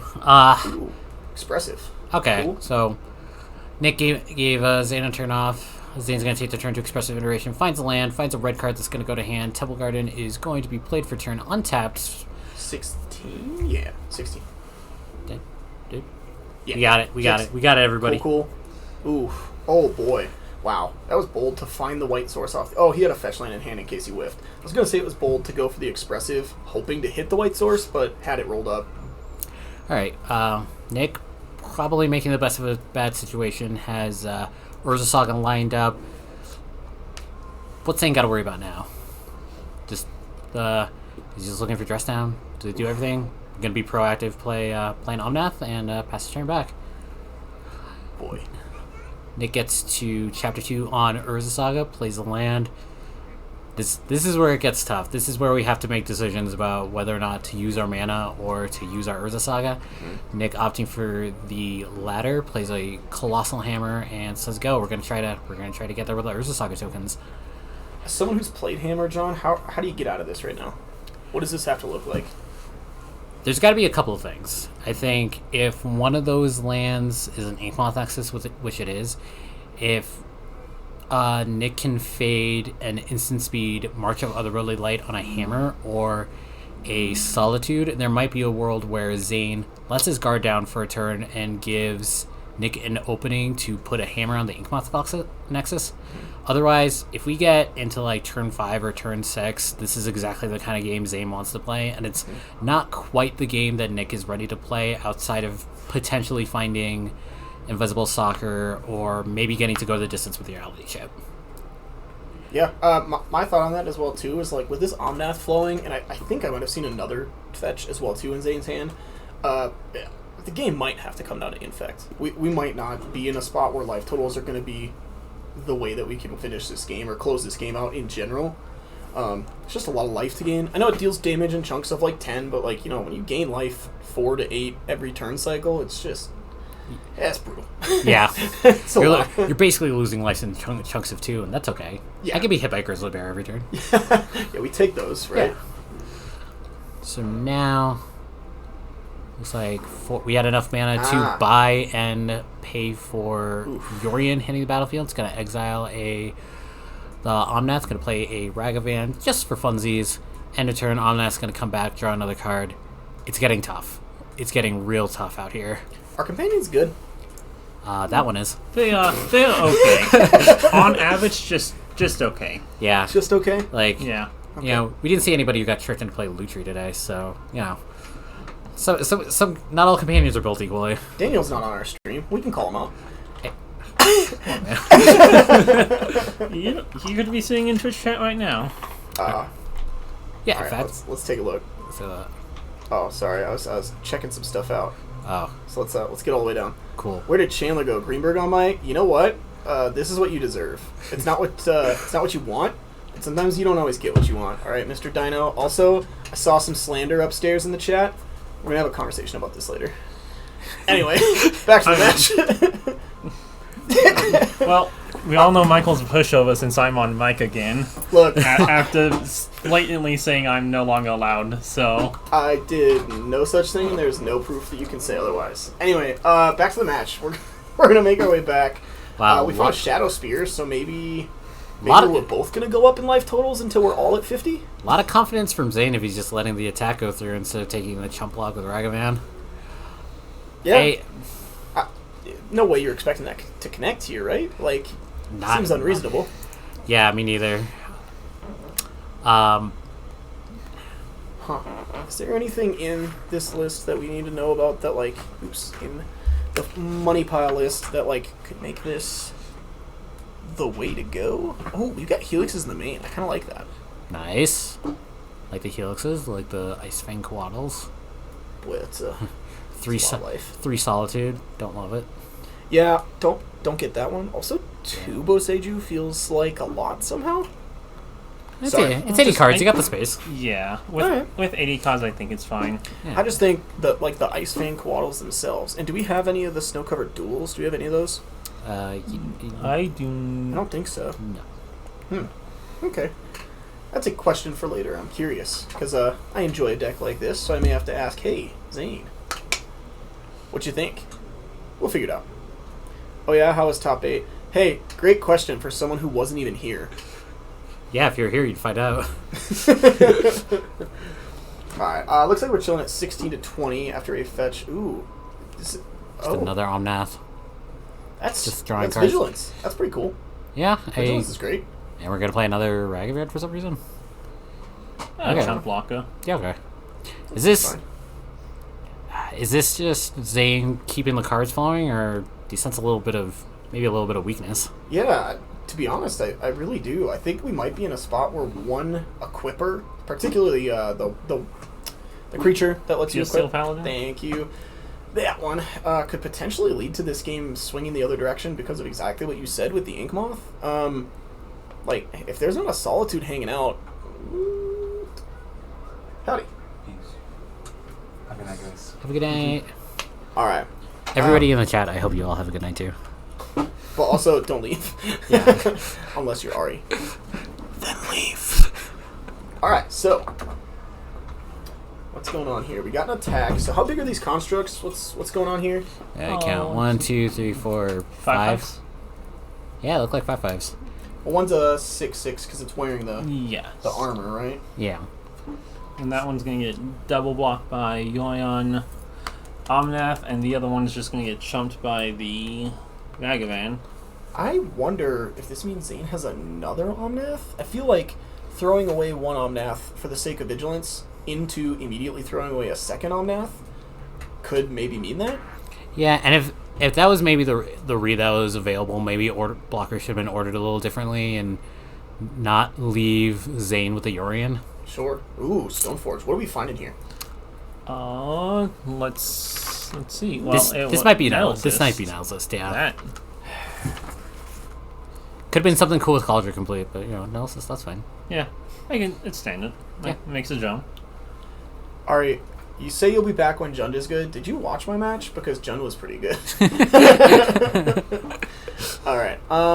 Yeah, I think I peek and see maybe... Oh no, I think that's a Fury in Zane's hand. There was definitely a red card at the back. It's either a Fury or potentially a Lightning Bolt. I couldn't make out what it was. How many Furies are in the main? I believe it's 3.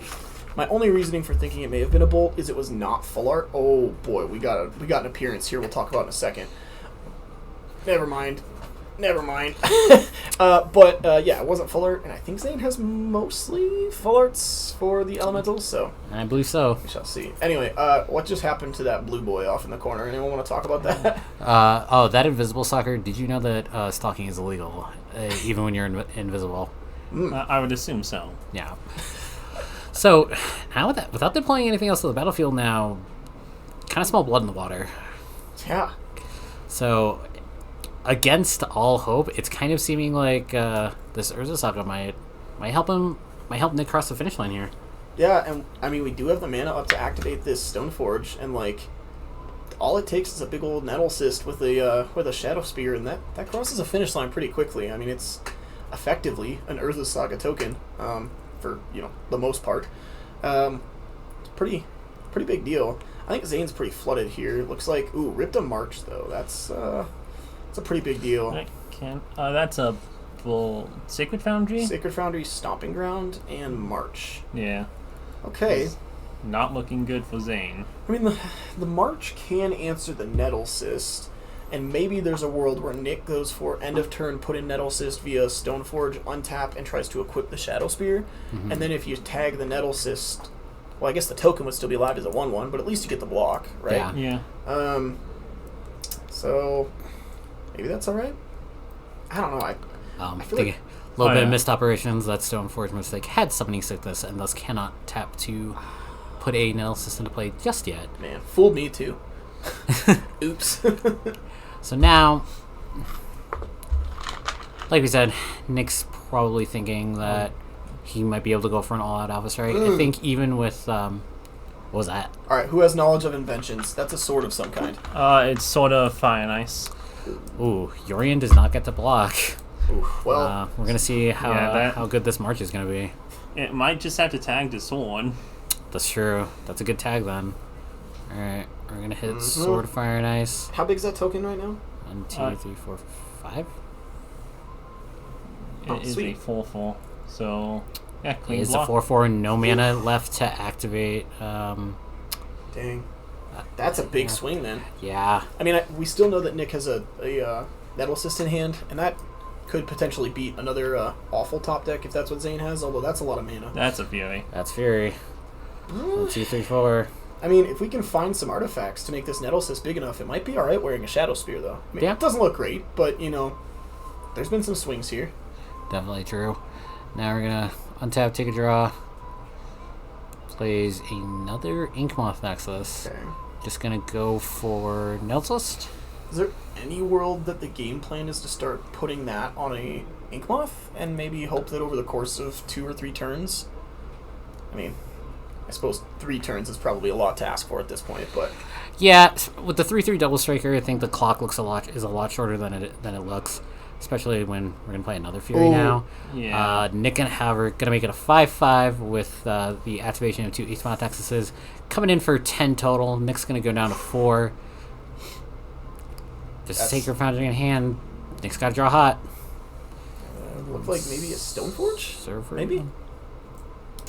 It's tough to tell. I mean, I guess good news is maybe a Shadow Spear equip here is helpful in some way, shape, or form. I'm not sure. Yeah, it's gonna come down to whether or not Zane's gonna take a block, and Nick's gonna have to tie up 2 of his mana into activating Inkmoth Nexuses. Also could come down to just getting it to a 4/4, accepting the trade with the Fury, and then just getting to the point where Stoneforge Mystic maybe finding Reality Chip or something is going to, like, maybe we're just at that point of the game now. Yep. I mean, if that's what we got to do, that's what we got to do, right? Yep. Also, just gonna super fast. Top T. Great. I don't get paid for this. It's fine. Anyway, just gonna quickly adjust that. We do not have a timer actually in this round, so apologies that we've had one running. Not that it's a huge deal, but it doesn't actually matter for anything here. Yep. Alright. Gonna take it a little slow. Just gonna play Stoneforge Mystic now. That, well, I think the Nettlesis is a 5/5 now. So, did he get another Nettlesis to get Yeah, Reality? it looks he like did. it. Alright, we're treading water right here against these Furies, but now probably have to attack just to not to die to Yorian. Correct. And But, are you still dead? I haven't done this math. Uh, I feel like you are, right? You get no, one block. because the Stoneforge Mystic is gonna get the chump block the Fury. But Zane could just choose not to block. That's true. yeah, and this puts Nick to 9 blocking and taking 10, I believe. Yep. Yep, that was a good no block. Alright, coming in. Got any answers? Oof, Nope, that's gonna do it boy. for game 1. All right. Nick had a couple of windows, but Zane drew some money cards. Yeah. Who wants which deck? Why don't we take a deck list, talk about some sideboarding stuff? Alright, so after game 1, it looks like Nick has following sideboard cards available: 2 Geist of St. Traft, 2 Lavinia Azorius Renegade, 2 March of Otherworldly Light, 2 Metal Mage, 1 Path to Exile, 1 Pithing Needle, 3 Sanctifier Envex, 2 Teferi Time Rattlers. And Zane is packing 3 Endurance, 2 Engineered Explosives, 3 Force of Negation, 3 Force of Vigor, a Supreme Verdict, and 2 Veil of Summer. Alright, Michael, we'll ask you about the money pile first, because Frey and I can't afford the money pile. What are you going to bring in? I think the tougher part is what to bring out here, and that I don't have all the answers, but in my eyes, I'm looking at the Engineered Explosives, the Force of Vigor, and that's actually probably about it. I know Supreme Verdict has times where it can help clean up things like an Urza's Saga, but I think that realistically you're going to want to prefer to do things such as Endurance and Force of Vigor, or I'm sorry, Engineered Explosives and Force of Vigor, which give you some play at instant speed instead of just sorcery speed all the time.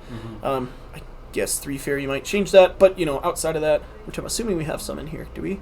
No. We do. Oh, yes. Yes, right there. So, I am blind. I mean, obviously that changes it a little bit, but I would just be worried about like Supreme Verdicting, tapping out, and then when my opponent has anything on board, being able to potentially kill us based on like untapping and having the right cards. Like I said, I've just seen Nick be very patient about deploying things like Sigarda's aids, and it would just be a little bit scared. Right. So Yeah. speaking as the slower, poor, common man's blue-white hammer list, I like the Geist of St. Traft. I kind of like Meddling Mage, and I like Teferi Time Raveler. I think Hexproof is going to be important. I think you're going to have to maybe take a guess on what removal you're playing around, and Meddling Mage can help with that. And then Teferi, just make sure that if you can untap with a Teferi and all your mana, you can potentially create a kill. Yeah. I know there's some temptation to bring in Lavinia as Zoyas Renegade. I think between some of the ramp that Zane presents and the fact that Ren and 6 can... Do trades. Okay. And then payout for top 4, the one that dropped is 175. All right, I'm gonna take a break. Y'all have fun. Thanks. But the thing with Lavinia is Zane is most likely going to hit land drops, and we kind of saw in that game how effective Fury and some of the other elementals can be as blockers. So he might be okay just like waiting until turn 5. So the free aspect of some of these spells, like, it's not going to trip up this deck as much as it would, say, Rhinos or the Glimpse combo. Yeah.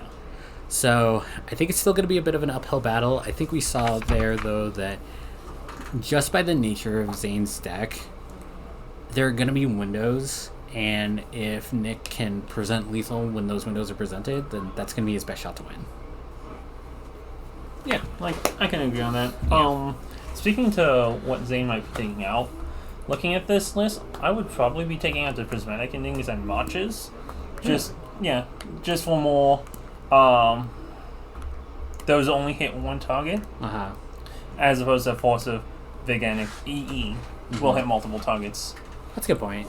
So, Alright. and plus those, at least with Ending, that's a sorcery speed spell. Just removing that for more instant speed reaction could be the play. Yeah, that all makes sense.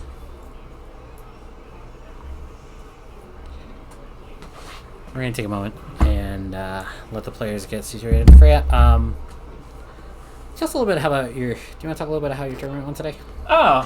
So I made a last minute pivot from Titan to Esper Reanimator. I definitely made a couple misplays. Just some slight sequencing errors, like playing out Unmarked Grave before the Black-White Human. That's a Reanimator, and not killing a Mana Dork before going for a Persist. That left my opponent being able to hardcast Endurance. But overall, I ran into some pretty bad matchups for Amulet, as well as apparently Esper Reanimator, which was Panzer, Mardu Reanimator, and Yawgmoth. So, overall, would I have performed the same on Titan? I don't know. But I don't feel bad about switching up the deck last minute. Alright, and that's the important thing. Yeah. I think it's very easy to get buyer's remorse when you work with a deck and then you make a last minute change. Ultimately, when you make those changes, it's for pretty sound reasons, and it sounded like that was what happened here as well.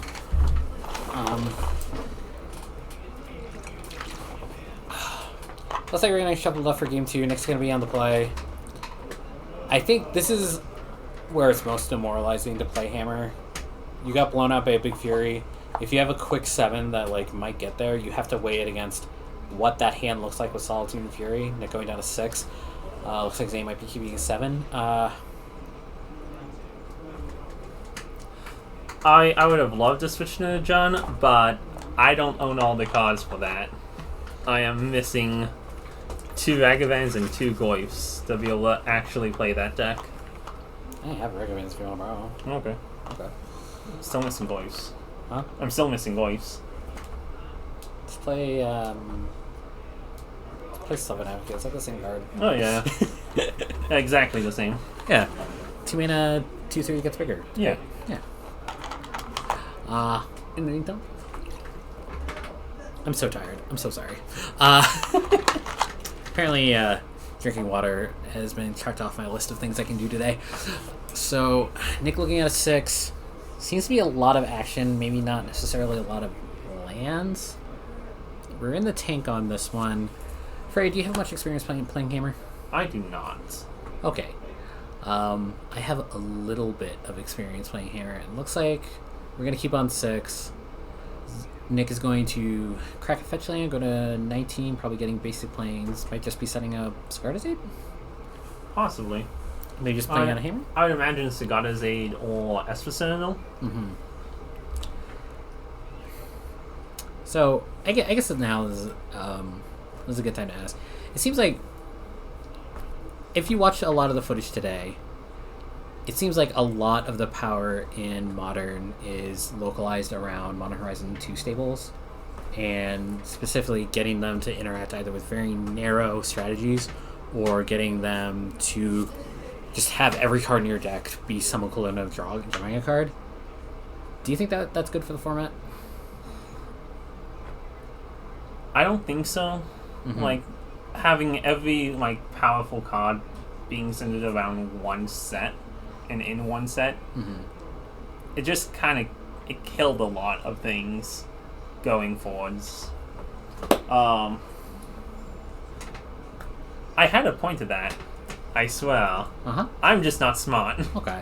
But Go ahead. But also, it's like, I don't really like how it's only cards from Modern Horizon 2 and a couple cameos from Modern Horizons 1, along with just staples like Titan existing in the format, as opposed to a wider variety of decks that have existed for longer. Yeah. That just get pumped up by a few choice cards from Modern Horizons 2. All right.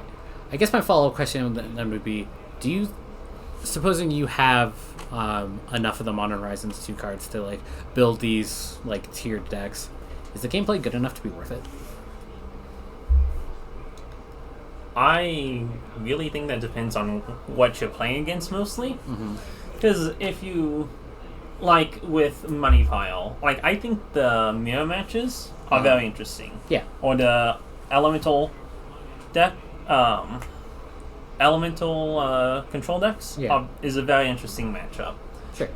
However, if I take this and play, say, elves, like that's just a stomp. Yeah. Like, I think it has some very polarizing matchups, and I think if you expect people to have the same mentality and bring similar decks, I think these Money Pile decks are very, very fun to play. Okay. Chat, we're going to throw that question out to you now as well. Do you think the Modern Horizons 2 gameplay is worth the price of admission? Let us know in the comments, as this match is progressing pretty much the way we expected. Very, very unfortunate that Michael is not here to see Geist of St. Traft on turn 3 maybe start trying to run away with this game.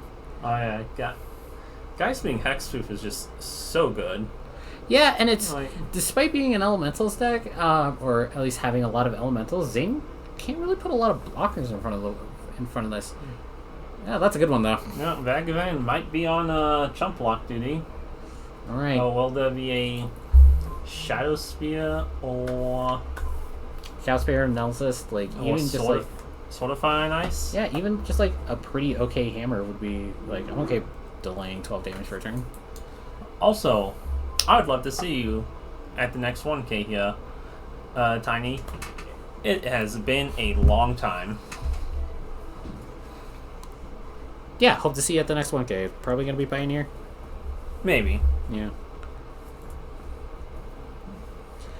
In the meantime, though, we found an analysis. We don't have the mana to equip the Geist of St. Traft, so I guess we're just passing it back, waiting to equip next turn. There was a counter spell in Zane's hand. Oh, that's so. Yeah. So now, definitely this is going to be hard. Can't trade Legend for Legend here. I think the Geist having Hexproof too valuable right now.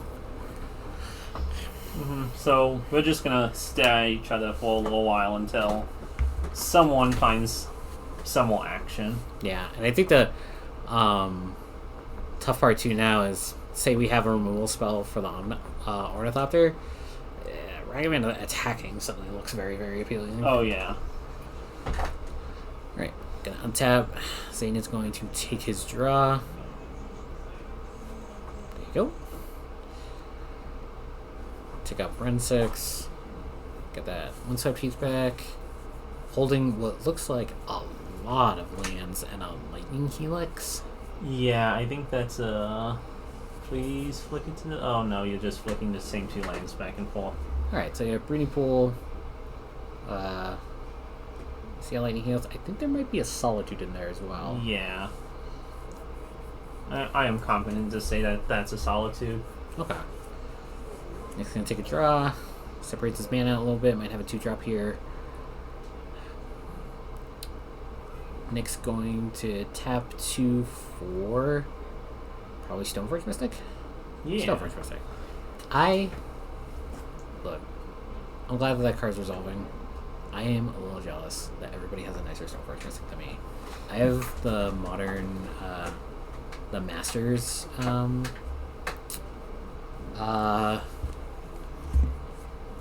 what is it, Double Masters? Yeah. Gonna have the Double Masters ones. The Modern Horizons, like, Pretty Lands are, or the Modern Horizons Pretty, The full aughts, like... I'm so melted. pretty aughts. Yeah. In the meantime, though, I am typing a quick message out. And after that, it's real tough now. We're gonna have to pass. Looks like it's passing a turn again. This is exactly where we don't want to be as Hammer, where we haven't attacked for several turns. We don't actually have any good blocks either, and we don't have any of the big, I guess, combo pieces or like building towards like creating more card advantage. Meanwhile, this Ren and 6 is just kind of chugging along. It's essentially drawing a land every turn, but that is a-okay with the expensive cards that Zane is presenting today. And this is looking real rough for Hammer right now. Yeah, like and in this turn he'll be able to cast in Solitude, to get rid of the Ornithopter, and be not this turn, but possibly next turn being able to start swinging in with the Ragavan and the never mind. All right, now absolutely Ragavan is free to enter the red zone. And exiling Lavinia. Kind of a good thing that Zing cleared that for Nick, because it's looking fairly dead now. Yeah, I'm not sure what Nick could find to get out of this now. Sigarda's Aid and the Hammer is probably a good start, but if we had Sigarda's Aid, probably not sandbagging it this long. Yeah, like, what is it, Pure Steel Paladin? I would assume would be his best draw. Mm-hmm. But we have exactly is that 3 a Seachrome Coast? We have Seachrome Coast, Hallowed Fountain, and 2 Inkmoth Nexuses. Okay. And it looks like alright, they have both been activated. There's Pure Steel Paladin. This is it. This is the chance. So Nick potentially misplayed by activating the Inkmoth Nexuses. I mean, it doesn't matter because Zane would have been able to respond to each individual one. Right. So, if there is a Solitude, Lightning Helix, looks like Zane is tapped out now, though, and we're going to find out whether or not that Solitude actually is a Solitude. Okay, that happened. So here is, what's that, 16? Yeah, 16 coming in. Fury can absorb 12 of it. Looks like the Angel is going towards, is it just both going towards Red and 6? Maybe. Alright, well... Like, I can't imagine that he would be pointing both at Win and 6 when the Angels are free attack. Yeah, and Zane's at 11. Mm-hmm. Alright, so this looks like... Oh, so Solitude they on had the Angel. Solitude after all. That feels a little wrong to me. I But think so too. I can't tell what's going on with the rest of his hand, so maybe something else is panning out that we didn't realize. But yeah, now Zane's got a big Geist of Zane draft to deal with, and it's hexproof. There might not be Supreme Verdicts out. Never going to touch the Geist of Zane draft at any point, so it's just going to come down to whether or not Zane can deal with this Colossus Hammer. yeah. March of a Really Light, Prismatic Endings, Engineer Explosives. It's all good. Yeah. He's just got Force to of draw one Vigor. of them. Yeah. So Goes and finds a trio. I'm kind of curious to where we are in the turn order. I believe it is Zane's turn because he played the Windswept Keep. Okay. Alright. So goes and gets a tap land. Pretty confident he doesn't need the mana right now.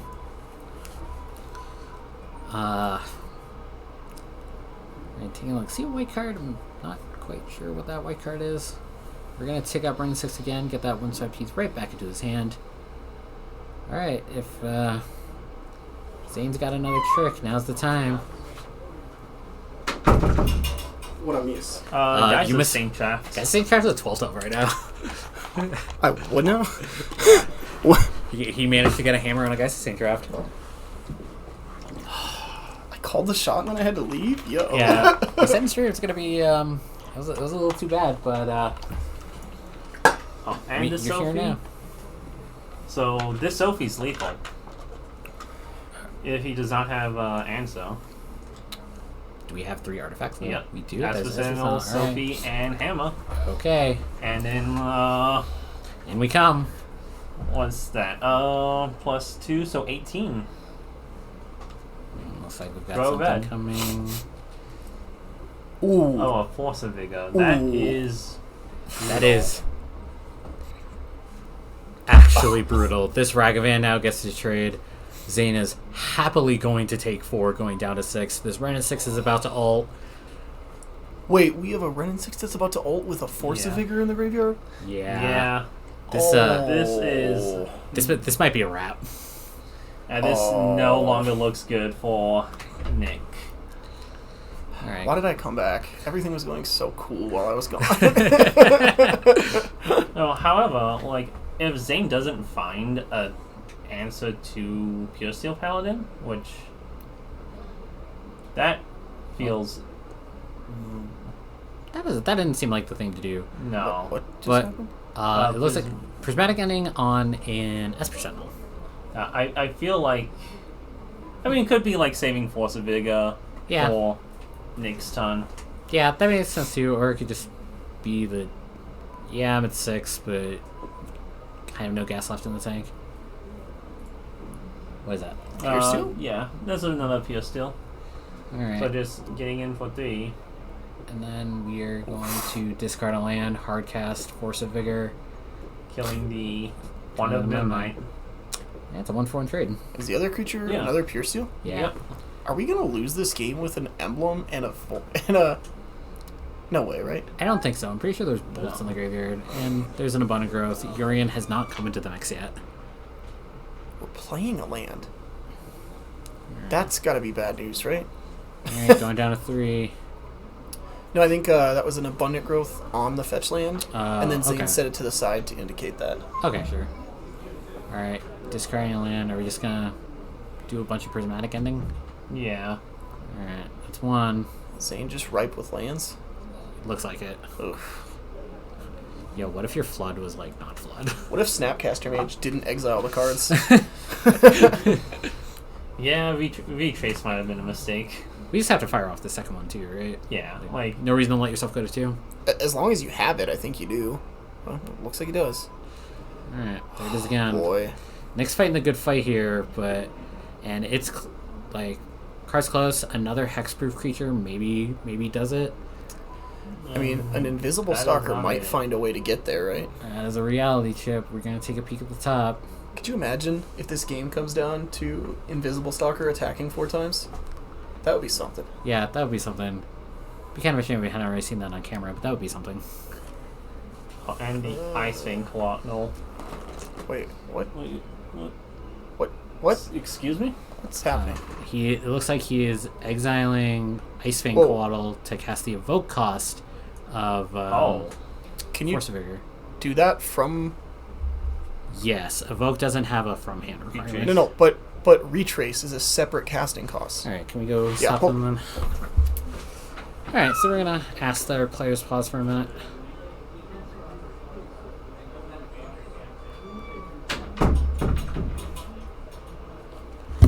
All right. In the meantime, came back in. What's going on? Retrace is an additional cost, not an alternate cost, which means that you are allowed to do what just happened. And that feels weird. Yeah, then I learned. Yeah, that sure does feel good. Okay, there's a. Oh, had the lightning bolt. I mean, Alright. Zane is out of gas, right? I mean, everything's gas now. That's the Yeah. good side, right? But Everything's either a threat or removal now, so it might just be by Yorion cast. oh, we still have a big flying noodle. Yeah, Yeah. we have the 4/5 Sky Snake still. We're gonna get some spready seeds for a little additional value. Cut a white source off. And now to Oh, Oh, double oh strike. my now it's goodness. now it's mono blue artifacts. I believe Zane is playing with his food, but Yeah, I would have maybe gone for the line of get the creature in play, but I guess maybe cutting off almost every card out of the deck is also pretty good. Yeah. All right, another abundant growth. This Yarion's looking better and better. Yeah. Tough to argue with that. I guess maybe the patience is wearing off. That now it's a draw like 4 or 5. Yep. 1, 2, 3, 4, 3, 4. yep. Boy, that's a lot of cards to draw. That's a good Mold Drifter right there. Yeah. Oh yeah. Speaking of which, I did get Mold Drifter ephemerated today, and I felt I felt Mixed. awful. Okay. If I would have done it, I would have felt great. But Oh, yeah, it of happened course, to me. All right. Gonna give Nick a little credit here. Maybe he can race this somehow, but What's the permanent that's left in play? it is a Shadow Spear. It doesn't do too much, huh? Not in this particular situation now. All right, Nick takes another draw. Says go. All right, You got have- the bolt. Ooh, All right, Alright, now we're there's that fistful of lands in his hand too. yeah. all right. All right, It's we're confident to er- say like, this is actually over now. sorry. Sorry. I didn't get Yeah, some in here. I think as soon as you start firing them at the face, it's because the game's over. You know, you might not always know it, but Can we all do me a favor? Can we get F's in chat for our boy Nick? He's fighting the good fight, but it is looking more over than over. also, can we just like Zane's been absolutely crushing it too, right? Like, Yes. like Yes, he has wanted to play every match, and I can see why. yeah. I find it hard to like disagree. I'm just We're just make bouncing him a pick Shadow up the Spear. Shadow Oof. Spear Cool. for another potential red source. Look, I know I'm greedy. I would have bounced my Yorion. Hey, I would have drawn another billion Okay. cards. okay, Zane, I believe he is dead. I mean, oh yeah, we got an F. All right. We got one F. Look, that's all we need. Yeah. Oh man. Oh, Man, another and- Ren and 6. And Nick's version has been so sweet too. Oh, we got another Ren and 6. Oh, finally use that treasure from Ragavan. Good lord. Zane setting up the victory lap as Yeah. Nick wonders why he registered Mono Blue Hammer when he's cast a bunch of white cards. It's sure is strange to put 2 islands into play in your Sanctifier Invec and Sure, still Paladin. Piercer Paladin deck, yeah? Made it all the way to top 4 though, so must be yeah, doing something right. yeah. All right. Play We're also, this. you know, I mean, we're speaking, but things happen. I Yeah. don't know. I don't know what it looks like for Nick to win, but there's got to be some series of draws available, right? I Maybe? believe they would involve Oza Saga, Probably. but I do not see Nick living past Uh-oh. this There's a flurry bolt, of 3 and bolts. there's more bolts. Oh, that's a lot of bolts. All right, Yeah. that's gonna do it. Good game. My goodness. 2-0. Zane Weaver takes it. He is through the finals, and if his declaration at the top 8 meeting is to be believed, you all will see a finals match. Yeah? Yeah. Is that so? Yep. All right. right. Well, that would be cool. I will say, if not, thank you for watching. We appreciate having people. This has been the most active chat that we have had. Super cool to see. Having some people watching, hanging out, checking the vibes and whatnot. It's pretty cool. While we're getting ready for our next and final match, quick question in the chat: when do you decide to toss it in? Is it when you have no valid plays? Is it when you're tired of the match? Is it when you have better things to do?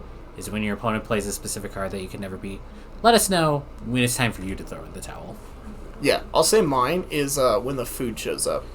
That's when I throw mine in. It's when the food gets there and I go, all right, this is more important. Yeah, mine's when I get hungry. Yeah. What's yours? Usually the time right before I'm dead.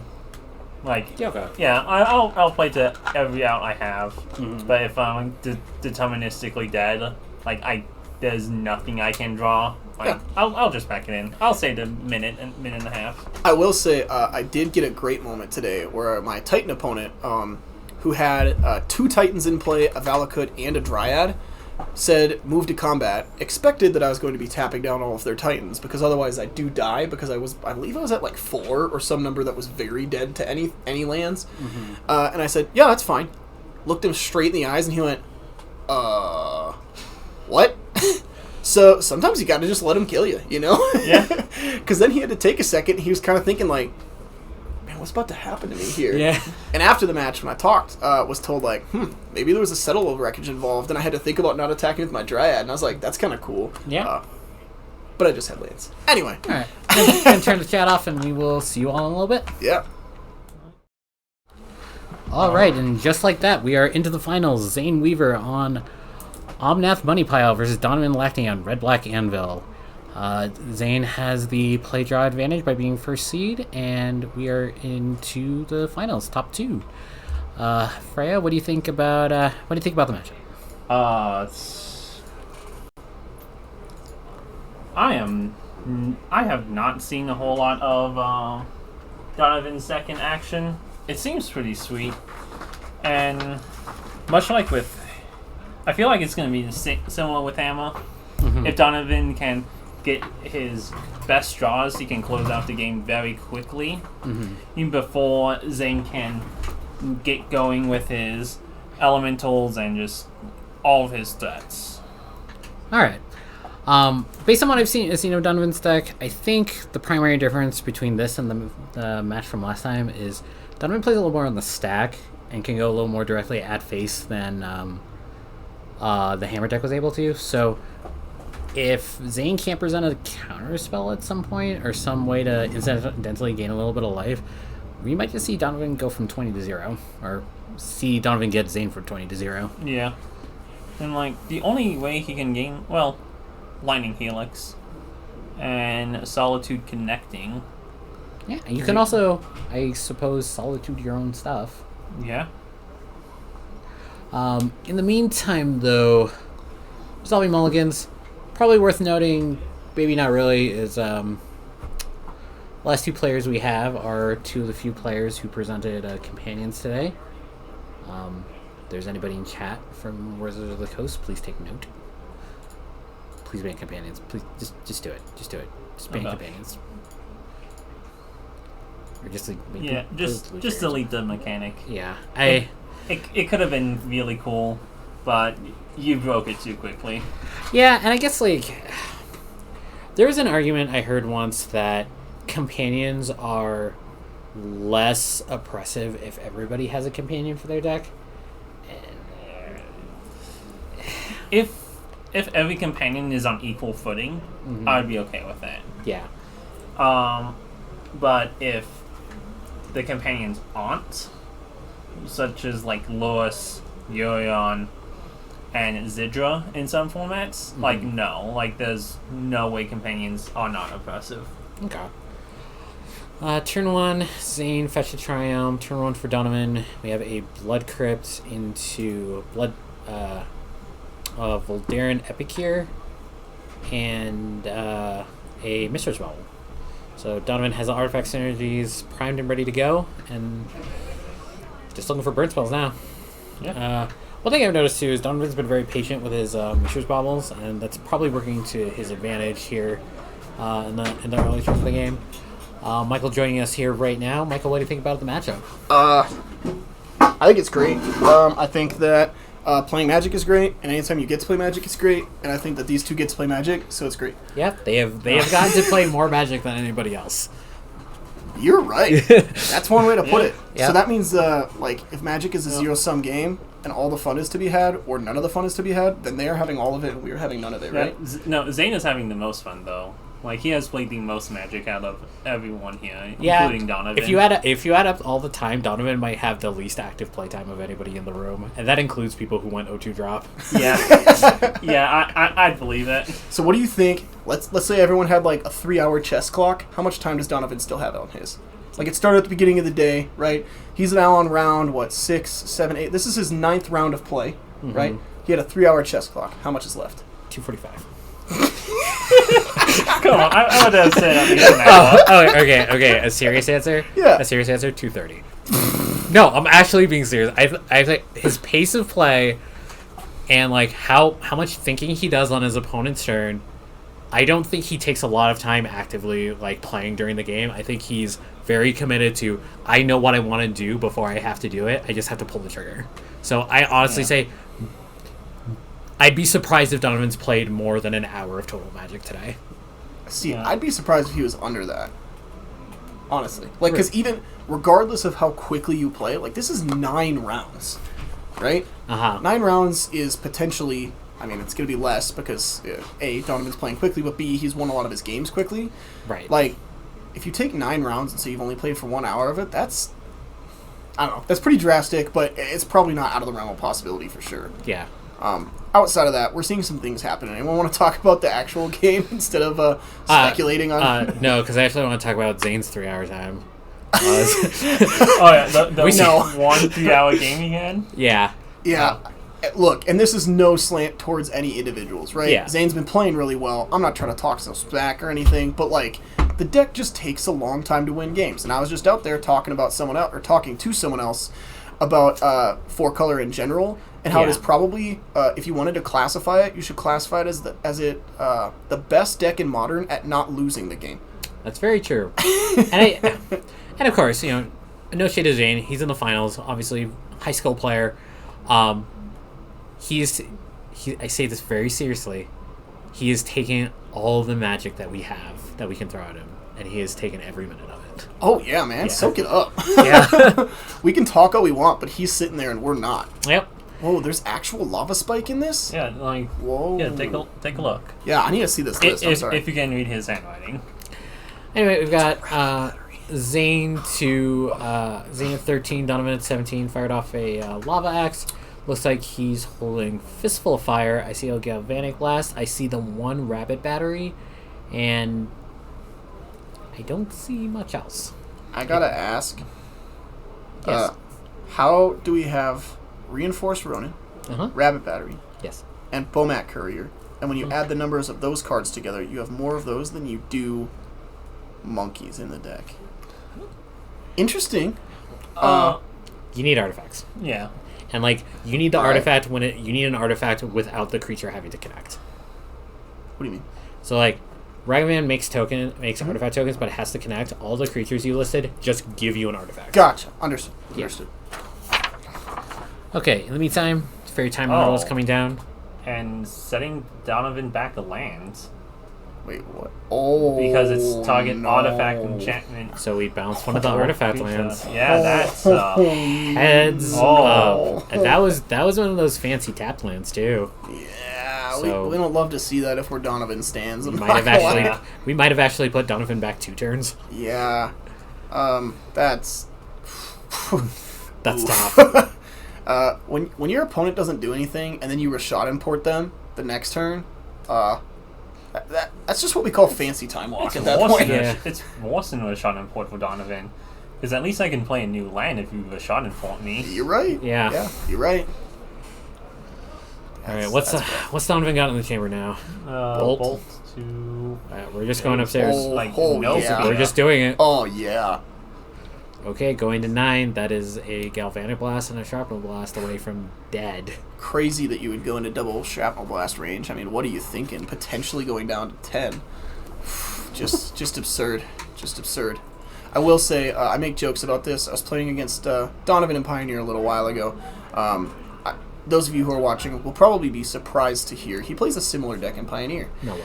I know, it's crazy. Shut the front door. And when I was playing Mono Black aggro, I found out the hard way that Shrapnel Blast is also legal in Pioneer, where I got double Shrapnel Blasted. Yes. Yeah, Origins. Got double Shrapnel Blasted on end step into untapped Shrapnel Blasted to kill me. And it was a great time. Oh, yeah. Not for me. Double pregnancies. We are just no. continuing to attack Donovan's mana here. And not for nothing, these two Planeswalkers continuing to do work. Yeah. One good thing, though. Like, Shrapnel Blast will still sack the Spreading Seas lands. Does it Yes. still maintain Yeah. the super type artifact? Yes, it Yeah. does. Oh, okay. Alright. Indeed I know it does. that, and you know that, but does Donovan know that? I'd assume he does. I bet he Like does. Donovan, as much crap as we give him, is a very skilled player, and I'm sure he knows every little facet of the cards that at least he plays. Yeah, that land taps for red and black mana. I bet he knows everything that's possible to do with that land. Yeah. He's got his thing down. See a lightning bolt. And a Den Where's of the that? Bugbear. Okay, that's a den. Ooh. Yeah, Alright. Oh yeah, it's the dungeon module. yeah. To Dash time, maybe. oh, yeah, No. Shrapnel Blast. Oh yeah. Hey, look. Oh, And, hey, got he did it. the thing. Alright, got you down to 4. I'm gonna call this right now. His last card's a Galvanic Blast, is it not? I think it is. Comes in tap though. Oh, no, he's got a couple cards. I definitely see a Galvanic Blast and another foil card that I believe is the FNM promo Shrapnel Blast. So I think Donovan has another one. Ooh, that Lightning Helix That Lightning is Helix actually very huge. good. Yeah. That above 5 is super relevant. But does Zane have another? And I think important too is, can Donovan put another artifact on the board to make sure this Galvanic Blast does 4? Yeah, is the Spreading Seas land, is that also one of the artifact tap lands? I believe do so. not know. I did not catch that. Because otherwise I think he only has one, right? I think the other land is maybe a not Razor Tide Bridge, whatever the red-black one is. Razor Burn Bridge? I don't know. You mean Blackleaf Cliffs? Razor Burn Bridge? No, Blackleaf Cliffs is the Yeah. fast The land. yeah. Yeah, we're talking about the red-black tapped artifact land. Yeah. Drossforge. Yeah, Cool. That one. you say so. All right. Oh, great. It's the only one I don't recognize on here. Okay, sure. Alright, do we... If Donovan's got 3 mana, he's got the 2 red spells. I think Zane is representing 2 mana right now. Mm-hmm. Like, How many counterspells does Zane play? Is it all 4? Yeah, all 4 counter spells. Man, I hate mana on Modern. alright, we're gonna go for it again. Alright. Down to 2. That's non metallic or whatever Galvanic Blast range. Yep. Alright, That's plays my Blackleaf land. Cliffs. And we have, I think it's an experimental synthesizer and a Galvanic Blast. Oh, I think it might Uh-oh. be 2 Galvanic Blasts. uh-oh. Could be that too. Okay, Galvanic Blast number 1. And That's does it. it. Donovan takes game 1. Big this- deal. Wow. Big deal. Donovan really needed to pick up that game if he was going to win this. You think so? What's the sideboards say that indicates that? Because I am completely unaware. It's 3 endurance, 2 engineer explosives, 3 force of negation, 3 force of vigor, 1 supreme verdict, 2 veil of summer. We saw in his quarterfinals matches that if you can take the artifacts off the board, it's hard for Donovan to do his thing. He kind of got, he was fortunate there that a lot of his artifacts were in his mana base and were tougher to interact with. If those force vigors get to like blow up honeycomb anvils or something, or they blow up experimental synthesizers before Donovan's ready to play the card, he might be looking at weaker or blank pieces of cardboard with those Galvanic Blasts and Shrapnel Blasts. You're right. Yeah, I mean, if those lands that he had weren't the artifact lands, we would have been looking at 2 stranded shrapnel blasts. Yep. So it's a big deal. Okay. Yeah. I buy that. Donovan has 2 Rolling Vortex, a Soul Guide, 2 Pyrite, 2 Dragon's Claw, 2 Darthy Voidwalkers, 2 Smash the Smithereens, and 3 Magus of the Moon. Okay. All right. Mr. Moneypile. Alright. Is Magus of the Moon good against 4-color? Look, this is the one matchup that not only do I think can they play through it really well, I think also it's horrible that this is Magus instead of Blood Moon. Because they get to fear you through the Blood Moon either by pitching it or by hard casting it, because double red is definitely makeable when everything's a mountain. Or they have Solitude to be able to do the exact same thing, and they also have Marches, which require only 1 white mana and then just white cards in hand to be able to take that out. So I think it's tempting, and I think you might have to bring it in if you have the cards to cut for it, but I'm not thrilled or excited, and I wouldn't put that card in my sideboard for this matchup. But, sometimes you just got to make do with what you got. So, Are there matchups where Magus is better than Blood Moon? Are there any, is what you're saying? Yeah. Yes, I would say against Titan and Tron. They both play anywhere between 2... Titan plays 2 or 3 Boseijus, and Tron plays 1, and then both of them have many ways to find lands, which means that they get to easily tutor up their Boseijus to be able to interact with Blood Moon as opposed to Magus. And specifically, a lot of people have been saying because the Magus or Blood Moon, just the Blood Moon style effects, have not been good enough against 4-color, that you should lean towards put the effect that's better against Titan and Tron in, don't put the effect that's better against 4-color, because it's not as impactful against 4-color anyway. It's kind of a slam dunk against the other two, whereas here it's like, maybe you catch them without a green fetch and you get it out early enough and they don't get to abundant growth. But Right, if you don't do that, they can also spreading seize their own lands. Definitely. They've got options, that's all. So, who do we like going into game 2? I don't know. I'm still a fan of Donovan, just because he's been working on this deck for a while. I want to see How long has he been playing Magic? a long time. Okay, he's been working on it for a long time. This specific version of Red X Fun. Okay, fair. I gotta say, I like Donovan's odds too. I think he's able to go to the face really hard, and this is maybe where like the extra 20 cards that Yorion comes along with maybe punishes you if you can't get your draw engines going. I agree. I think that a lot of the Yorion lists, when you look at sideboards, will typically have just either all 3 ofs or 3 ofs and a 4 of or something that really indicates that they know what they want and they only want those things. Whenever I see a Yorion list that's got 5 to 6 cards plus the Yorion, I always think maybe that means that there are some cards in the main deck that maybe you should be squeezing out or changing or things like that. And this isn't a criticism as much as it is just an observation. Because it does mean that it dilutes everything, and now you're looking at, only 3 Force Figures, maybe you need 4 here, or only 3 Force Negations to fight the burn, maybe you need all 4 here. That being said, you don't always need 4. It might just be the right one at the right time, or maybe the right 2 at the right time. So, I'm gonna just, to play devil's advocate here, I'm gonna toss my imaginary money on Zane here and see what happens. And worth noting too, if play draw ends up mattering, Donovan broke serve game 1. What do you mean? He was on the draw. Wow. So if That's huge. If you win in a draw and Donovan gets to be on the play, like if this does go to game 3 and Donovan gets to be on the play game 3, that's also a very big deal. Yeah, no, I agree. That matters a lot. Zane, however, not worried too much about his life, at least initially. Got to get this Ragavan to play turn 1. Yeah, I like it. I think, that's not what you want to see. Happy That's definitely not what you want to see. Yeah, Donovan, Kindred Spirit, playing the younger, still related red Thraven Inspector that was released, and I gotta say, appreciate it. Is it like a cousin? Is it like a... Oh, like all a day, friend? baby. All yeah. day. That is what you sign up for when you play that card, right? You've got to be jazzed about that shit. All right. Ragavan goes down the wrong alley, finds the wrong vampire. They're both dead. Do you think if 2 Epicures hit the board here that I should just pay up now, or? I would appreciate it, but more importantly, chat would appreciate it. Fair. All right, there's one of those interesting tap lands. Maybe coming down at the wrong time. Looks like a Ragavan in Donovan's hand. I think there's Magus of the Moon did come in. I think he has at least 2 of them in hand. And this is a little bit of trouble. I feel these burn style decks where sometimes you have to take out the burn for your sideboard cards, and then you end up not having the density you need to cross the finish line. Also, something to note here, when possible, I feel a lot of players typically choose to hold up the removal as opposed to play the creature to be removed in the face of a Ragavan.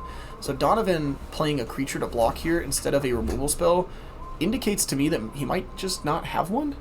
And that might mean that this Magus, if it's taken care of, the treasure tokens might go a long way towards handling whatever else is going on. Ooh, Found a bolt. Ooh, and a pass. Do not want to cast that. Boy, he just stapled right on his forehead that he's got something going on. I mean, I get it, but Yeah. yeah, you gotta do what you gotta do. But yeah. Oh yeah, check out those tokens. Hey, shameless plug. Metal tokens, we got them. You want them? We have them. They're $5. Show up, give us $5. You can have 1 token. And if you do it again, guess what? Get another token. We'll give you another token. Do it a 3rd time, another token. But if you do it a 4th time, you better watch out. Because you're gonna get another token. Because you're gonna get another token. I don't see a downside to here. Yeah, I mean, the only downside is not having $5 for a token. That's the downside. Yeah. Which is understandable. $5 is a lot for a token, but $5 is not a lot for that token. You can also get a token you can't play with, though. That's a bummer.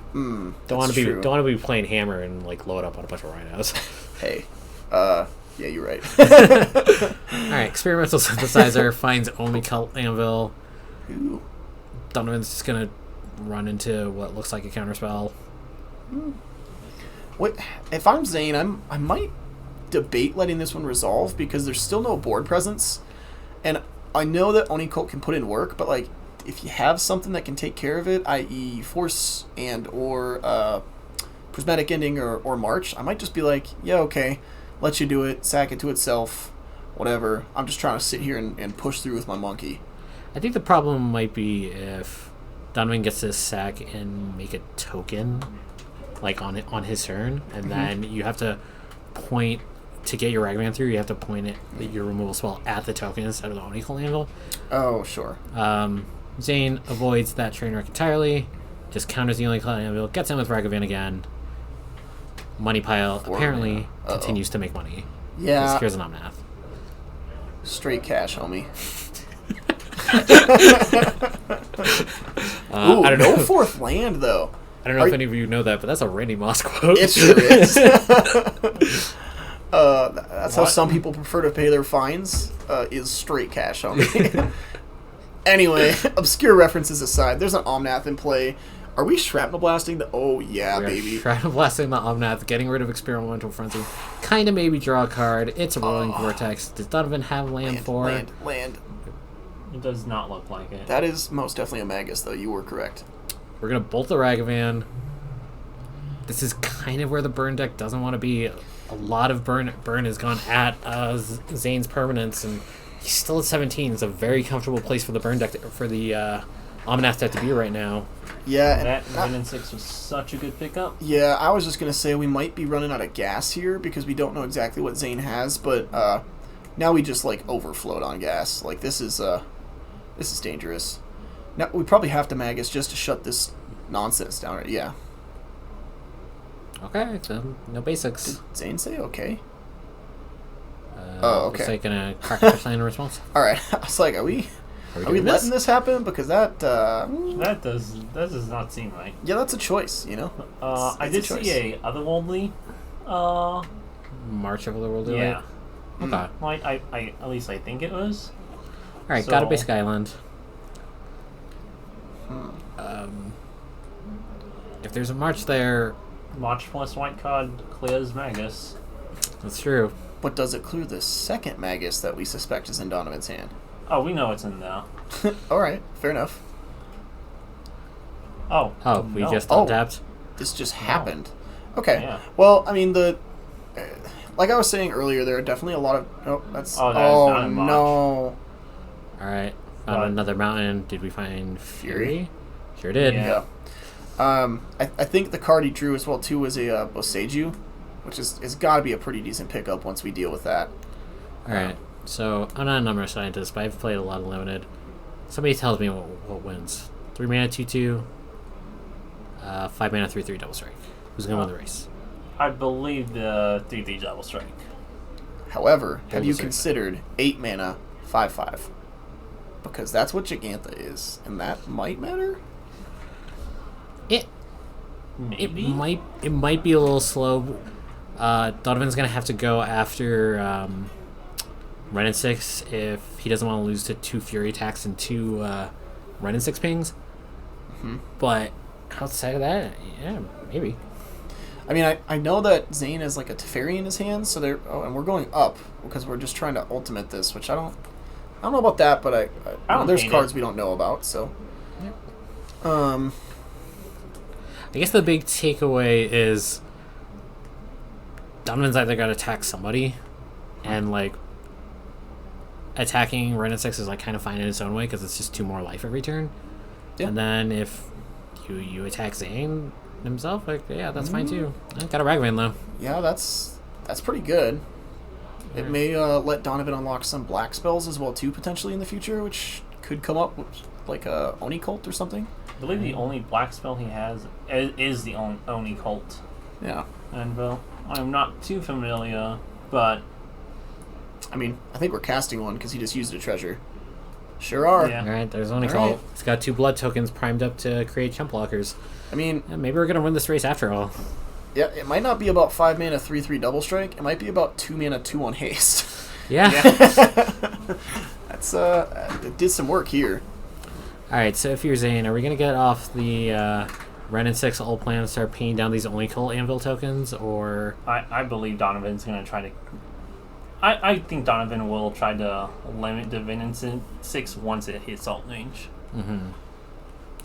I guess from the Zane perspective, do you need to start getting through with your Fury and not letting it be chump blocked by only cult anvil? I guess not. Apparently the answer is no. I would, because I think that a way you can close out the game is by ensuring that happens, but we are currently on Ultimate Plan, so we'll have to see. It's super contextual to hands, but I can't imagine there's a whole lot. Maybe like Solitude makes a big difference here, though. Solitude's got to be pretty good, plus a white card. 'Cause I believe that's the only instant speed thing that Zane can do right now through a Magus, Yes. so... All right, dash Ragavan again. Oh, Well, well... reaching for the top. Is this the sick flex? Is this the reach for the top of my deck to make you think you've got it and then immediately Solitude it? Because, whew, It's 2022. How have we not gotten away from the ped trick? it evolves, man. Yeah. Now It evolves. Now it's, what do we call it? The top trick? I don't Ragavan know. trick? I call it the settle trick Monkey because hat? I think the Restoration's pretty good. I don't. You know what? Look, I don't think Donovan's gonna cast a card because he's told me he doesn't like the card. Can't regret.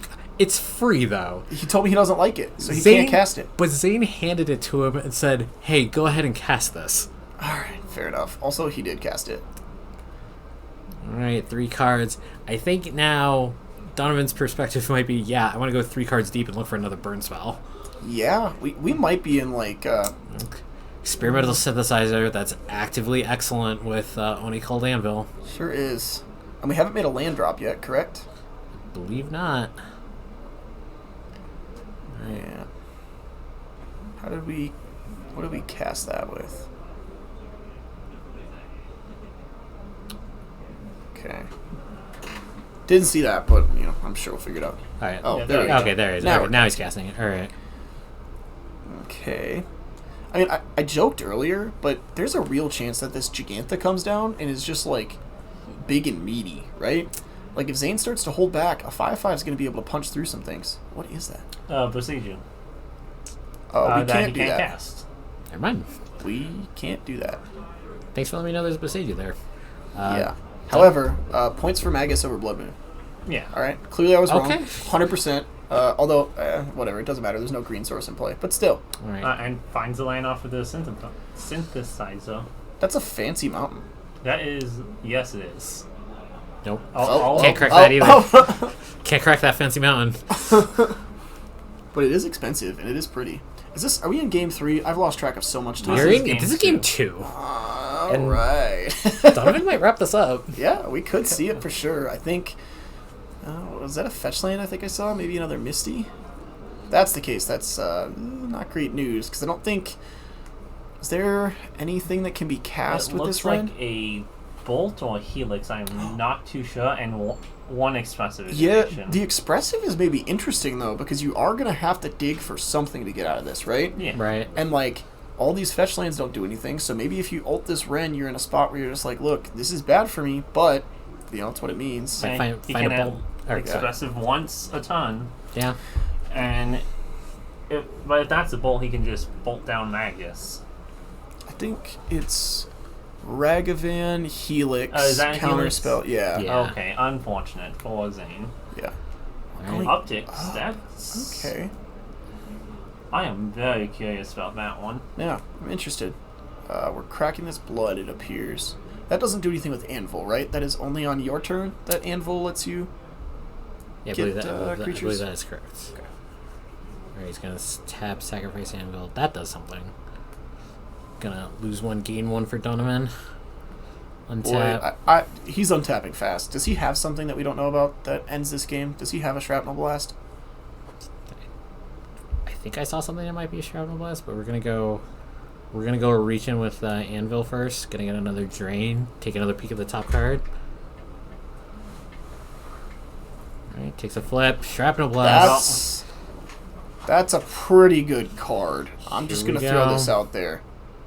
Alright, cast Shrapnel Blast. Zane's gonna look at a bunch of cards he can't cast. Shaking his head. Usually means good You know, things. all the money in the world could not buy a point of life. And Donovan Lackney wins the Dungeons and Java's Modern 1K with Red Black Anvil. Wow. Michael, I'm going to reach out for a second. Is Yeah. it okay if I bring you in for a quick interview? Bring Donovan in? Yeah. Yeah. All right. Go for it. I'll get out of here. Congratulations to Donovan Lackney. Michael Greenberg, Freya White, thank you so much for joining us today. We're going to have a winner's interview here in just a moment. But till then, sit tight. You want me to get off? You can stay if you want. Okay, cool. I'm just going to... A little preview for everybody. I'm just going to rip on him a little bit.